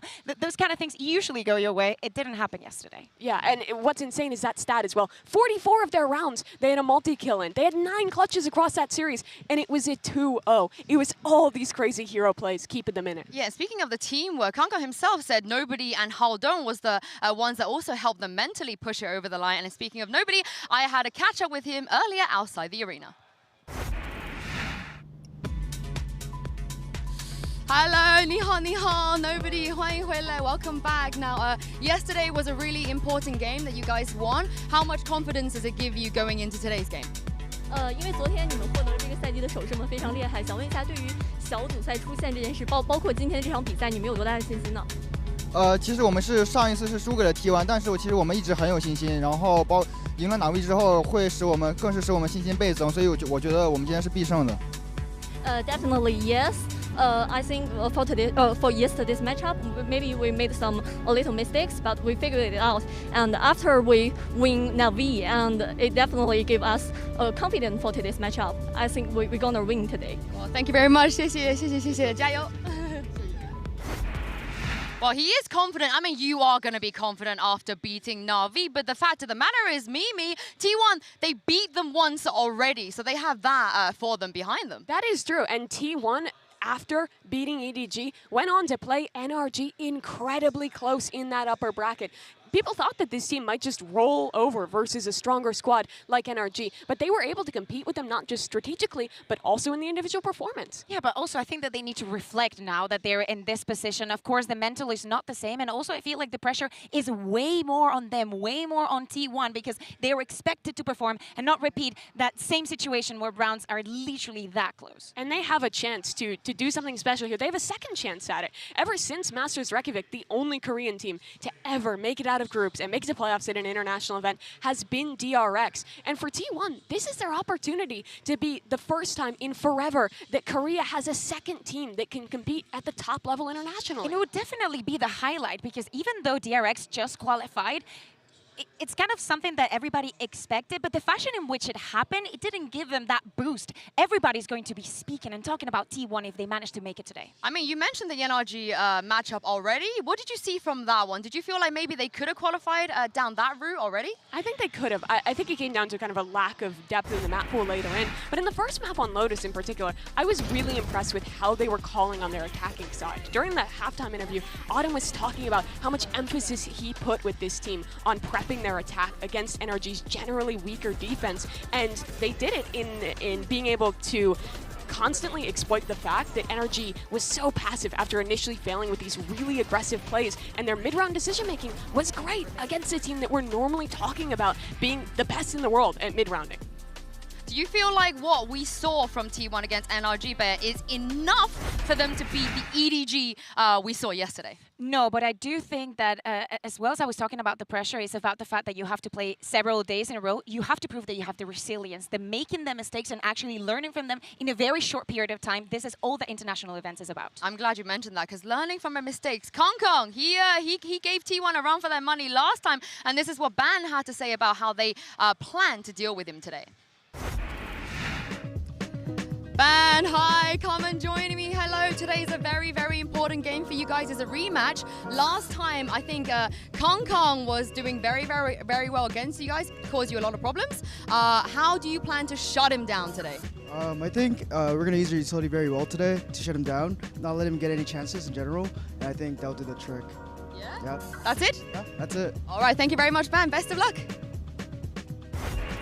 They are going to shut Kong down today. I think he even said it was going to be easy. Good luck. Whatever. Mimi, do you believe that? I don't think it's ever going to be easy to shut down Kong. What he was doing yesterday was absolutely absurd. And in the first match between these two, he was diffing Saya in the opening kills. Kong has been so consistently insane for this team. Yeah, exactly. And with the operator and going back to the EU pick and actually giving him the confidence, I feel like he's the kind of player that if you're going to duel him time and time again, he will only feel more comfortable doing so because he's going to be successful most of the times. Do you remember when we had Benkai here and he was saying, hey, we know if we're playing against DRX, we just dodge Mako wherever he is? I feel like with Kong is literally the same situation. The thing about Kong though is that he can be so proactive, especially in the later parts of these games. He's the guy who is stepping up, who is making that play to push them over the line. And I mean, yesterday he was going crazy as well. He started off playing the Jet, and then he switches over to playing Gecko, and the guy is still opping, still finding the same value and finding insane clips.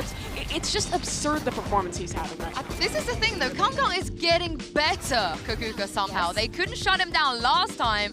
I don't know, I'm a little bit worried. He's getting the momentum, he's getting it forward. I feel like the duty here for Saya is actually finding his place in the round and actually the duties that he has to take. For example, if you feel like that first duel is not going to be easy, just go for a deeper run. Just go for a very much harder execute where you can shine in the mid round, where you don't have to be necessarily the first one going in, so those heroics can actually shine. And I think this game will be defined by these two players. On their attacking sides, both squads really like starting these rounds slower, oftentimes picking up the attack side operator and putting a lot of emphasis in getting that opening pick with the off that they can mid-round through. The thing is, that's how they want to start, but it will also oftentimes end in chaos where these two, again, have to step up and close rounds for their team. Do you guys think we're going to see the same maps today from the rematch? It could be. It's likely because of how close every single map was, it makes sense. Well, let's find out because our coaches are ready for map select, and let's see if we're going to head to the same maps today. Okay, let's get started. T1, you are higher seed because you come from the upper bracket of your group. Do you want Team A or Team B? Team A. Team A. Okay, so we'll start with T1, your first ban. Split. They ban Split, your ban. Ascent, map number 1. Fracture, side on fracture.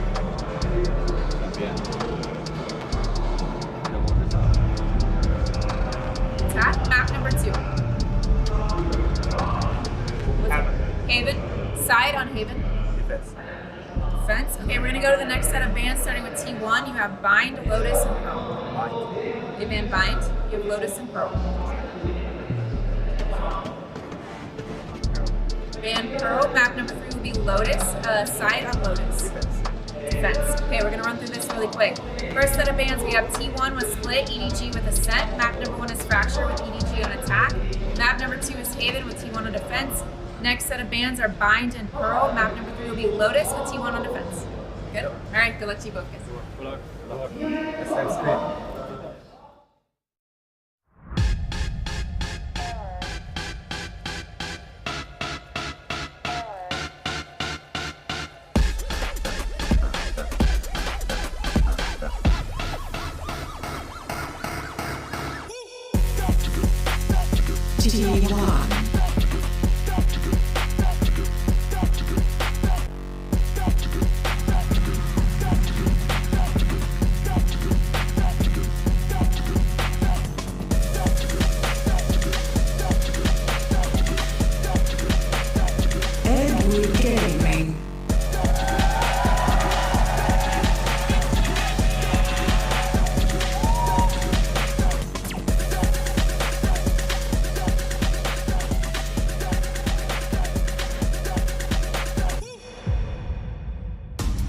This is it, a do or die fight for the final spot at playoffs here at Masters Tokyo, and it comes down to T1 and EDG. No matter what happens, it will be a historical moment. This is the thing though, Mimi. We have a peculiar matchup where I don't know if one team is even necessarily the favorites. I don't think there is a favorite in this one, and I think the first match between the two proved it. It came down to a third map, overtime, for T1 to get it across the line. But since then, EDG, they've gone to the lower bracket. They've broken through their story. They beat Na'Vi. They have their first international win, and now someone just has to stop them. And EDG wants to make this right. We have seen the map veto. The two first maps are going to be the same as last time. If they're going to make it out of groups, it has to be the direct improvement from what happened last time and actually being able to get those close-in maps for them. And for two teams who have only just gotten their first win at an international event, this is where the pressure is on to prep for a rematch. It's hard in these group stages. You're playing match after match, day after day. You don't have a lot of time to turn around a new idea. And that's what they're going to have to do there, especially since it is the same first two maps, like you were saying. Honestly, they had me. I thought maybe we were going to get Pearl, but EDG were the ones to choose not to go to Pearl despite overcoming their demons on Pearl. Maybe they think that they have become too readable. Maybe they think that they cannot improve much on the map. Maybe they don't enjoy the meta, probably, or they think that they have a better chance. If everything is going to come to a third map, let it be a new one.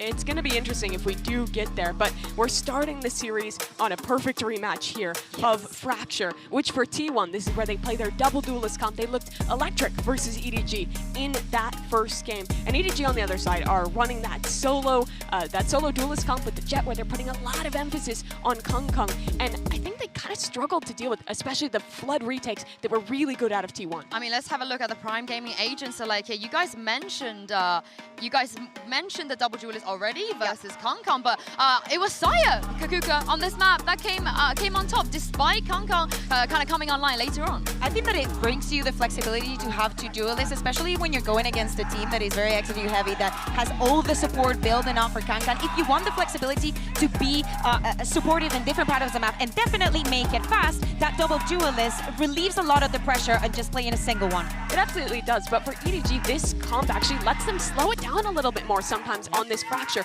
You have a lot of cancel options with this double initiator, with those two abilities in the stun and the flash that are going to be recharging in the mid round. So EDG have a lot of options with this one. We'll have to see if it'll be a different outcome. Well, the last one was a giga banger, and I have no doubt this one is going to be as well. As we head into map 1 with your casters for today, it is Pansy and HyperX. I couldn't ask for a better situation here, Mike. We get a rematch between these two. And it was a bloodbath before, right? Let's not mince our words with this. That was absolutely insane. Now, they've both taken different routes to get back to this point, however. We've come back to one thing that's at least a similarity, which is the map pool. So what do we make of it, seeing this video look similar? This is interesting. I'm not sure if EDG just come away, kind of want to stick to, obviously, what they know of. I mean, the bands are the same. Haven's the one that kind of sticks out for me, though. And again, obviously talking map 2 first, but that second half of Haven for T1 did not look good at all. They relied on the recovery factor, obviously bounced back into the decider, yes, but Fracture's one that actually, I think in terms of form, and the big highlight for me, obviously being Kang Kang, Smoggy yesterday was absolutely bonkers throughout that series. So if he actually has a little bit of a swing up here, we could see a different result on Fracture in my eyes. Yeah, living a little in the shadow of the Colossus, but it's completely reasonable when you've got a superstar in the making on your side. I think he's turned attentions around the world. But Kung, that guy is absolutely incredible. Man of the hour. Truly, truly. Now, is that just going to be a group stage performance that turns some heads, or will it make it to the playoffs? We're going to find out now. T1 going to kick things off on that defending side, and of course that then means EDG get to dictate that pace on the attack. Slow start actually here from EDG. Do have a little bit of pressure from Chichu towards Arcade, potentially when contact comes through here. Well, Sire's going to be able to really have a say in this, because there's not going to be too, well, I was going to say EDG. Forced away by the smoke actually, a big gap towards A site, but no control of Dish as of yet. EDG just invest all in towards main here. And T1 feeling no necessity to move just yet, not going to bring that additional player back towards A. Giving a lot towards Munchkin in his capability here. He's posted up on it, does have a turret as well. That should be ringing the alarm bell. Smoke soon to follow as well, just going to be littering the side. This will be instantly a retake. It's more kind of looking towards the likes of Chichu maybe to try and find something here. Again, this shouldn't be a problem just yet. I was going to say, how late does Chichu actually sit on this? Because Munchkin's coming to hard clear. And he's so deep here, he's going to find him. Chichu completely unaware, but still gets the kill. That's unbelievable. Now T1, how much value can they get? Nothing. Nobody takes down 2, maybe even 3 actually, tell a lie. And it's left Ban with everything in front of him. 4 players to try and locate. And that fumble up by Dish could definitely haunt them here. And feeling almost like it's impossible. Just being chipped away at by Smoggy. You keep everyone else holding that cross. EDG got everything they wanted on that start. It doesn't really come down to much, but Munchkin, with a good read on the situation, obviously, to come through and remove that possibility of EDG having a little more control on the north side, but this swing through the smoke, 3 players of T1 fall as they try to collapse on Sands. Unfortunate turn of events here. Looks like T1 might even be stacking up to get a little bit aggressive. What are they bringing in? I'm only seeing a Sheriff so far for Ban, and that's it, so... Just going to stun off and try and swing this. Do well on the stun. Smoggy. Okay, well, this round's all but over, isn't it? Sire player just sitting up towards the side, going to hear these steps. How much damage can one man do? Smoggy is low, so I guess there's a chance he could do something towards that. Plant's going to come in. That's now down. Smoggy get caught up here. Already 2 big kills. There it is. First, any more? No, not to be. So EDG keeping it clean, but looks like T1 were willing to brawl on it. Trying to get something done here early on, but EDG previously, I mean actually versus T1 as well, constantly stacked up. Chichu, yes, disconnecting in a couple of these early defaults, but it'll be difficult for T1 to really get anything going in that regard. I'm scared of seeing Smoggy's ult so close, and especially on a map like Fracture. That feels like a given. Try and do that in the bonus. That's going to put T1 right under the gun now. That lineup is ridiculous. Wow. T1 stacked up outside, well, towards A main here.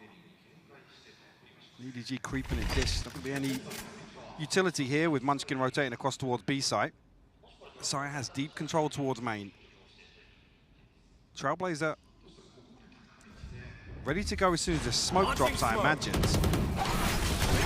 Trying to fold on this. Main shell to go through, but it's a 1-for-1 trade out. Can they escape in time? And here comes the pressure from the other side. Dropping down by Dish. Sight's going to be theirs. EDG looking to try and retake this fight. Zeta, though, lovely little hold there. Going to try and keep some composure, but look who's hunting him. Gunkung already there. Makes light work of one, and the follow-up from Smoggy makes this comfortable as T1 crumbling under this. That ult came on perfectly. The crunch to follow as well. And T1 looking for miracles from Munchkin. And he's got a clear sight first, and the cross will be watched too. No utility, spotted, chipped down, dealt with. EDG, converting bonus too. A huge financial cushion now created.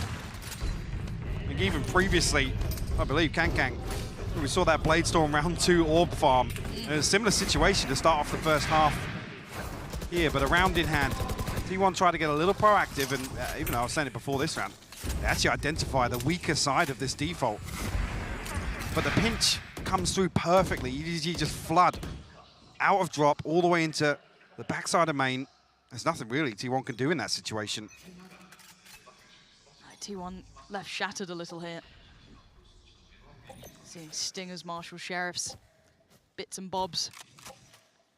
It'll be a rough one to try and do some damage on. Well, last time, I believe we saw T1 revert very quickly back towards just focus on retakes. Whether or not this is the same sort of thing they're going to test early on. Light investment here, stingers, some sheriffs, and a marshal, but... Chichu's timing here. Munchkin once again. Yeah, feeling a little bit of that. Again, they are on a bit of a half buy, if anything. Gonna deny the initial plant, that's not bad. Maybe allow that smoke to dissipate slightly further, give them a chance to do some damage on the way back out from it. This time though, plant goes in. Smoke should be fading soon enough, but for now, they at least get a little bit of cover to play behind EDG.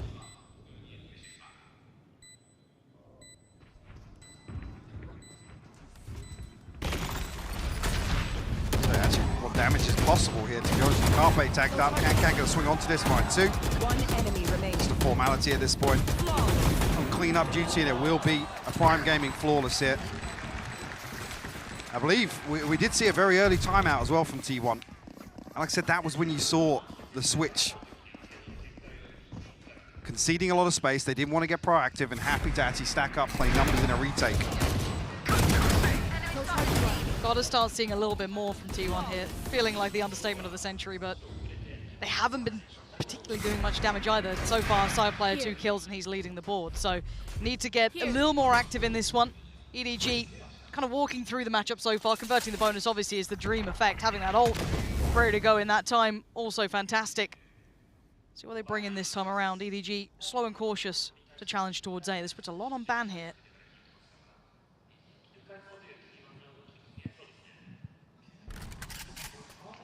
He's fairly committed as well. Very deep position. EDG looking to slow things down.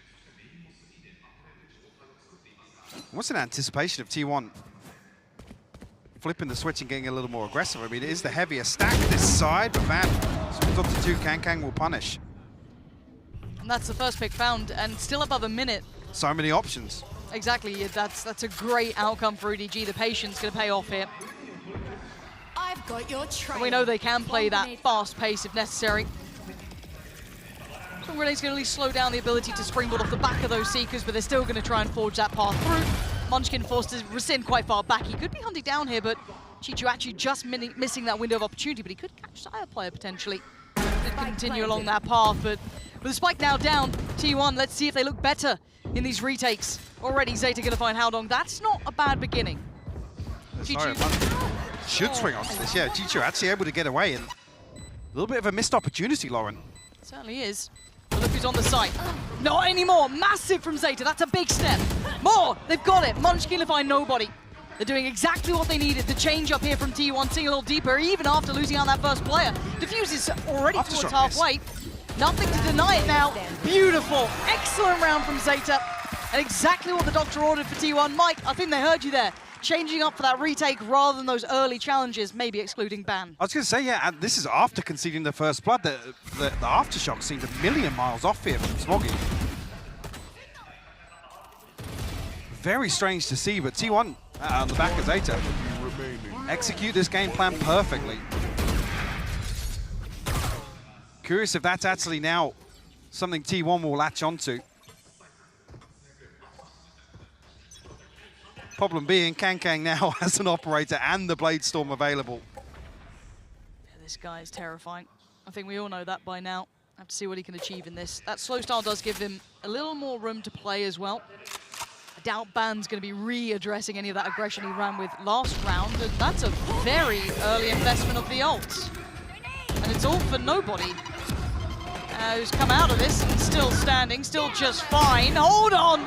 This is a mistake from T1, almost losing everything. And while this happened, they took towards the site. EDG looking towards the B site already. A little bit of a trade, yes, but they get themselves Spike ready in hand. Maybe a plant to be tested soon.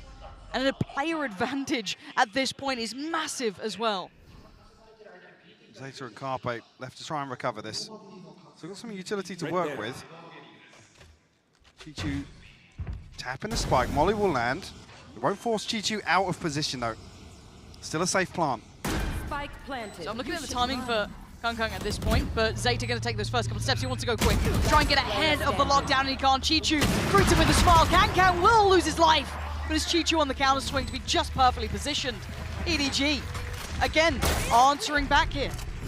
And again, Sire spots nobody here outside Dish, and very quickly T1 make a decision to try and isolate him with the Rolling Thunder, but I don't think either player actually positions anti-flash, which means nobody actually punishes on the back of that investment, on the back of further T1 aggression. I'm a little worried seeing T1 here. I want to see a timeout soon. If they can't correct now, I want to see the pumping of the brakes. I mean, you've got lots of tools now. Obviously, Rolling Thunder invested, but everything else available. Storm popped here for Ban, but removed immediately. That's heartbreak for Ban. He is being bullied around this map. Wow, player. There's so many players waiting for this. Flash through. Anything? Okay. It's still favorable traits for EDG. They still hold 4-3. Munchkin, oh, you're very fortunate to be standing. Chichu waiting, foiled. Oh, it's just perfect. EDG are outclassing T1 in this. Looking a little behind the curve as Carpe and Zeta need to try and get a move on if they want to try and catch him in the heels, but the opportunity's dwindled already. The plant's going to be theirs. Time's going to be on their side. EDG are just so quick to react. Set up some of these pinches. I think T1 are feeling like, because Kang has the operator, that's where the stack is, the heavier side of this default, which is why they look to get aggressive outside Dish, but it's another example of EDG almost baiting T1 into a false sense of security. And I'm with you, we need to see a timeout, how we do need to see an adjustment. This is T1's pick. If you're just tuning in, didn't see the veto. Fracture was their first choice, really. This is what they've lent towards, feeling this was their best opportunity. And EDG have come out swinging. This has looked extremely comfortable. If we're kind of talking, you know, let's say consideration from last game to this one when they faced off, not the one in between. EDG, if not, look, you know, fantastic. They're much better. Confidence is there. We kind of discussed the idea of, you know, how's that momentum going to look? How's that confidence going to look? It suits them beautifully. Cutting a fantastic figure with them now. Money swelled to a brilliant point. I'm looking for the timeout. I think it's come in for T1 here. They still have a lot of kit to play with, at least in the form of the ults.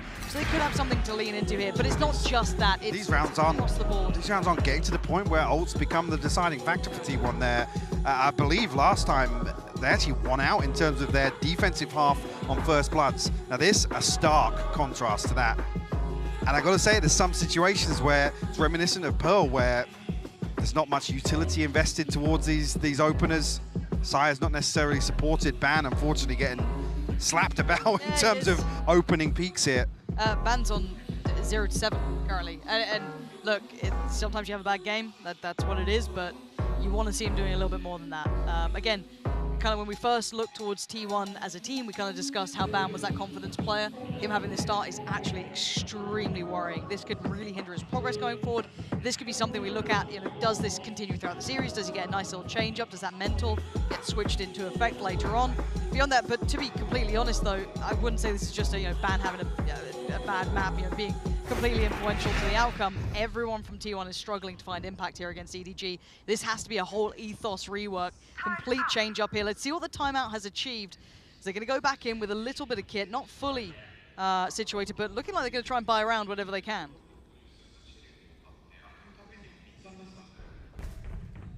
Yeah, Bulldog in the hands of Munchkin. Rifles for Cyan, Ban. It's a Sheriff here for Zeta, and that's just a full shield for Carpe. Look at nobody. He's just drifting. He's literally just walking up to challenge the smoke. I mean, Sire luckily has read it with the boom bot. I don't know if maybe he saw something on the edge of that smoke, maybe a mini-map ping, but again, it's just one player of EDG. Yeah. Look how much respect he is commanding on the mini-map. There's 4 people here from T1 fixated on this position now. I think they're starting to read into it though a little bit. They started to consider that a rotation, 2 of them kind of drifting back through CT, but see how close EDG are to just kind of springboarding onto that B site. Kung already starting to take those first couple of tentative steps, but We know the player who's here on the other side is going to be Munchkin. Sat pretty deep. No one's actively challenging this. Maybe looking for a retake here of the showstopper, the orbital strike, and the lockdown. This doesn't come through just yet. Lucky to be breathing. Kangkang wants this pick. Waits for 3, pulls the trigger, doesn't get anyone on the other side. There's the lockdown. So they have a lot of tools here, Mike. Do they get the chance to even Nobody's reflanking. This is dirty. He's coming back towards spawn. This is dirty work. Molly will buy time here while the lockdown goes down. Chichu has 2 nanoswarms, but nobody is aware of this.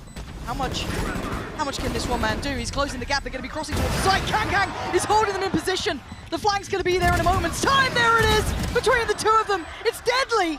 And now Sideplayer and Munchkin have no good options. So many players to find, and none of them falling. EDG are just miles ahead of T1. The perfect storm, honestly. The timing here of the Molly, I don't even know when the penny drops for nobody. To reflank back through dish there. But nobody from T1 considered the possibility. Just so happens, Kangkang will still go. I mean, he's good for 3. Of course he is. Still in this situation. Yeah, EDG in total control. That was kind of a half buy, so I guess, but still, they invested behind it. This is the buy that they're going to be hopefully making some impact on the board. We have the operator out for ban. Need to see T1 come online, because this is tragic so far. Getting bullied around this map. One thing EDG are really good at, in terms of early round indicators, they're so good at switching up who takes first contact, who shows first presence. So T1 are left scratching their heads of where Kangkang is, where's the operator. Look at the amount of freedom he's got here as well. Even the fact that he's got this far with feeling no pressure certainly gives you a couple of answers to the questions you may have, and T1 sitting a little deeper. They do have a player watching it! Bloody hell! He's so quick. He's actually nuts, isn't he? A real treat to watch throughout all of the games. Ban now has to be prepared. Flash going to force him off the angle. Has to fall away. And the pace has just changed here. They're allowing time for Kangkang just to take those steps around the map. He's got that first pick again. They are down to about 35 seconds though, so they will have to lean in towards one of these 2 sites. I mean, T1 have the correct read here though, that Kangkang's found the pick, and they're going to drift back towards B, but this B site setup will be tested once again. And Sideplay just none the wiser. Oh, but Munchkin is on the case this time, going to find 2. 17 seconds now. Spike not on the site. This could be the first big round for T1 to win in some time. And Carpe wants to do it himself. 10 seconds now. All down to Chichu, and this is tough. Ban still standing. Munchkin just around the corner. Spike's down. But so is Chichu. T1 finally get another on the board. How many of those sorts of rounds, though, can T1 pull off? And they have to win a couple more to chip away at this cushion that EDG have. And Carpe goes huge here with the walk out of the smoke. Rewarded with 2, but again, bigger picture. Is that sustainable? Is that the sort of game that T1 want to play here on Fracture? Still got the showstopper, still got the orbital strike. But EDG building back into a couple of big ultimates themselves. One off the lockdown as well. Look at this again, nobody trying to sell him something over towards A, but I'm looking at Kangkang here trying to make progress. Arcade the first port of call. Munchkin tucked behind the box, not wanting to take any of that fight.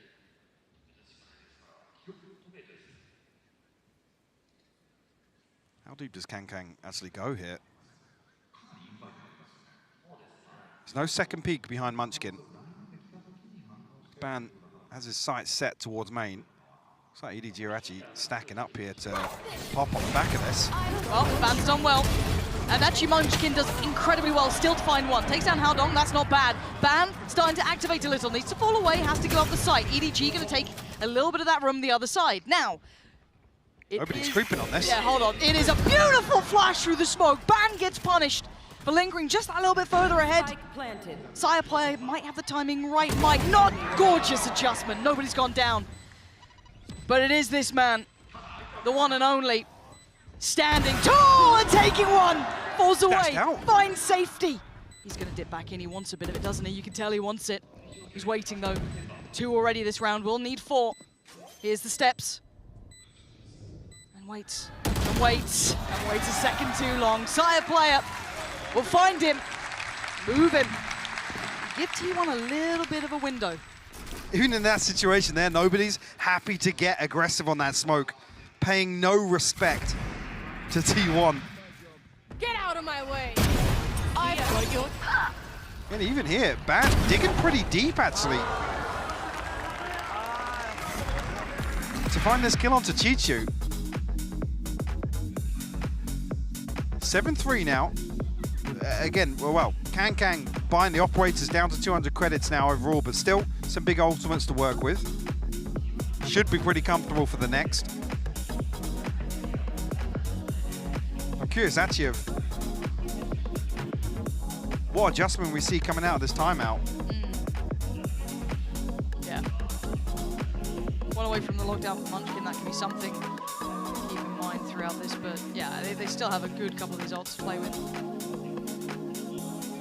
Haven't seen much chance to really use them at this point, so might be able to bring something out. I'm looking at Kang actually not seeing him run the operator here. Might have switched that out. Again, this is during the timeout, so maybe discussing their options. Yeah, potentially here to make use of a Rolling Thunder, and actually they want to get Kang now deep onto site.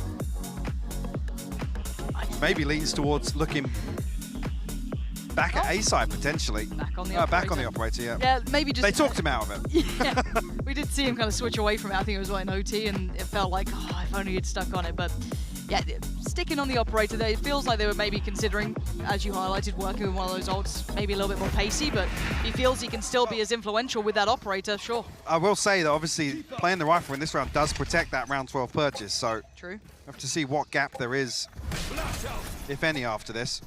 Yeah, big investment, but a big player behind it, so see what he can do for it.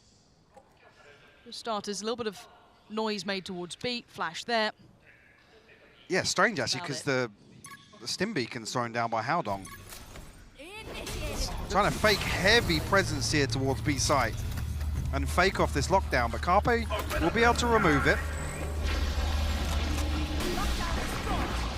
Actually, just seeing Carpe kind of drift back towards A as well. I think they're reading this quite nicely. Absolutely, and look at Ban's position as well. He's all the way out of dish. But it will be a retake. There's no way they challenge on this, right?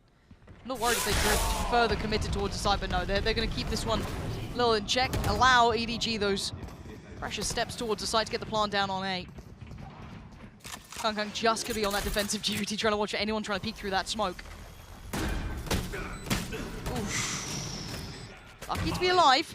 Haodong does burn up the molly as well. I was curious to see if he actually resets all the way towards main here to make use of that. No way is Chichu coming to reflank back behind drop once again. It looks like he's going to try to.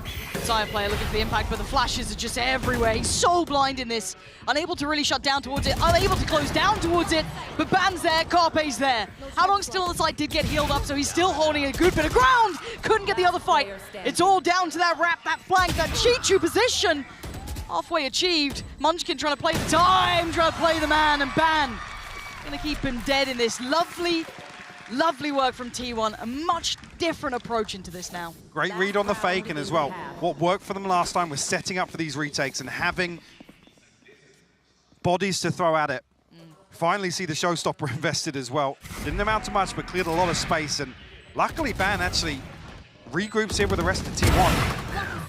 He's not punished by this reflank from Chichu. So 3 unanswered. Coming to last, again, because of the plant. We'll be able to get rifles across the board here for EDG. And give it a chance, but doesn't catch nobody. Not this time.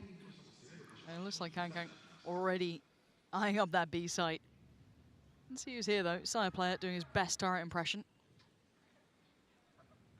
What's tough here is if T1 feel as if they want to lean towards retakes, Haodong potentially has the molly and the orbital strike here.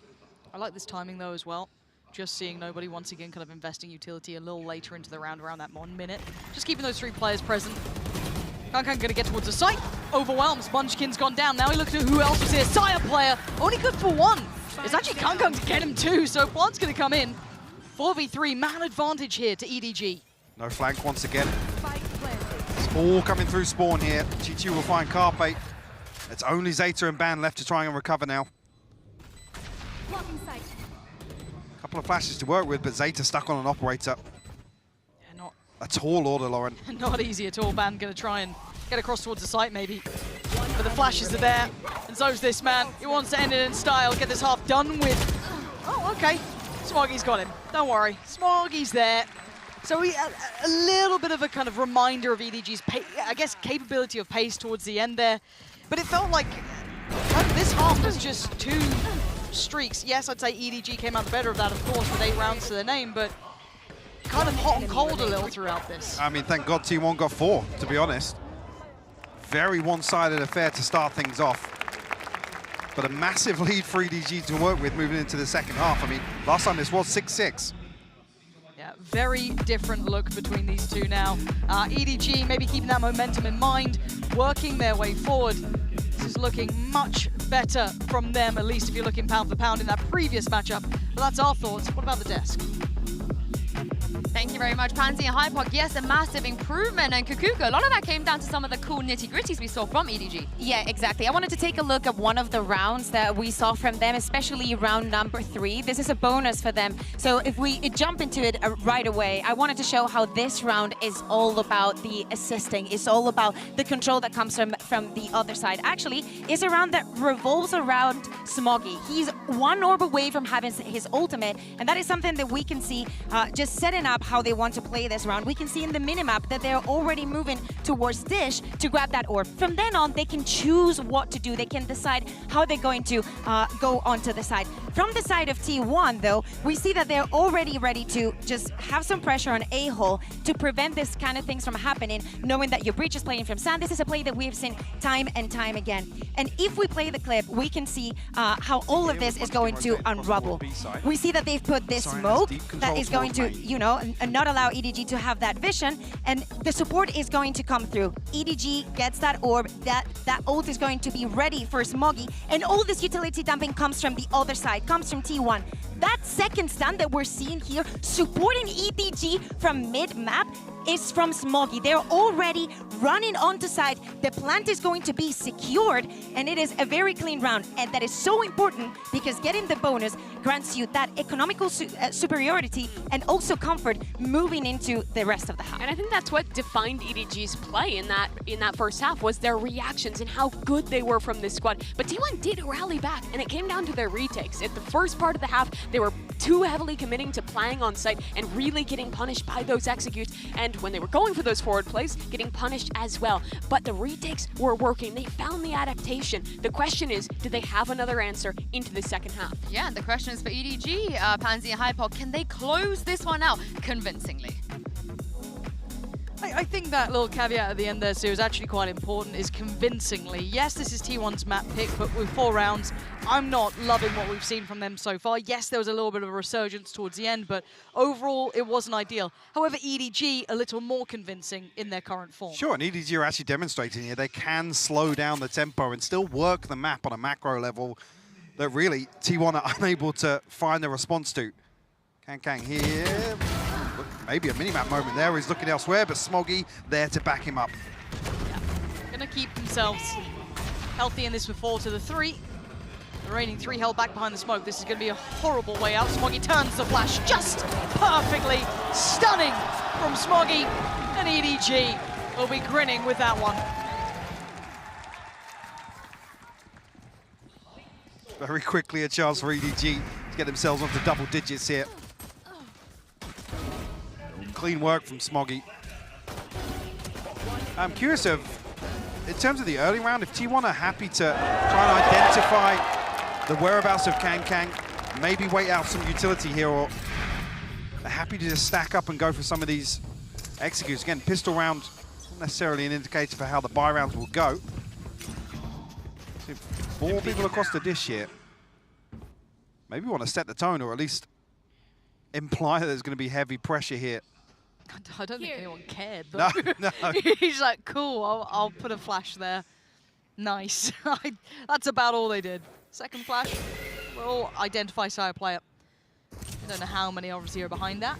And T1 not being particularly subtle, just maybe taking the tour for the orbs if they can. That'll be maybe on the list. Munchkin, gotta be cautious here, could easily go down. But now he's just gonna try and play on that corner. See who's prowling on the other side. Kang is there. Just about to drift away though, not really feeling that presence. And the second attempt at drawing attention towards Dish is going to warrant a response. Smoggy, not really bothered by Munchkin here. Speaking of unbothered, oh, this man, just nasty with it. This is against pistols though, so this won't be in the highlight reel, but it will be the 10th for EDG. An answer back from T1 and we need it quick. 6 rounds separating them. They didn't even stack up orbs. I'm not even sure who took the second outside arcade here, so nothing to latch onto in terms of this first ult cycle. What's the bonus looking like? What do we have? Okay. I mean, it looks good because Kang's 2 off Blade Storm. That does. In my eyes, that's a good setup for EDG. Oh, I saw a Bucky for a second. He opted against it. Unfortunate. Oh, what's unfortunate is Munchkin solo on the other side of this outside of arcade. Kang looks like he might just play a deeper position here off the Nano Swarm. Okay. Ton of information from Chichu. Can they deal with it though? T1 will be outgunning them here, but already Chichu actually going to connect well. And it's how long to swing! Oh, this is tragic from T1. Crumbling under the pressure from EDG. We've got a boatload of upgrades now, and Munchkin is left reeling off of that. So, whether or not he gets timing here on the first, yes, but 4 left to find. Chichu down to 10 HP. Nobody, though. His timing on the these reflank, flanks. yeah. He's such a little rat the way he plays. It's so good. Look at him. There's no way you get around it. That's a rifle, a nice little reward for him as well. And EDG are just playing a much better game here. T1 look hesitant. They're not looking like they did before. They haven't had that spark to ignite them yet. Conversion of the bonus here has just made matters worse. Yeah, so Chichu even stands his crown versus ban, where he's almost like isolated. Enemy remaining. The EDG so much happier to absorb these side hits, and it's not even a scrap. It's just EDG swing all at the same time, and T1 are overwhelmed. They haven't got any tangibles. There's no comfort in terms of finding an engagement towards any player of EDG. Yeah, and look, I think we've noted this from that first time they met up. When EDG are playing, you know, out of this world, we'll absolutely give them credit. But we have to also identify that T1 look very flat here. Not having that same capability we saw in those first matchups, even that little bit of a spark against NRG, for example. They just look a little out of this game, not looking ready for this map at all. And I hate going to those intangibles of confidence, momentum. It's such, you know, wishy-washy phrasing, but I mean, EDG have it in droves, apparently. Whatever it is, they're confident, they're playing together, they are completely and utterly outdoing T1. This hasn't been a competitive game so I mean, let's not forget as well that there was a map in that NRG series where it was on the back of ban. It was T1 were only still in the map because of ban. Yes. It was very top-heavy in here. Unfortunately, we haven't really got anybody from T1 standing tall in terms of the numbers, in terms of visible impact in some of these rounds. Unfortunately, an 8-4 half, we didn't see an early response here from T1. Will force a purchase here. Gaps in utility, 4 Bulldogs. Gaps in armor. Yeah. Oh, this uncomfortable watching if you're a T1 fan. And this matchup just not quite delivering to the same expectation. Again, credit to EDG in that regard. They are playing beyond expectation, I guess. But T1, I want to see more from them. We're going to run it down here. Yep, looks pacey. Van quickly going to make his way through sand. Oh, lovely start. That's the beginning. Is he going to wake up here? Nobody's gone down as well. This is much better from T1. Pacey, filled with intent. And EDG left with 2, Chichu and Haodong. Looking at Chichu's positioning here, don't think he's going to be able to get anywhere near enough in time to make any problems for that plant, but that's a shot. Hold on. We're down to a 2v2 now. Van making this look almost worrying for T1 with him falling. Oh dear, what is going on? Munchkin traded back out on 1v1 now. Chichu up against Munchkin. Chichu getting a little closer here. Munchkin waiting. Gonna hear these steps, gonna note those shots. He waits, he better hit this shot. Chichu closing the gap now, the tag! And he's got him! Chichu spams the pre-fire and then swings onto it. I think Munchkin even eats a headshot on that first spam. It looks like it. Oh dear. And that was the best round we'd had yet. I thought that could have been the instigating round that maybe got Pace change looked beautiful for T1. Confident, powerful to it.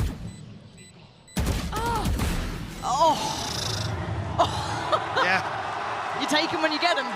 And the one thing EDG don't need in this map so far is freebies like that. Yeah. The coin flips go in their way as well. Oh dear. Operator out. How much is in the tank for T1? Looking to continue with this pace, looking to pinch on that side here, but Kankang in the backlines, he's found Munchkin. Look at where that kill is. I know, I just said how far has he gone exploring for this? T1 looking to try and be aggressive on it, but EDG still holding so much of that territory. How long going to send Carpe away? Side players, Zeta and Ban, the only three alive. And it's for more for how long than anything. Kankang is on the hunt. He wants blood. He's out for it. Ban puts him to bed, but it's all on Ban and it's all but done. EDG stormed through map 1. T1 shattered by that form. Can barely hold a light up against EDG, to be honest with you. Playing a totally different tempo than they did the other day. Like I said, T1 just didn't have, examples of rounds that felt sustainable. None. That felt repeatable for them.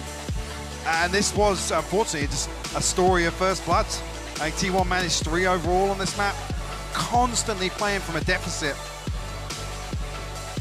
This is going to be a very hard map to quickly forget for T1. They just got blown out of the water. EDG coming out, firing on all cylinders though. Credit to them for that. But I wanted more from T1, at least on map 1. This was their map pick. You've walked into it, and you didn't make your impact today. Wow, Mari, because we go to Haven, that was the only map for the veto last time that wasn't close. EDG completely outclassed T1 in the second half. I think T1 managed 1 round, if I'm not mistaken. Oh, gosh. And again, it was another example of where they're able to scrape 1 across the line. It wasn't as if they were closely contested. EDG were constantly in control. Yeah, this is scary times for T1. They are going to need to wake up. Take a second or two, walk away backstage, take some fresh air here because they cannot perform like that. EDG have turned up like they want that playoff spot. Like it means the world to them because it does. They have fought so hard to get here and they're now 1 map away. Playing like they're worthy of it here today as well. You come out onto this stage with a rematch and embarrass T1 like that in the opening map. And you got to feel good about coming into Haven if you're EDG. The stars are aligning for EDG. 1 more map in front of them. The dream of playoffs is tangible, it's real, and it's there. Does T1 have anything left to bring to the plate? Because they have to do it now. They have to turn up for map 2, or it's all but over.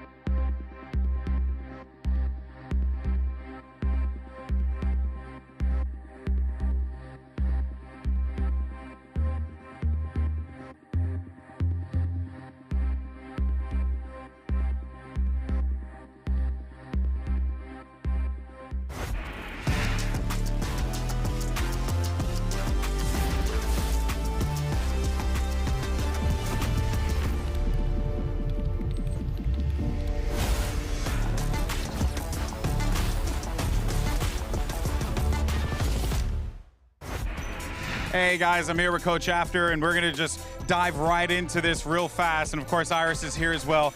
You guys have had a quick turnaround time to get ready for the game that's on the stage, and the results speak for themselves. How has this experience been for you?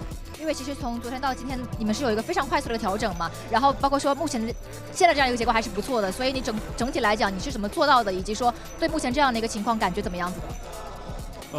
第一次对战到 T1 的时候，我感觉我们的状态跟战术内容都没有呈现出来，可能因为环境太紧张了。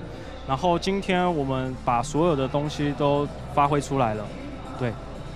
I think the first time when we met T1 on stage, we didn't play on our strength, so we didn't perform at the best form that we can have. But today, I definitely think that we play on the best peak of our form. So we were playing on our strength, pretty satisfied. Well, I mean, the results speak for themselves, Coach. Good job, brother. Anyway, back to you guys.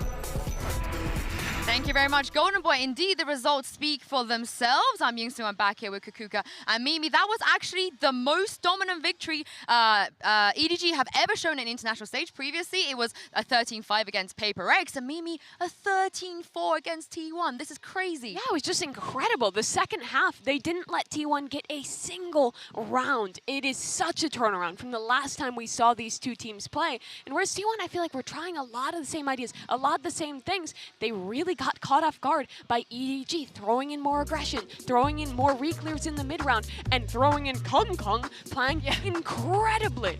Just this head-to-head between the Jets, it's I don't even know how to describe it because of what we just saw on the server. We talked at the beginning of the day, are the nerves going to be there? Is Kankan just going to keep improving on that performance? And he definitely delivered. He keeps up this performance, they're already in playoffs. I mean, Ban said that they were going to shut him down. They had a plan, but it doesn't look like they did. Yeah, I mean, they were not able to shut him down. And I love the way that this team uses Kong Kong on this map. On their defensive side, he's almost always just holding hands with Smoggy, pushing together to get space on an extremity, to get them that information to set up for the retake that they want to play. And on their attack side as well, they also just get so much value out of him. He's allowed to just play alone with an operator on the other side of the map, and he still gets value out of it. It's insane. I'm glad you mentioned Smoggy because let's check him out here in the Verizon high-speed moment from round 13. I saw a tweet saying that Kong Kong and team, Kakuka, I am offended. Like, do they watch EDG play? Yeah. Because how are you going to do Smoggy like this? I can justify Kong Kong just having a lot of fans out there just by the performance this he's been having during this tournament. I can see people getting excited by the plays that he gets on the stage. But, you know, I think that we should, you're being fair. We need to give everybody a piece of the cake because everyone from EDG has been to the best of the performance. Yeah, and even when you watch this team play in China, a lot of the time Smoggy can even overshadow what Kong Kong does. He's such a good player, despite the fact that he's switching between so many different roles for this team. He used to play Jet way back in the day, and you still see the flashes of brilliance from him. Yeah, it's a great start for EDG, but can they keep this up? Map 2 is coming up. It's going to be Haven. This is where they did actually, the one map they beat T1 the last time we saw them. But Kakuka, after this 13-4, I am really worried about T1. Oh yeah, completely. They definitely have to have some quick conversations if they want to bring it back. I think that they did not expect this level of confidence coming from EDG. This, you know, coming to step in like this. And Haven is definitely going to be a very difficult one. We were talking about them not being able to get a single round on that second half. And last time that they played against each other, that second half, they actually only got one round, which means if EDG is feeling comfortable, if they're getting the rounds, if they're getting the momentum, they're very easy. It's very easy for them to snowball onto. Well, let's hear from Coach Autumn of T1 and see what they got for us in map 2. Hey guys, I'm here now with Coach Autumn, and Autumn, you guys have played a lot of rounds over the last few days, and it's only going to continue to get more challenging. How are you going to keep the boys focused as you get ready for this map 2? Hold on. 항상 가장 중요한 거는 그 모든 라운드들에 배우는 게 있고 저희가 실수한 게 있고 상대방들이 잘한 게 있는데 이제 그런 거를 정확히 객관화를 해가지고 어떤 게 문제점인지를 파악하고 언럭키한 건 언럭키하게 넘길 수 있으면서 결국 다음 게임을 잡으면 되니까 그런 멘탈적인 그런 준비 그거를 가장 우선시하고 있습니다. So every round there's going to be mistakes and things that we overlook. So we have to catch those errors and trial and errors and develop our skills and gameplay according to that. And there may be some mistakes and things that we cannot control, but we have to overlook that as well and try to improve ourselves throughout the round. Yeah, well, you know, I've had the pleasure of seeing those boys kill it across a variety of different games, and I have no doubt that they could turn it around. Looking forward to seeing what you can do in map 2. Back to you guys. Well, thank you very much, GB. In map 2, they don't have a choice here, Mimi. They have to turn this around. Otherwise, they're going home.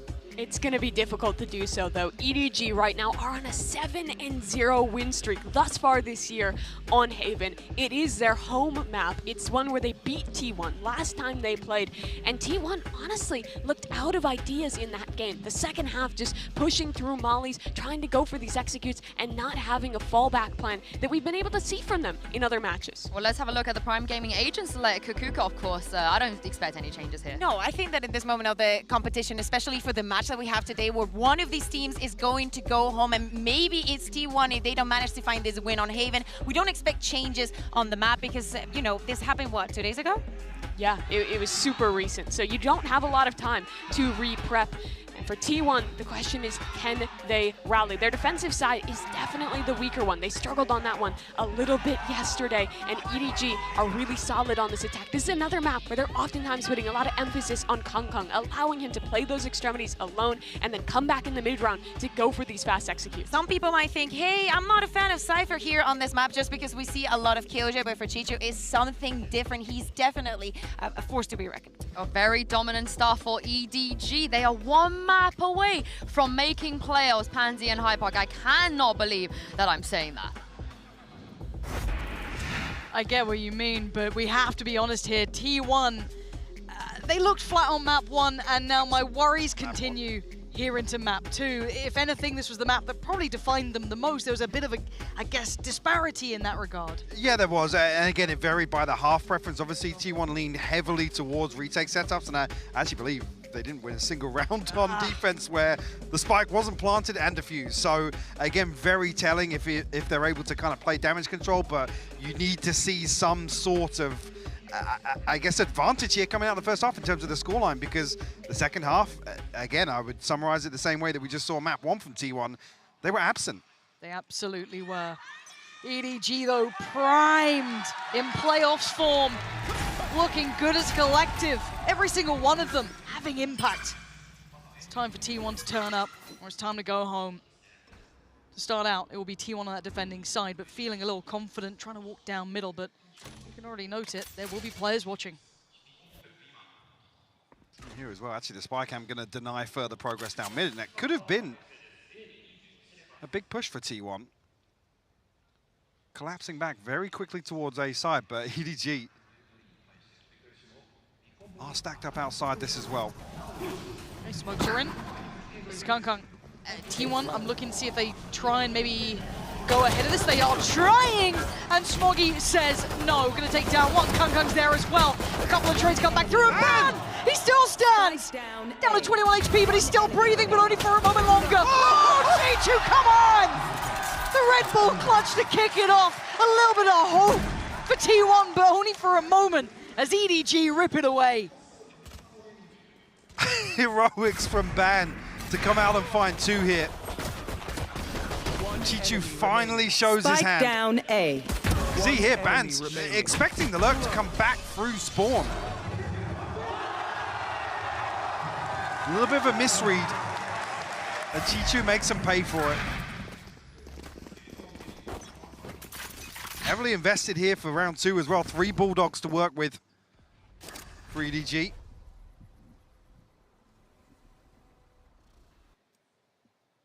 T1 looking curious towards A lobby. Messiah try and get something done here with the Sheriff. Won't be noted just yet. He wants a fight. Wants a bit of a brawl here. Gets the timing.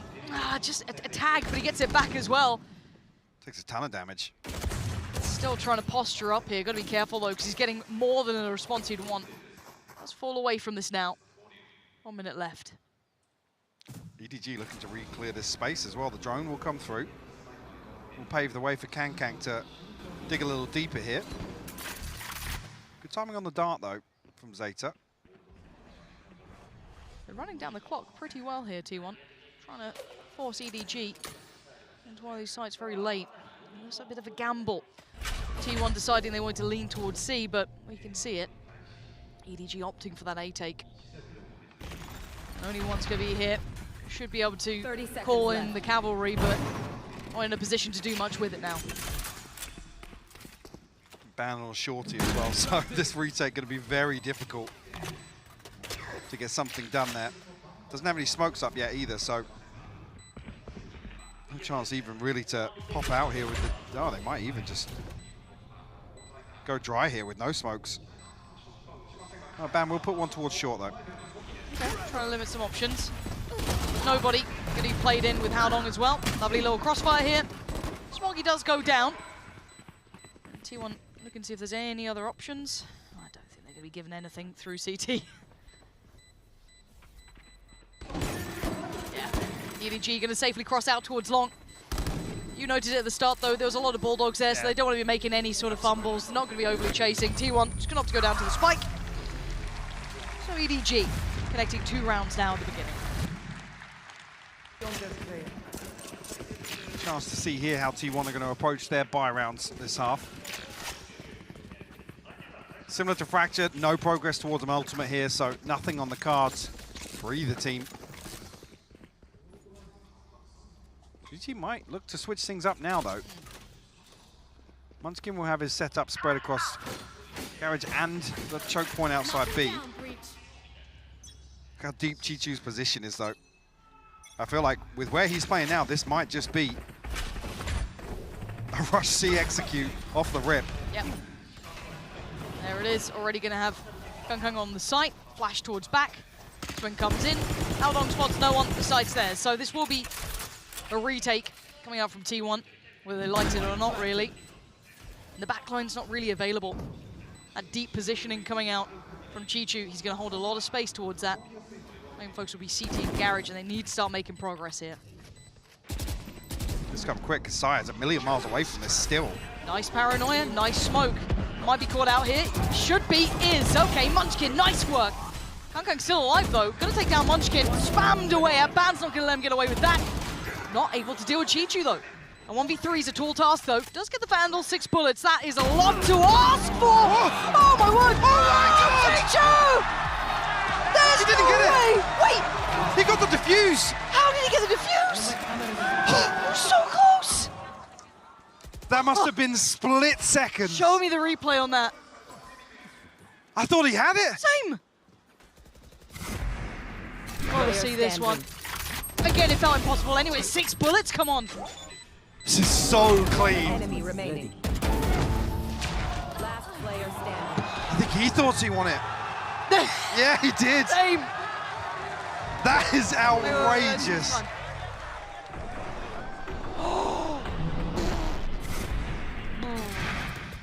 Quite close, that.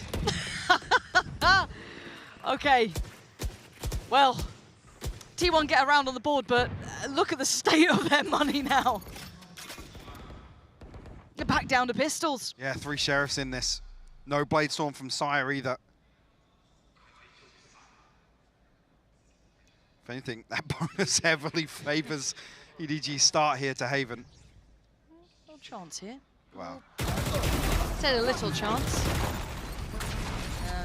And Kung gonna get away. An attempt made. And look at this guy. He's so hungry. He's so out for blood. Does he know side player? Yeah, he does. Absolutely. There's the classic. God, man. This guy's an animal. The way he plays is just so nasty to watch. You send 3 to the slaughter, and Kang cleans up. It's ridiculous, man. Yeah, it's pistols, but there's no way to overwhelm him. No. Well. T1 need an early victory and an early confidence booster, because... Yes. My heart's breaking for them a little bit, yeah. but there is, you know, that gap up to playoffs is very real, and Map 1 certainly wasn't up to caliber. I'm hoping Map 2 they at least get a confidence booster to get them back in the game. Because right now they feel a little out of it. And Munchkin's going to accept it here as EDG. Post to 3rd now. Just seconds later shows his hand there. No charge. even in the chaos, he turns the flash. He's superhuman, man. He needs to be thrown in to big conversations after this event, depending how far EDG go. He has certainly made an impression up against some big names. There's, yeah, there's a reputation to be made from that man. Already certainly a highlight. For now, though, we see the operator out for Saya, so that's something. Does he get anything for it here? Challenges on the other side. EDG, 3 players, make it the 4th, already down in towards Sua. He's trying to stand his ground here. That's a brave play, considering. Zeta going to post the Hunter's Fury to try and dissuade this approach, but they're ahead of it. Side player out of the dash now as well. Kang closing in. Side player, great connection. Takes down the threat. And now operating with 4. Chichu might become it. Keep in mind, he's been filthy so far, 7-0. This will reveal, actually, that T1 are looking to rotate away from this. Interesting enough, EDG looking to thread the needle, find their way onto B site. But look at the position they've already been able to get. Yeah, Smoggy's drifted onto A. Yeah, the smoke's going to come from kind of downtown, but he's got all that space here. So if they try and play back in, the only threat is through heaven. T1 are so paranoid, they're scrambling to try and pick back up some control. It's on Sire player to try and... Disgusting lurk from Haldong as well. Oh, he's opting to go all the way around CT too. Yep. In case it wasn't already looking rough, it's going to get a whole lot worse. Chichu. Guy's going to get wallbanged. The second that dart went up. And look at Haldong. Spots 1, spots 2. And he's pulled it. Gonna find Ban. Knows where Carpe is. Paranoia's gonna go through as well, so Carpe can't even try and trade it. And he's just costing them so much time. They're smothering him now. He's got support in this. It's not just Haldong alone. Smoggy's come around too. They fancy a bit of it. Zeta might be able to try and keep his teammates safe here. Yeah, he is, okay. But the time, EDG getting a little audacious in the plays. Nobody going hunting too. He wants to take these weapons away. He's done very well for 1. The operator will be staying though. And EDG make it to a 4th. Desperate to try and give Saya a tool here in the next round. Some ultimates starting to come online for T1. Rolling Thunder and Blade Storm available. Ban does have his TP. Yeah, the fact that it's Munchkin that falls first, the neural theft comes through. EDG just have total control. And they look to exploit that.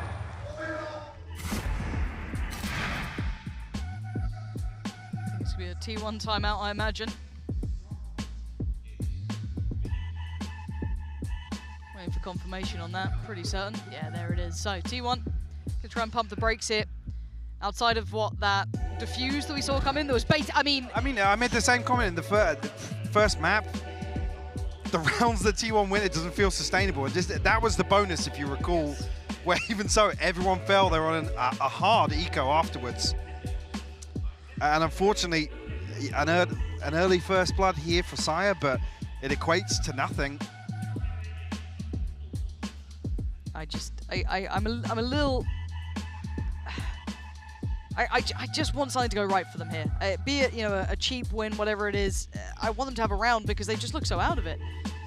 It's great to see EDG in this sort of form and control, obviously, but it's. Well, the concern being, I mean, last time, like I said, that T1 needed a lead in this first half for me because second half of Haven was when the crack started to show and, you know, utility wasn't being used in the early round. Kang was just running away with things on EDG's defensive side. So if EDG come out with a round lead here and a buffer, it's terrifying. T1 have to completely overhaul the way they played second half of Haven last time. I just, this round I'm kind of eyes towards Sire player. Does he get a moment to even have influence towards this round? It looks like a bit of a deeper hold coming out from EDG. Slower exploration towards Garage and proactive approach over towards A long from T1. So if anything, kind of funneling EDG in towards that C site. So yeah, to try and play in Saya as the op anchor here on C site. We get some sound cues. Very deep clearance here with the drone. But if T1 overpush this, they'll just spin back in towards A. And well, they've pretty much taken it all down. Trades are there. It's a 3-1. Sire player, what do you have? 50 seconds to play with, 3 to collect on.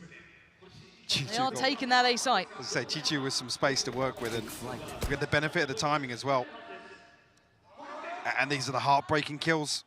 This is soul destroying if he doesn't turn. He has had a second all of it. Finds Chichu, and it's game on. Hey, A still some 1v2. time to play with here as well.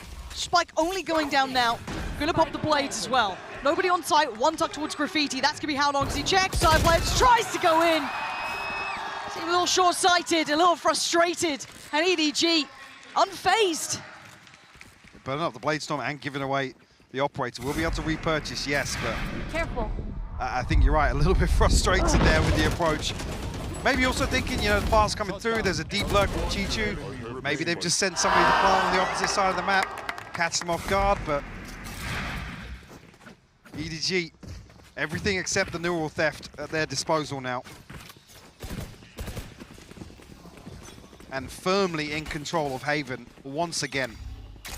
This has to be a swing round for T1. Good purchase, couple of nice ults, operator out. What does EDG do with this as well, right? They've got their own ults to play with. They've obviously got a fair crack of money too. And Chichu's presence through Garage has been problematic to say the least. A nuisance by all variety, but we do see that Killjoy set up there. So Turret's going to be in position. Munchkin going the long way around. Good damage taken from Kankang, actually. He's hunting though.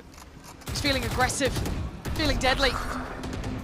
Looking also to kind of fall towards the side. Ban going to note the player towards the back of the side, but look at the pressure on this man.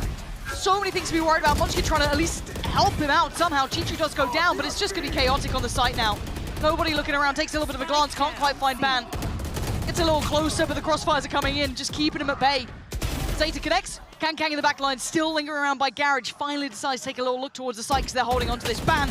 Oh, a messy fight towards Long was never going to be enough here. And the last two players make it one. Do the whole lot. This could be a big round for T1. Can they keep three alive? Double swing. Yes, they can. But they're second on the board. This time around, T1 mitigating a lot of that risk. They play deeper and deeper, but concern being now if EDG lean heavily into that, the T1 are happy to concede space. First time really they followed through off of Munchkin's utility as well. Actually, Rolling Thunder didn't catch Ban. I thought it did. Saw him catch a kill on the kill feed off screen, but a lapse of concentration there from Smoggy. Right here.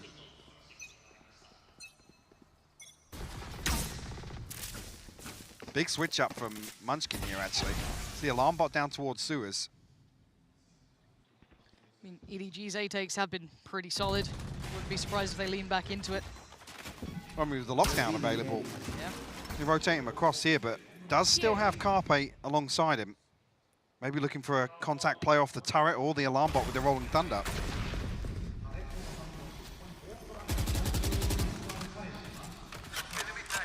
There's only two of them here. The gap between is quite substantial too. Side player going to be sitting towards B. See if he finds anything. He's not. And swing. Killed by the dart. Yeah, Completely wasted. No value off it. Time, I guess, is the only thing that they get, but that's a very slim reward. But very quickly now, you can see the call is made to drift back towards a retake.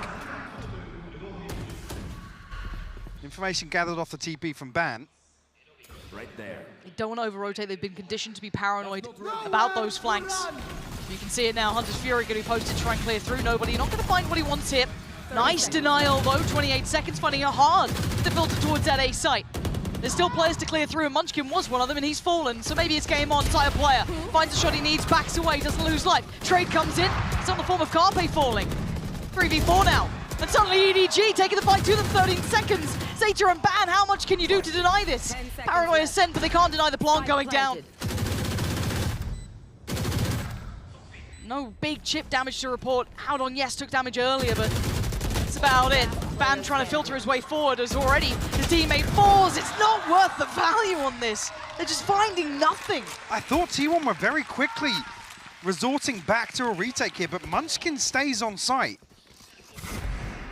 Very peculiar. As him to take first contact here. Look at the space. Where's the second swing there? Even EDG were looking for it. They were waiting for it.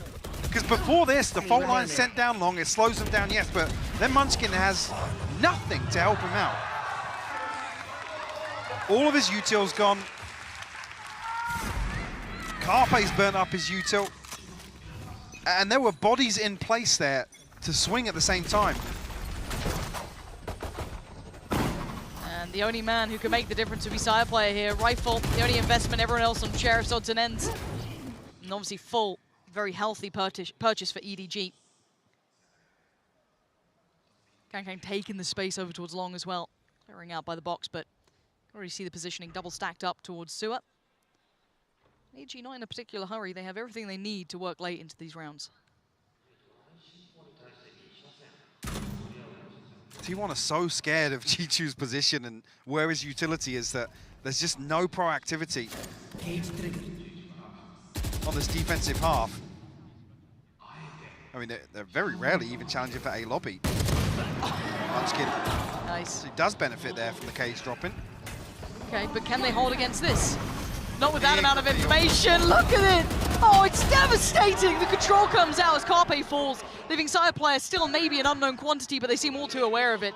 Nobody the first to try and find that information, and he wins the fight. EDG have the side to their own. The last two players feeling irrelevant to the outcome as Kang is holding them back. You want a chance to the site, you got to get past this man. And he ain't letting you through. Nothing going to be happening. EDG fully in control here. This team wants playoffs, and they're not far from it now. Big gap. 5 rounds separating them here on Haven. It's another example. I talked about this in map 1. How quickly EDG react. They concede this first blood. Immediately, the switch is flipped.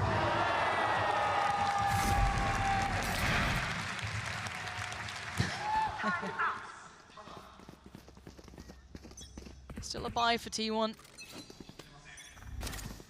Still they are running on fumes here.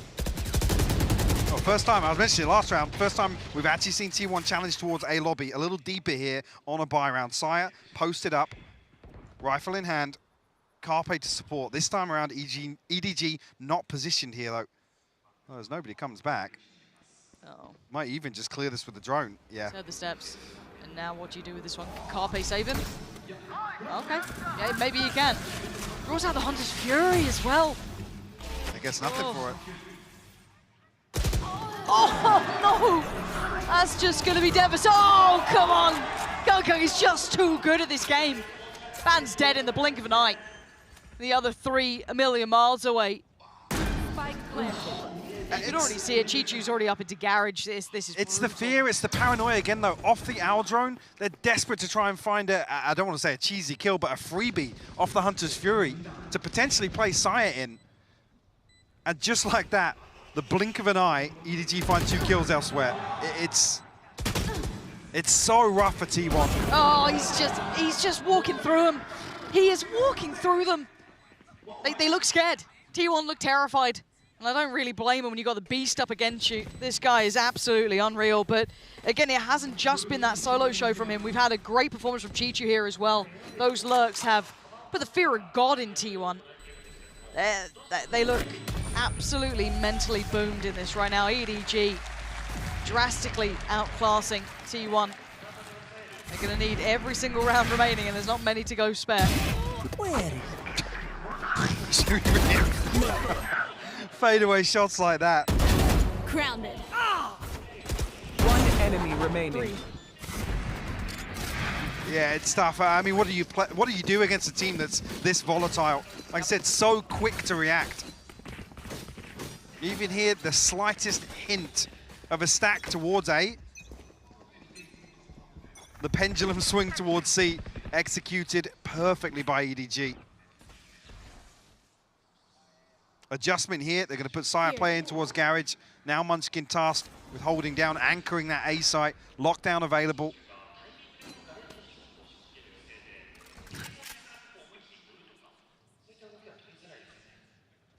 The thing is, with no exploration from T1 this half, there's not really anything that indicates what their default looks like. I mean, they've barely even pushed out and dealt with the spy cam in a single round that I can think of. Chichu has all the information across the map. And EDG just running rampant with it. Look how close they are. He's so far ahead of even that dart that just came in. Yeah, not going to be hindered by utility. He wants to fight towards the backside. This time, though, T1 actually going to fall away from this. Sit a little bit deeper towards CT. Depend on that lockdown. Get out of my way. Planted. Should give him a bit of room, but look who's hunting! Oh my God. Kang's here! And he wants once more. He's going to chase him around the map. He's still going. Does it land? I was It going to say, does. the shock down and the aftershock's going to deal with the lockdown. And now you got problems galore. 4v4 and you got to make your moves now. You got to try and get towards the side. He is here, standing his ground. Does eventually fall down to Munchkin. It's back down to a 3v3, but the time's still ticking. The Paranoia finds nothing. Nobody on the reposition. It's just gorgeous work.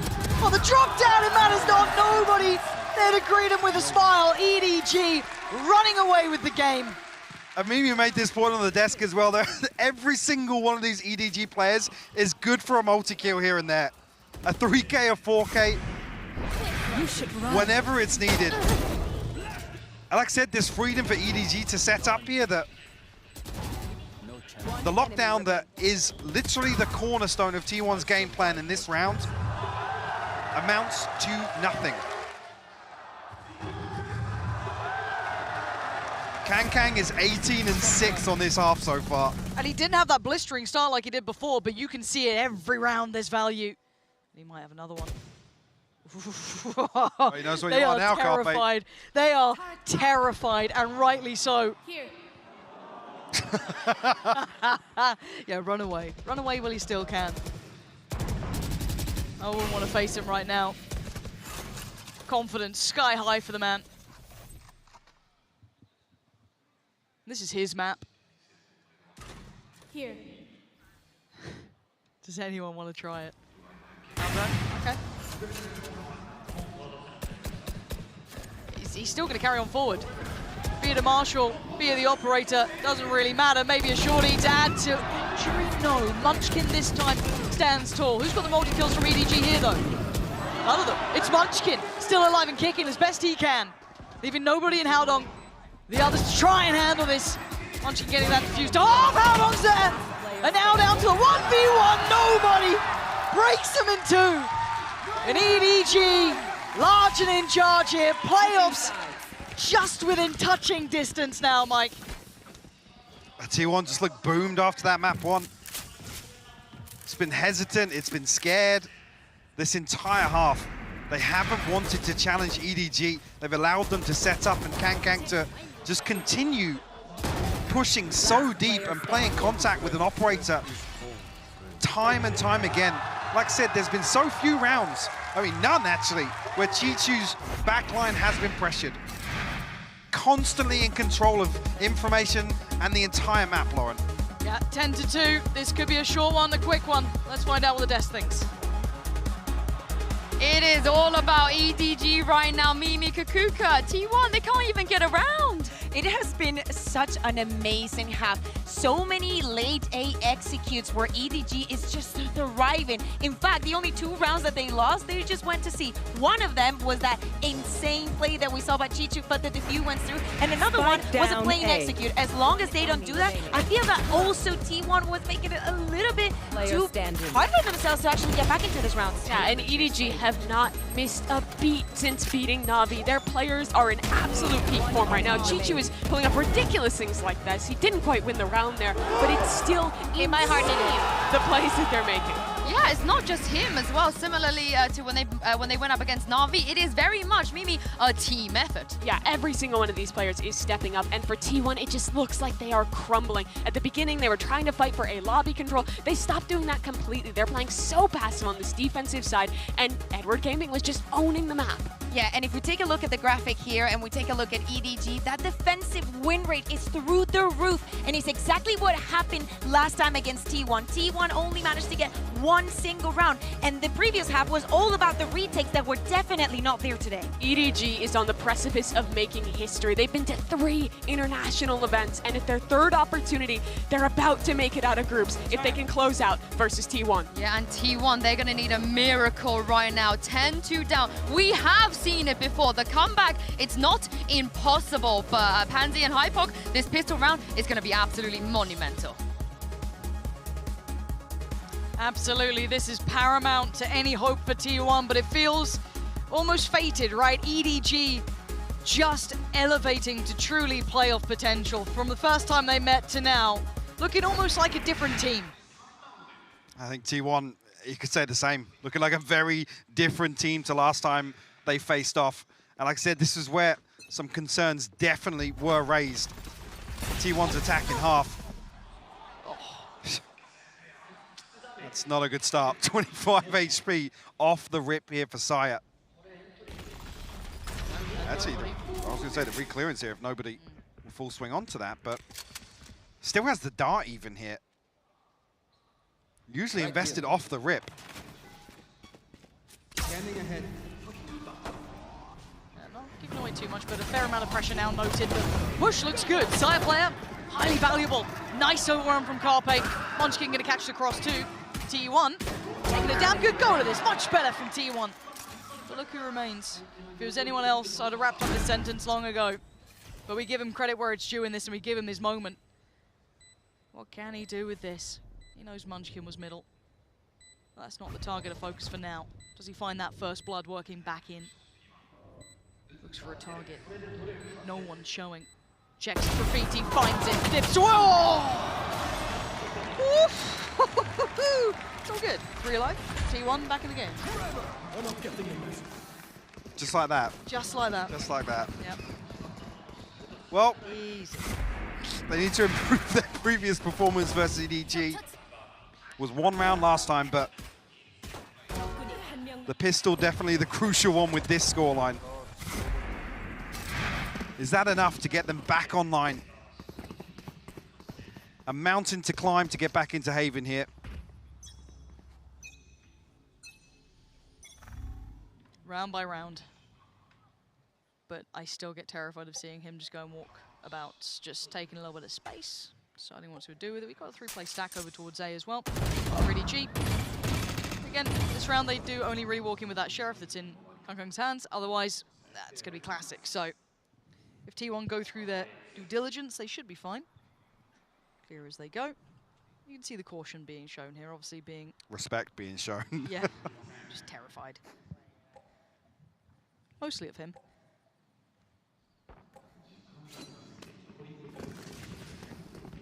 Looking to now regroup back towards C. Kangkang looked like he almost responded to an audio cue there. Heard it, maybe. He's going to be watching through from Garage. He held back for now. How long does that smoke last? Okay, a little bit of info. Chichu's got Sire player. They're not getting the access. Oh, God! Saya's got one! Okay, he's got down. Okay, it's fine. It's fine. This is totally fine. 33 seconds is definitely a little dangerous. But it's dealt with. T1. All good. 3 alive, 3 rifles. No worries. Yeah, luckily holding on to the crucial inventory. And one thing last time EDG was so good at is not just leaving Chichu to anchor a site, but just leaving his utility. Yeah. They were so happy to explore elsewhere, get a pick on the extremity, and then end up back on the site where Chichu's investment is. I need a drop. To get right for the, I was going to say, Carpe will pick up a Bulldog here. Again, T1 with some difficult decisions to make, obviously, in terms of the economy due to the scoreline. They're looking to continue to pressure here towards A lobby. Still need to be careful on the way in. You can see them trying to go through all of those corners, clear everything in front of them. Smoggy's still set up here for a stun. Kangkang almost with a sixth sense here. Reading a couple of players of T1 backed into the corners, but doesn't get any damage and forced back by the drone. Yeah, nobody's Smoggy and Kangkang all here. They're leaving B, basically kept safe by a trap and a little bit of a passive hold by Haodong. T1 walking into quite the stack of players here. Silent player better be good for it. And he goes. First man found. Clears out one. Looks for the follow-up. Not going to happen. Hold by nobody. Smoggy with the swing. Takes down side player, but there's still Smoggy on the side, but overwhelmed. T1 doing nicely here. A 2v3 is not impossible, though. Paranoia gets sent now. They can't really get ahead of that smoke, so Carpe playing by Graffiti is in a pretty powerful position here until... Wait, Zeta? Huh? The smoke dropped. Seemingly completely unaware. Ban saving the day there, Mike. That felt like they were about to fumble it. I'm not sure if Zeta thought he had a couple more seconds on that, but the smoke falls and he's punished as he's trying to tuck back into that short cubby. And so T1 convert the third. Is a comeback on the cards. Actually, sorry, I think even spotting there on the dash. Very diligent on the entry. Van luckily gets that instant headshot on the double swing. Shuts any hope down. They go for an instant timeout for EDG. Come on. I mean... Scary if they want to switch something up now. We did talk about them kind of looking to bring in like a different style almost, right? We saw on map 1 it being a little bit more patient, a little bit more refined, not as, you know, high tempo, high explosive. Still as volatile as ever, sure, but a little bit of a different look. Now I wonder what EDG do on this. They have options. Obviously, though, they've kind of had a couple of investments here and there as well. Losing out on that bonus is rough too. That's going to put them in a little bit of a predicament. That can close up the scoreline a little bit. And they don't have any ults to lean on. No massive amounts of progress, obviously, of everyone in tow. So, I wonder what EDG do with this. Maybe just going to make sure they don't allow this team to open up that window of chance for T1. The last time, obviously, heavily reliant on Kankan getting on that operator nice and early. And that was when T1 barely got a look in. Yes. Again, started running away with the early rounds. The utility misinvestment from T1 time and time again, conceded a lot of map control. You see it, it's free on the bounce. How far can they take this now? Anticipating a little bit of aggression coming out of that timeout. 3 stingers and a sheriff, so no... I was going to say, no freedom here for T1. They've got to play this carefully. I guess they can afford a couple of these rounds, but interesting to see how long they live with this. Again, probably a good choice from T1 to just go for the C take, feels safe. Well, EDG again, safe. ahead of it. Yep. Lost a bit of that timing on it now. They could readdress this. They could re-pressure. Side player going to take towards the side, but EDG have all 5 players here waiting. Let's see how this pressure looks though. Munchkin going to deal with the first. Chichu goes down. Kankan gets towards the side, spots out the players, but again, still working with stingers. It ain't going to be enough. Carpe overwhelms, but Smoggy to do the damage, leaving it a 3v2. Only down to Smoggy, and T1 weathering the storm here. Well handled. I was saying, a little bit of a misplacement here on some of the utility on the way back in, but only stingers, only sheriffs. EDG probably just looking to chip away a little bit, take away, or force a couple of repurchases here with a stinger of rounds now in favor of T1. And a big advantage in terms of the ult cycle, in terms of what's available off the rip here. Rolling Thunder, Blade Storm, 2 off the lockdown. Kankan's got the operator though. Yeah, that's... and he's going sewer. Does he? How far does he take that, do you reckon? I mean, last time T1 were incapable of shutting this down. Yes. And they conceded a number of first deaths on the back of it. Reading into it potentially, though. It's actually, yeah, the alarm bot's posted up here to prevent a flank coming through. It's a test of Howdong then instead. Side player going to lead the way. The paranoia was good. I don't think they noticed that it actually connected very, very well. Plays in Howdong just perfectly. Side player, a little bit of a fumble there. Smokey going to make the most of that as well. Gets the trade. Oh, Kankang as well. Connects onto Zeta, leaving Munchkin in a rough situation. Made worse with that operator rattling through his chest as EDG up to 11. The corner, checked or not, made so much of a difference in that one round. Yeah, it's heartbreaking that Howdong's actually not spotted here, because the paranoia is perfect. Right. But you can see what Saya has to do. There's so much for him to clear. One enemy remaining. T1, I think, make the right decision here. They continue pushing. This guy's a superstar in the making, isn't he? 22-11. He's putting on a show. Theatrics short, in and out of the server. And I think he's getting a little confident, a little cocky. Getting that first hit in that second half. And they're getting aggressive down towards long. It looked like T1 were prepared for this before. This time around, are they ready for what's on the way? Oh God, the headhunter himself, he's here. He's gonna keep going on this one too. Gets a little closer. Just around that corner. should run. 3 players. Was baited in, toyed in, teased in. He still gets the kill. How long is there with a ban? Tries to do everything he can. Still does the damage. Chichu comes back around. And EDG all too prepared for this. Munchkin once again left here alone. Desolate. So few options. Oh, adding insult to injury, isn't it? What are you meant to do? Got 3 to clear. Stunned up. 38 seconds. Even the turret's not on his side at this point. Can he isolate one of these? First, yes. Trying to look for that swing. Chichu held off. The second! Okay. Munchkin, you knew where he was. And he waits. He waits. Oh, no! Heartbreak! As Chichu timed it so well. And the moment Munchkin moved away, EDG make it to 12. I mean, that's the best way to sum up some of the rounds in this series. What a beautiful collapse, though, from EDG. And Chichu's so deep on C-Long.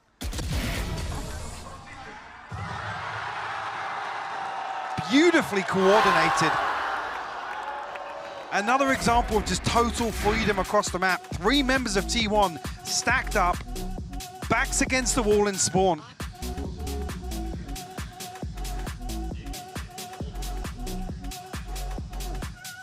Heartbreaking. This one's gonna sting for T1.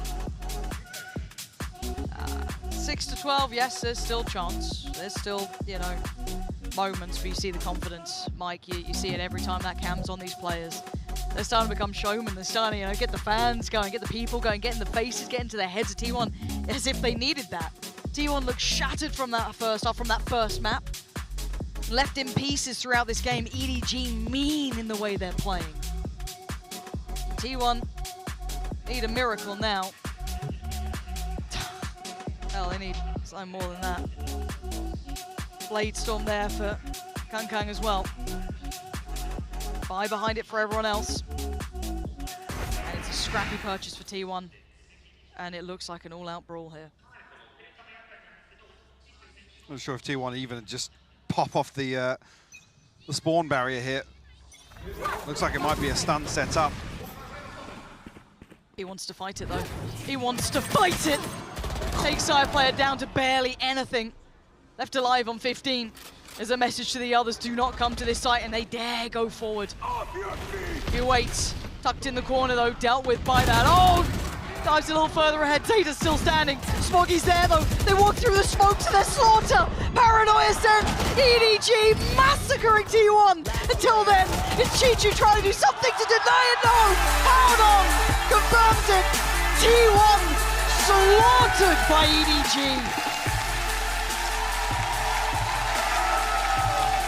A terrifying performance here from EDG. Thriving on that previous success. And everyone's stepping up here. Kang, the headline, sure, but this is a scary roster. Yes, it is. Right in that wave, Lauren, honestly. Every team in the playoffs will want to avoid them. There's something about them. There's some magic in that team. And I don't know how you deal with it. T1 didn't. They made a damn good go. They faced them down in the first time they met. They succeeded. They took a great game to NRG. In the rematch, it was a different place altogether, a different team altogether. This EDG side, something about it, terrifying to the core, the capability of some of these players. And as you said, yes, one man, maybe the front man, but everyone is capable. We saw it here, Chichu, fantastic, nobody, incredible. Held on, Smoggy, heroics from these players, every single one having their rounds. And obviously, the man of the hour, Kang is just built a little different. Certainly a superstar in the making. I mean, a very short list of players that, I guess even at this event, that could stand up individually to the performance that Kang is demonstrating so far here in Tokyo. Like I said, if this is the byproduct of a little bit, an injection of some confidence here on the stage, how far does it go for them? I think that's the question we all want to find out down the line. What does it look when they get to playoffs? There's big teams there. There are big teams who dealt with the CNEDs of the world, the Artists of the world, the Durkas, name your heavy hitters. Those teams have handled them. How will they deal with a newcomer? some fresh blood coming in to look that terrifying throughout this series. That is something we'll find out once we get to those playoffs, and I'm sure everyone waits with bated breath. But what a moment for EDG, bigger picture. A couple of international debuts, a couple of looks towards it, but nothing like this. Nothing like this form has been seen before from this side. No. It's tough for T1, but I gotta say it, when there's just an off day, a little bit complacent in some situations, but a total lack of awareness of what EDG we're gonna execute here. I think very polarizing performance here. So many times we saw them scared, hesitant, I mean, lost for answers, to be honest with you. And EDG literally thrived in that situation. A couple of different looks from them today as well. Happy to slow things down, looking as if, you know, aware of other macro elements that maybe would be the question marks for this roster. And that's been a bigger conversation globally when it came to, especially, you know, Chinese teams coming into the international scene, is the depth. They never had the pace change. They could never play that slow style. It was always the conversation of, yeah, 1, 2, 3 individuals could always maybe keep up, but then when it came down to the nitty-gritty, that especially like EMEA style, notoriously or historically, they never kept up. This could be the team to do it, Mike. This could be the team to make the run. Sure, yeah, which is why I'm excited to watch them again, and again, a deeper pool of teams, for example.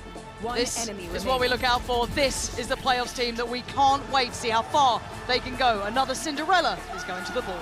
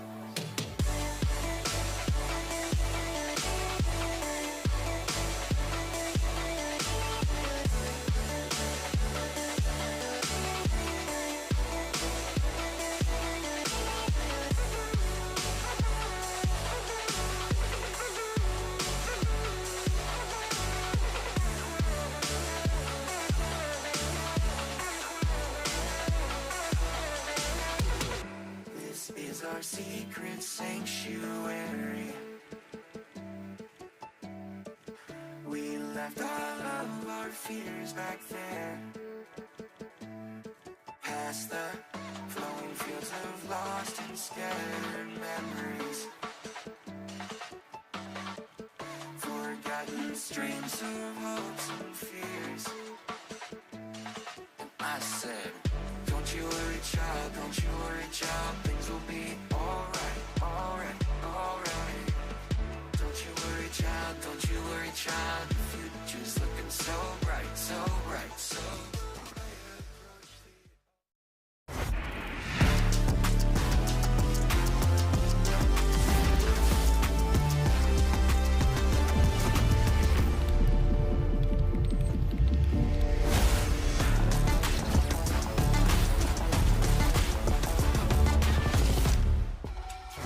What a match that was. EDG, they finally did it. They made their first ever playoffs here at Masters. I am your host, Yingsu, and I'm back here with Kakuka and Mimi. Honestly, maybe I was trolling a little bit on day one of this tournament, saying I think EDG are 100% making it. Josh and Brent made fun of me a lot, but Mimi, who's laughing now? I don't know. I feel like no one can be laughing because it's just like, it's the perfect story for them. We've seen them now come to 3 international events, and they've always been the best team in China. They've always been dominant at home, and we've been waiting to see them show up to the international stage and bring that same form. And finally, they've found their opportunity, and they have taken it in such dominant fashion. And this speaks volumes of them, because it's not only that they got the win against Navi, now they proved that they actually deserve that spot. This was not, you know, down to those 1v1s, a little bit of clutches here and then. No, this was a dominant performance. We were talking about doing the homework. We were talking about the rematch and actually playing the same maps almost that they played last time, and actually wanted to show everybody that they can improve, that they can be better. And what makes this team so good isn't just those individuals who can pop up and clutch these impossible rounds out of nowhere, and just how cool they look on stage all the time. It's the fact that they can find a new pace. They're not just that Chinese team running it down and relying on individuals with fast executes. They can slow things down. They're good at re-clearing, making decisions in the mid-round. Every event they've come to, they've improved strategically, and I think it's all coming to a head here. It feels like we're at the beginning of another Zeta-style miracle run. I mean, I don't know who I need to speak to, but make that Kong Kong thing a spray in the game. Make that thing a spray. That was incredible. Cool. That's up there for me with like the King Leviathan moment we had at Lockheed. That's just iconic. I think that it definitely could happen. I think that he deserves it, and I think that more so, he's going to do it in playoffs as well. This is the thing, right? They've managed to secure playoffs in a dominant fashion. Kong Kong, of course, in the center of that. Let's take a look at his stats, because he is up there. He is up there with basically everything, Mimi. #1 of ACS. And this is from the entire group stage. This is out of so many stars. You have NRG qualifying out of 1. You have EG qualifying as well. You have so many great teams making it to the next level. DRX as well. These squads who have always impressed internationally. And he's up at the top of them all. We are really starting to see a new superstar coming to life. Yeah, and it's so surprising to see that it's not only him. I think that especially on this map, the way that we saw Chichu, so many of them, Smokey during the first one, I think that everybody on that team has something to contribute, and they're going to be the star at some point. Of course, we're going to have our eyes on Kankan because of obvious reasons, but anybody can provide those moments. Yeah, speaking of Chichu, he is standing by right now with Golden Boy for the Verizon post-match interview.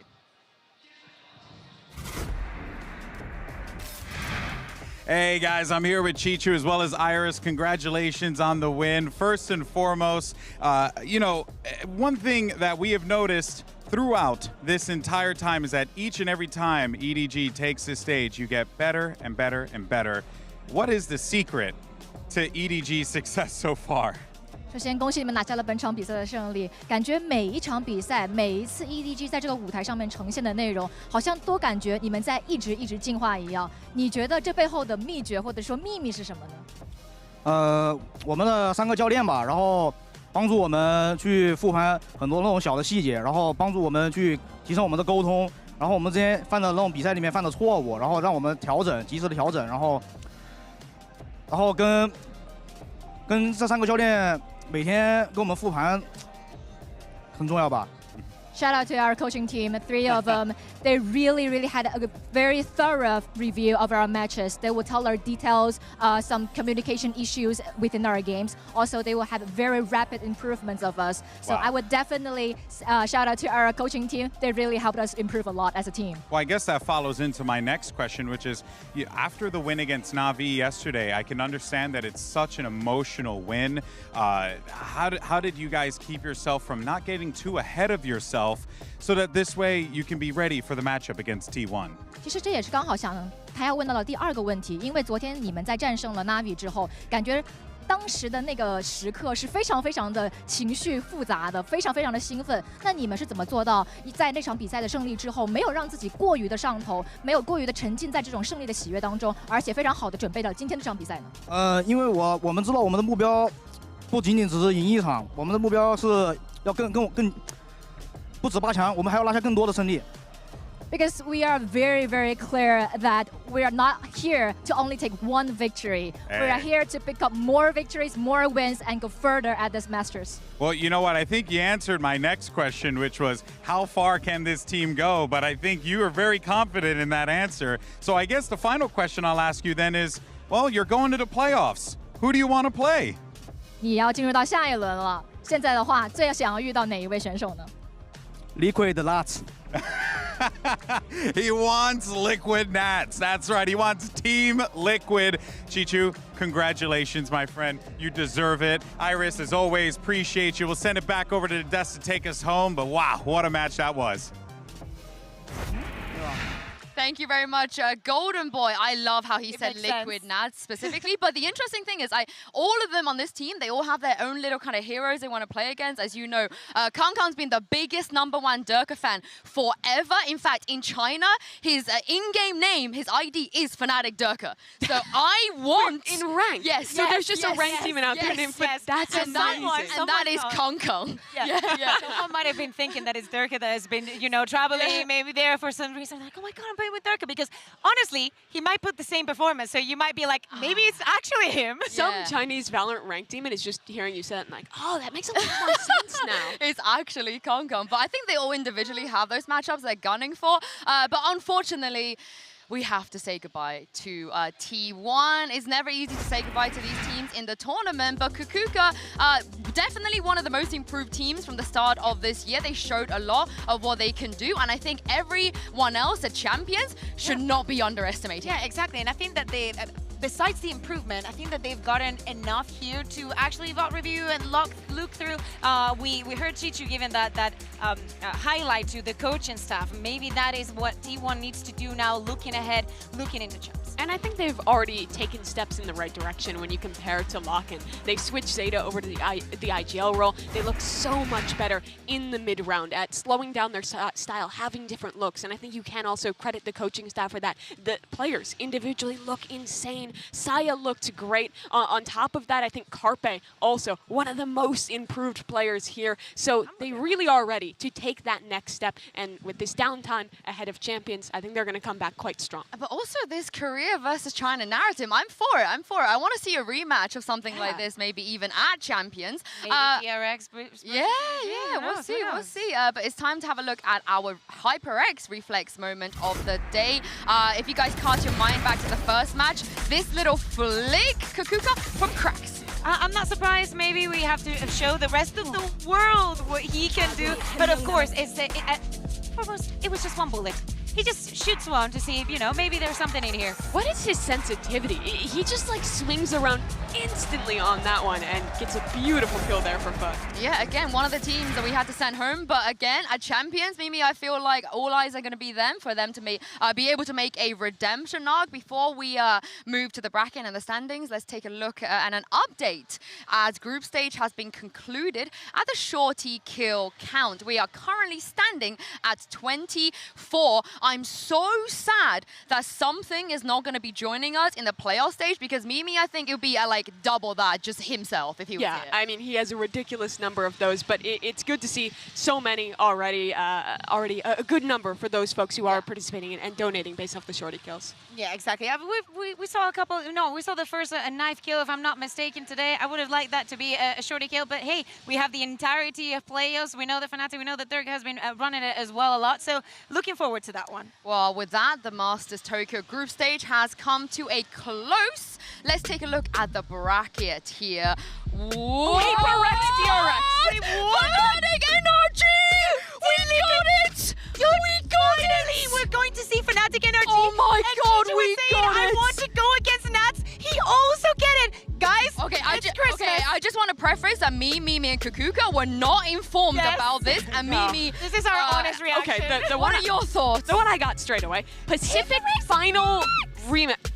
Yeah, it's going to be insane for that to be the opening match. First time for Fnatic Energy. TL EDG, some history there as well. And then Loud EG, an America's rematch there. I mean, EG was a team that has already taken a map off Loud in the past. This is going to be a good playoff. I just want to thank the bracket gods that Liquid and Fnatic could be meeting Kukuka in the grand finals. Yeah, exactly. Yes. This could be definitely very, very exciting. I think that this is like a saving grace for EMEA because despite our two teams that we had in groups didn't make it through, at least we're not getting a rematch from our own regions and we're, testing something different because, as you said, of course, ED has gone against Loud and HyperX DRX was the final on that day. And I think we're being treated, with the NRG and EDG. I feel like I need more time to process what's You got a lot more time. You got another day before playoffs. We do have a whole day, but take a break real quick, most exciting matchup for you? Just one. I think it's got to be Fnatic versus NRG. NRG. It just You too? has to be, right? 1000%. Yeah, first time they've ever played against each other. I cannot wait to see it. I think we need a day off after seeing the bracket and to process everything. But when we return, it's time for the knockout stage double elimination, which also means it's the first time we're going to be seeing Fnatic, Loud, Team Liquid, and HyperX in this tournament. Thank you so much for joining us today. Here are your Prime Gaming post-match highlights, post-day highlights even, and we'll see you soon. I can't wait for the playoffs. It's uncomfortable situation for DRX to be in, and for Foot, well, the grass is just going to continue to get greener on their side of the field as they have already punched their ticket to Champions. They are just playing with that house money. It's DRX, it's Foot. This is going to be good. They've gotten it to half, now the reset, and now the fight. Kiwi on the snap, Kiwi on the shots. And they asked for it. Where was it coming? It's coming courtesy of Kiwi 1. Killer instinct activated. Put in the TP. Yeah, that's not what the intent was. RB with 2. Spam expecting to pre-fire. Buzz finds the timing on Mr. Fallen. It's all Maj by himself. Maj is healthy! Foot walk away with the win, 13-9. Only taking one with him. Mako on the swing. Buzz finding value with it. Oh gosh. Zest is still here. He's playing far off. All he has is a classic though, and the classic works! Buzz with 3, and we're tied at 5. He's going for the knife. We got a knife? What kind of skin The is there on the stun knife? too to try to catch him. What's the skin on the knife? Okay, that's a good one. Yeah, we'll take it. We'll take it. Sax is the only one far off though. Buzz has already gotten 2. Make that 3. We're going to map 3. Wouldn't have it any other way for DRX. He doesn't spot him at all. RB with 2. Robbed of the 3rd, courtesy of Mako. Finally landing it, switching weapons and getting them all. And the defenses of DRX are crumbling. You see him trying to funnel out of the site, trying to flood their way through. But Zest with 2, and Mako does it as well. DRX obliterate Foot and punch their ticket to playoffs. This is it, a do-or-die fight for the final spot at playoffs here at Masters Tokyo, and it comes down to T1 and EDG. No matter what happens, it will be a historical moment. Diffuse is already towards halfway. Nothing to deny it now. Beautiful, excellent round from Zeta. But Zeta going to take those first couple of steps. He wants to go quick, try and get ahead of the lockdown, and he can't. Chichu greets him with a smile, but it's Chichu on the counter swing to be just perfectly positioned. This is going to be a horrible way out. Smoggy turns the flash just perfectly. Stunning. EDG storm through map 1. T1 shattered. And look at this guy. He's so hungry. He's so out for blood. Does he know side player? Yeah, he does. Absolutely. There's the classic. God, man. This guy's an animal. Nobody on the reposition. It's just gorgeous work. Oh, the drop down, it matters not. Nobody. It's a trade. Oh, Kung as well. Connects on towards Zeta, leaving Munchkin in a rough situation. EDG running away with the game. T1 slaughtered by EDG. A terrifying performance here from EDG. This is a scary roster.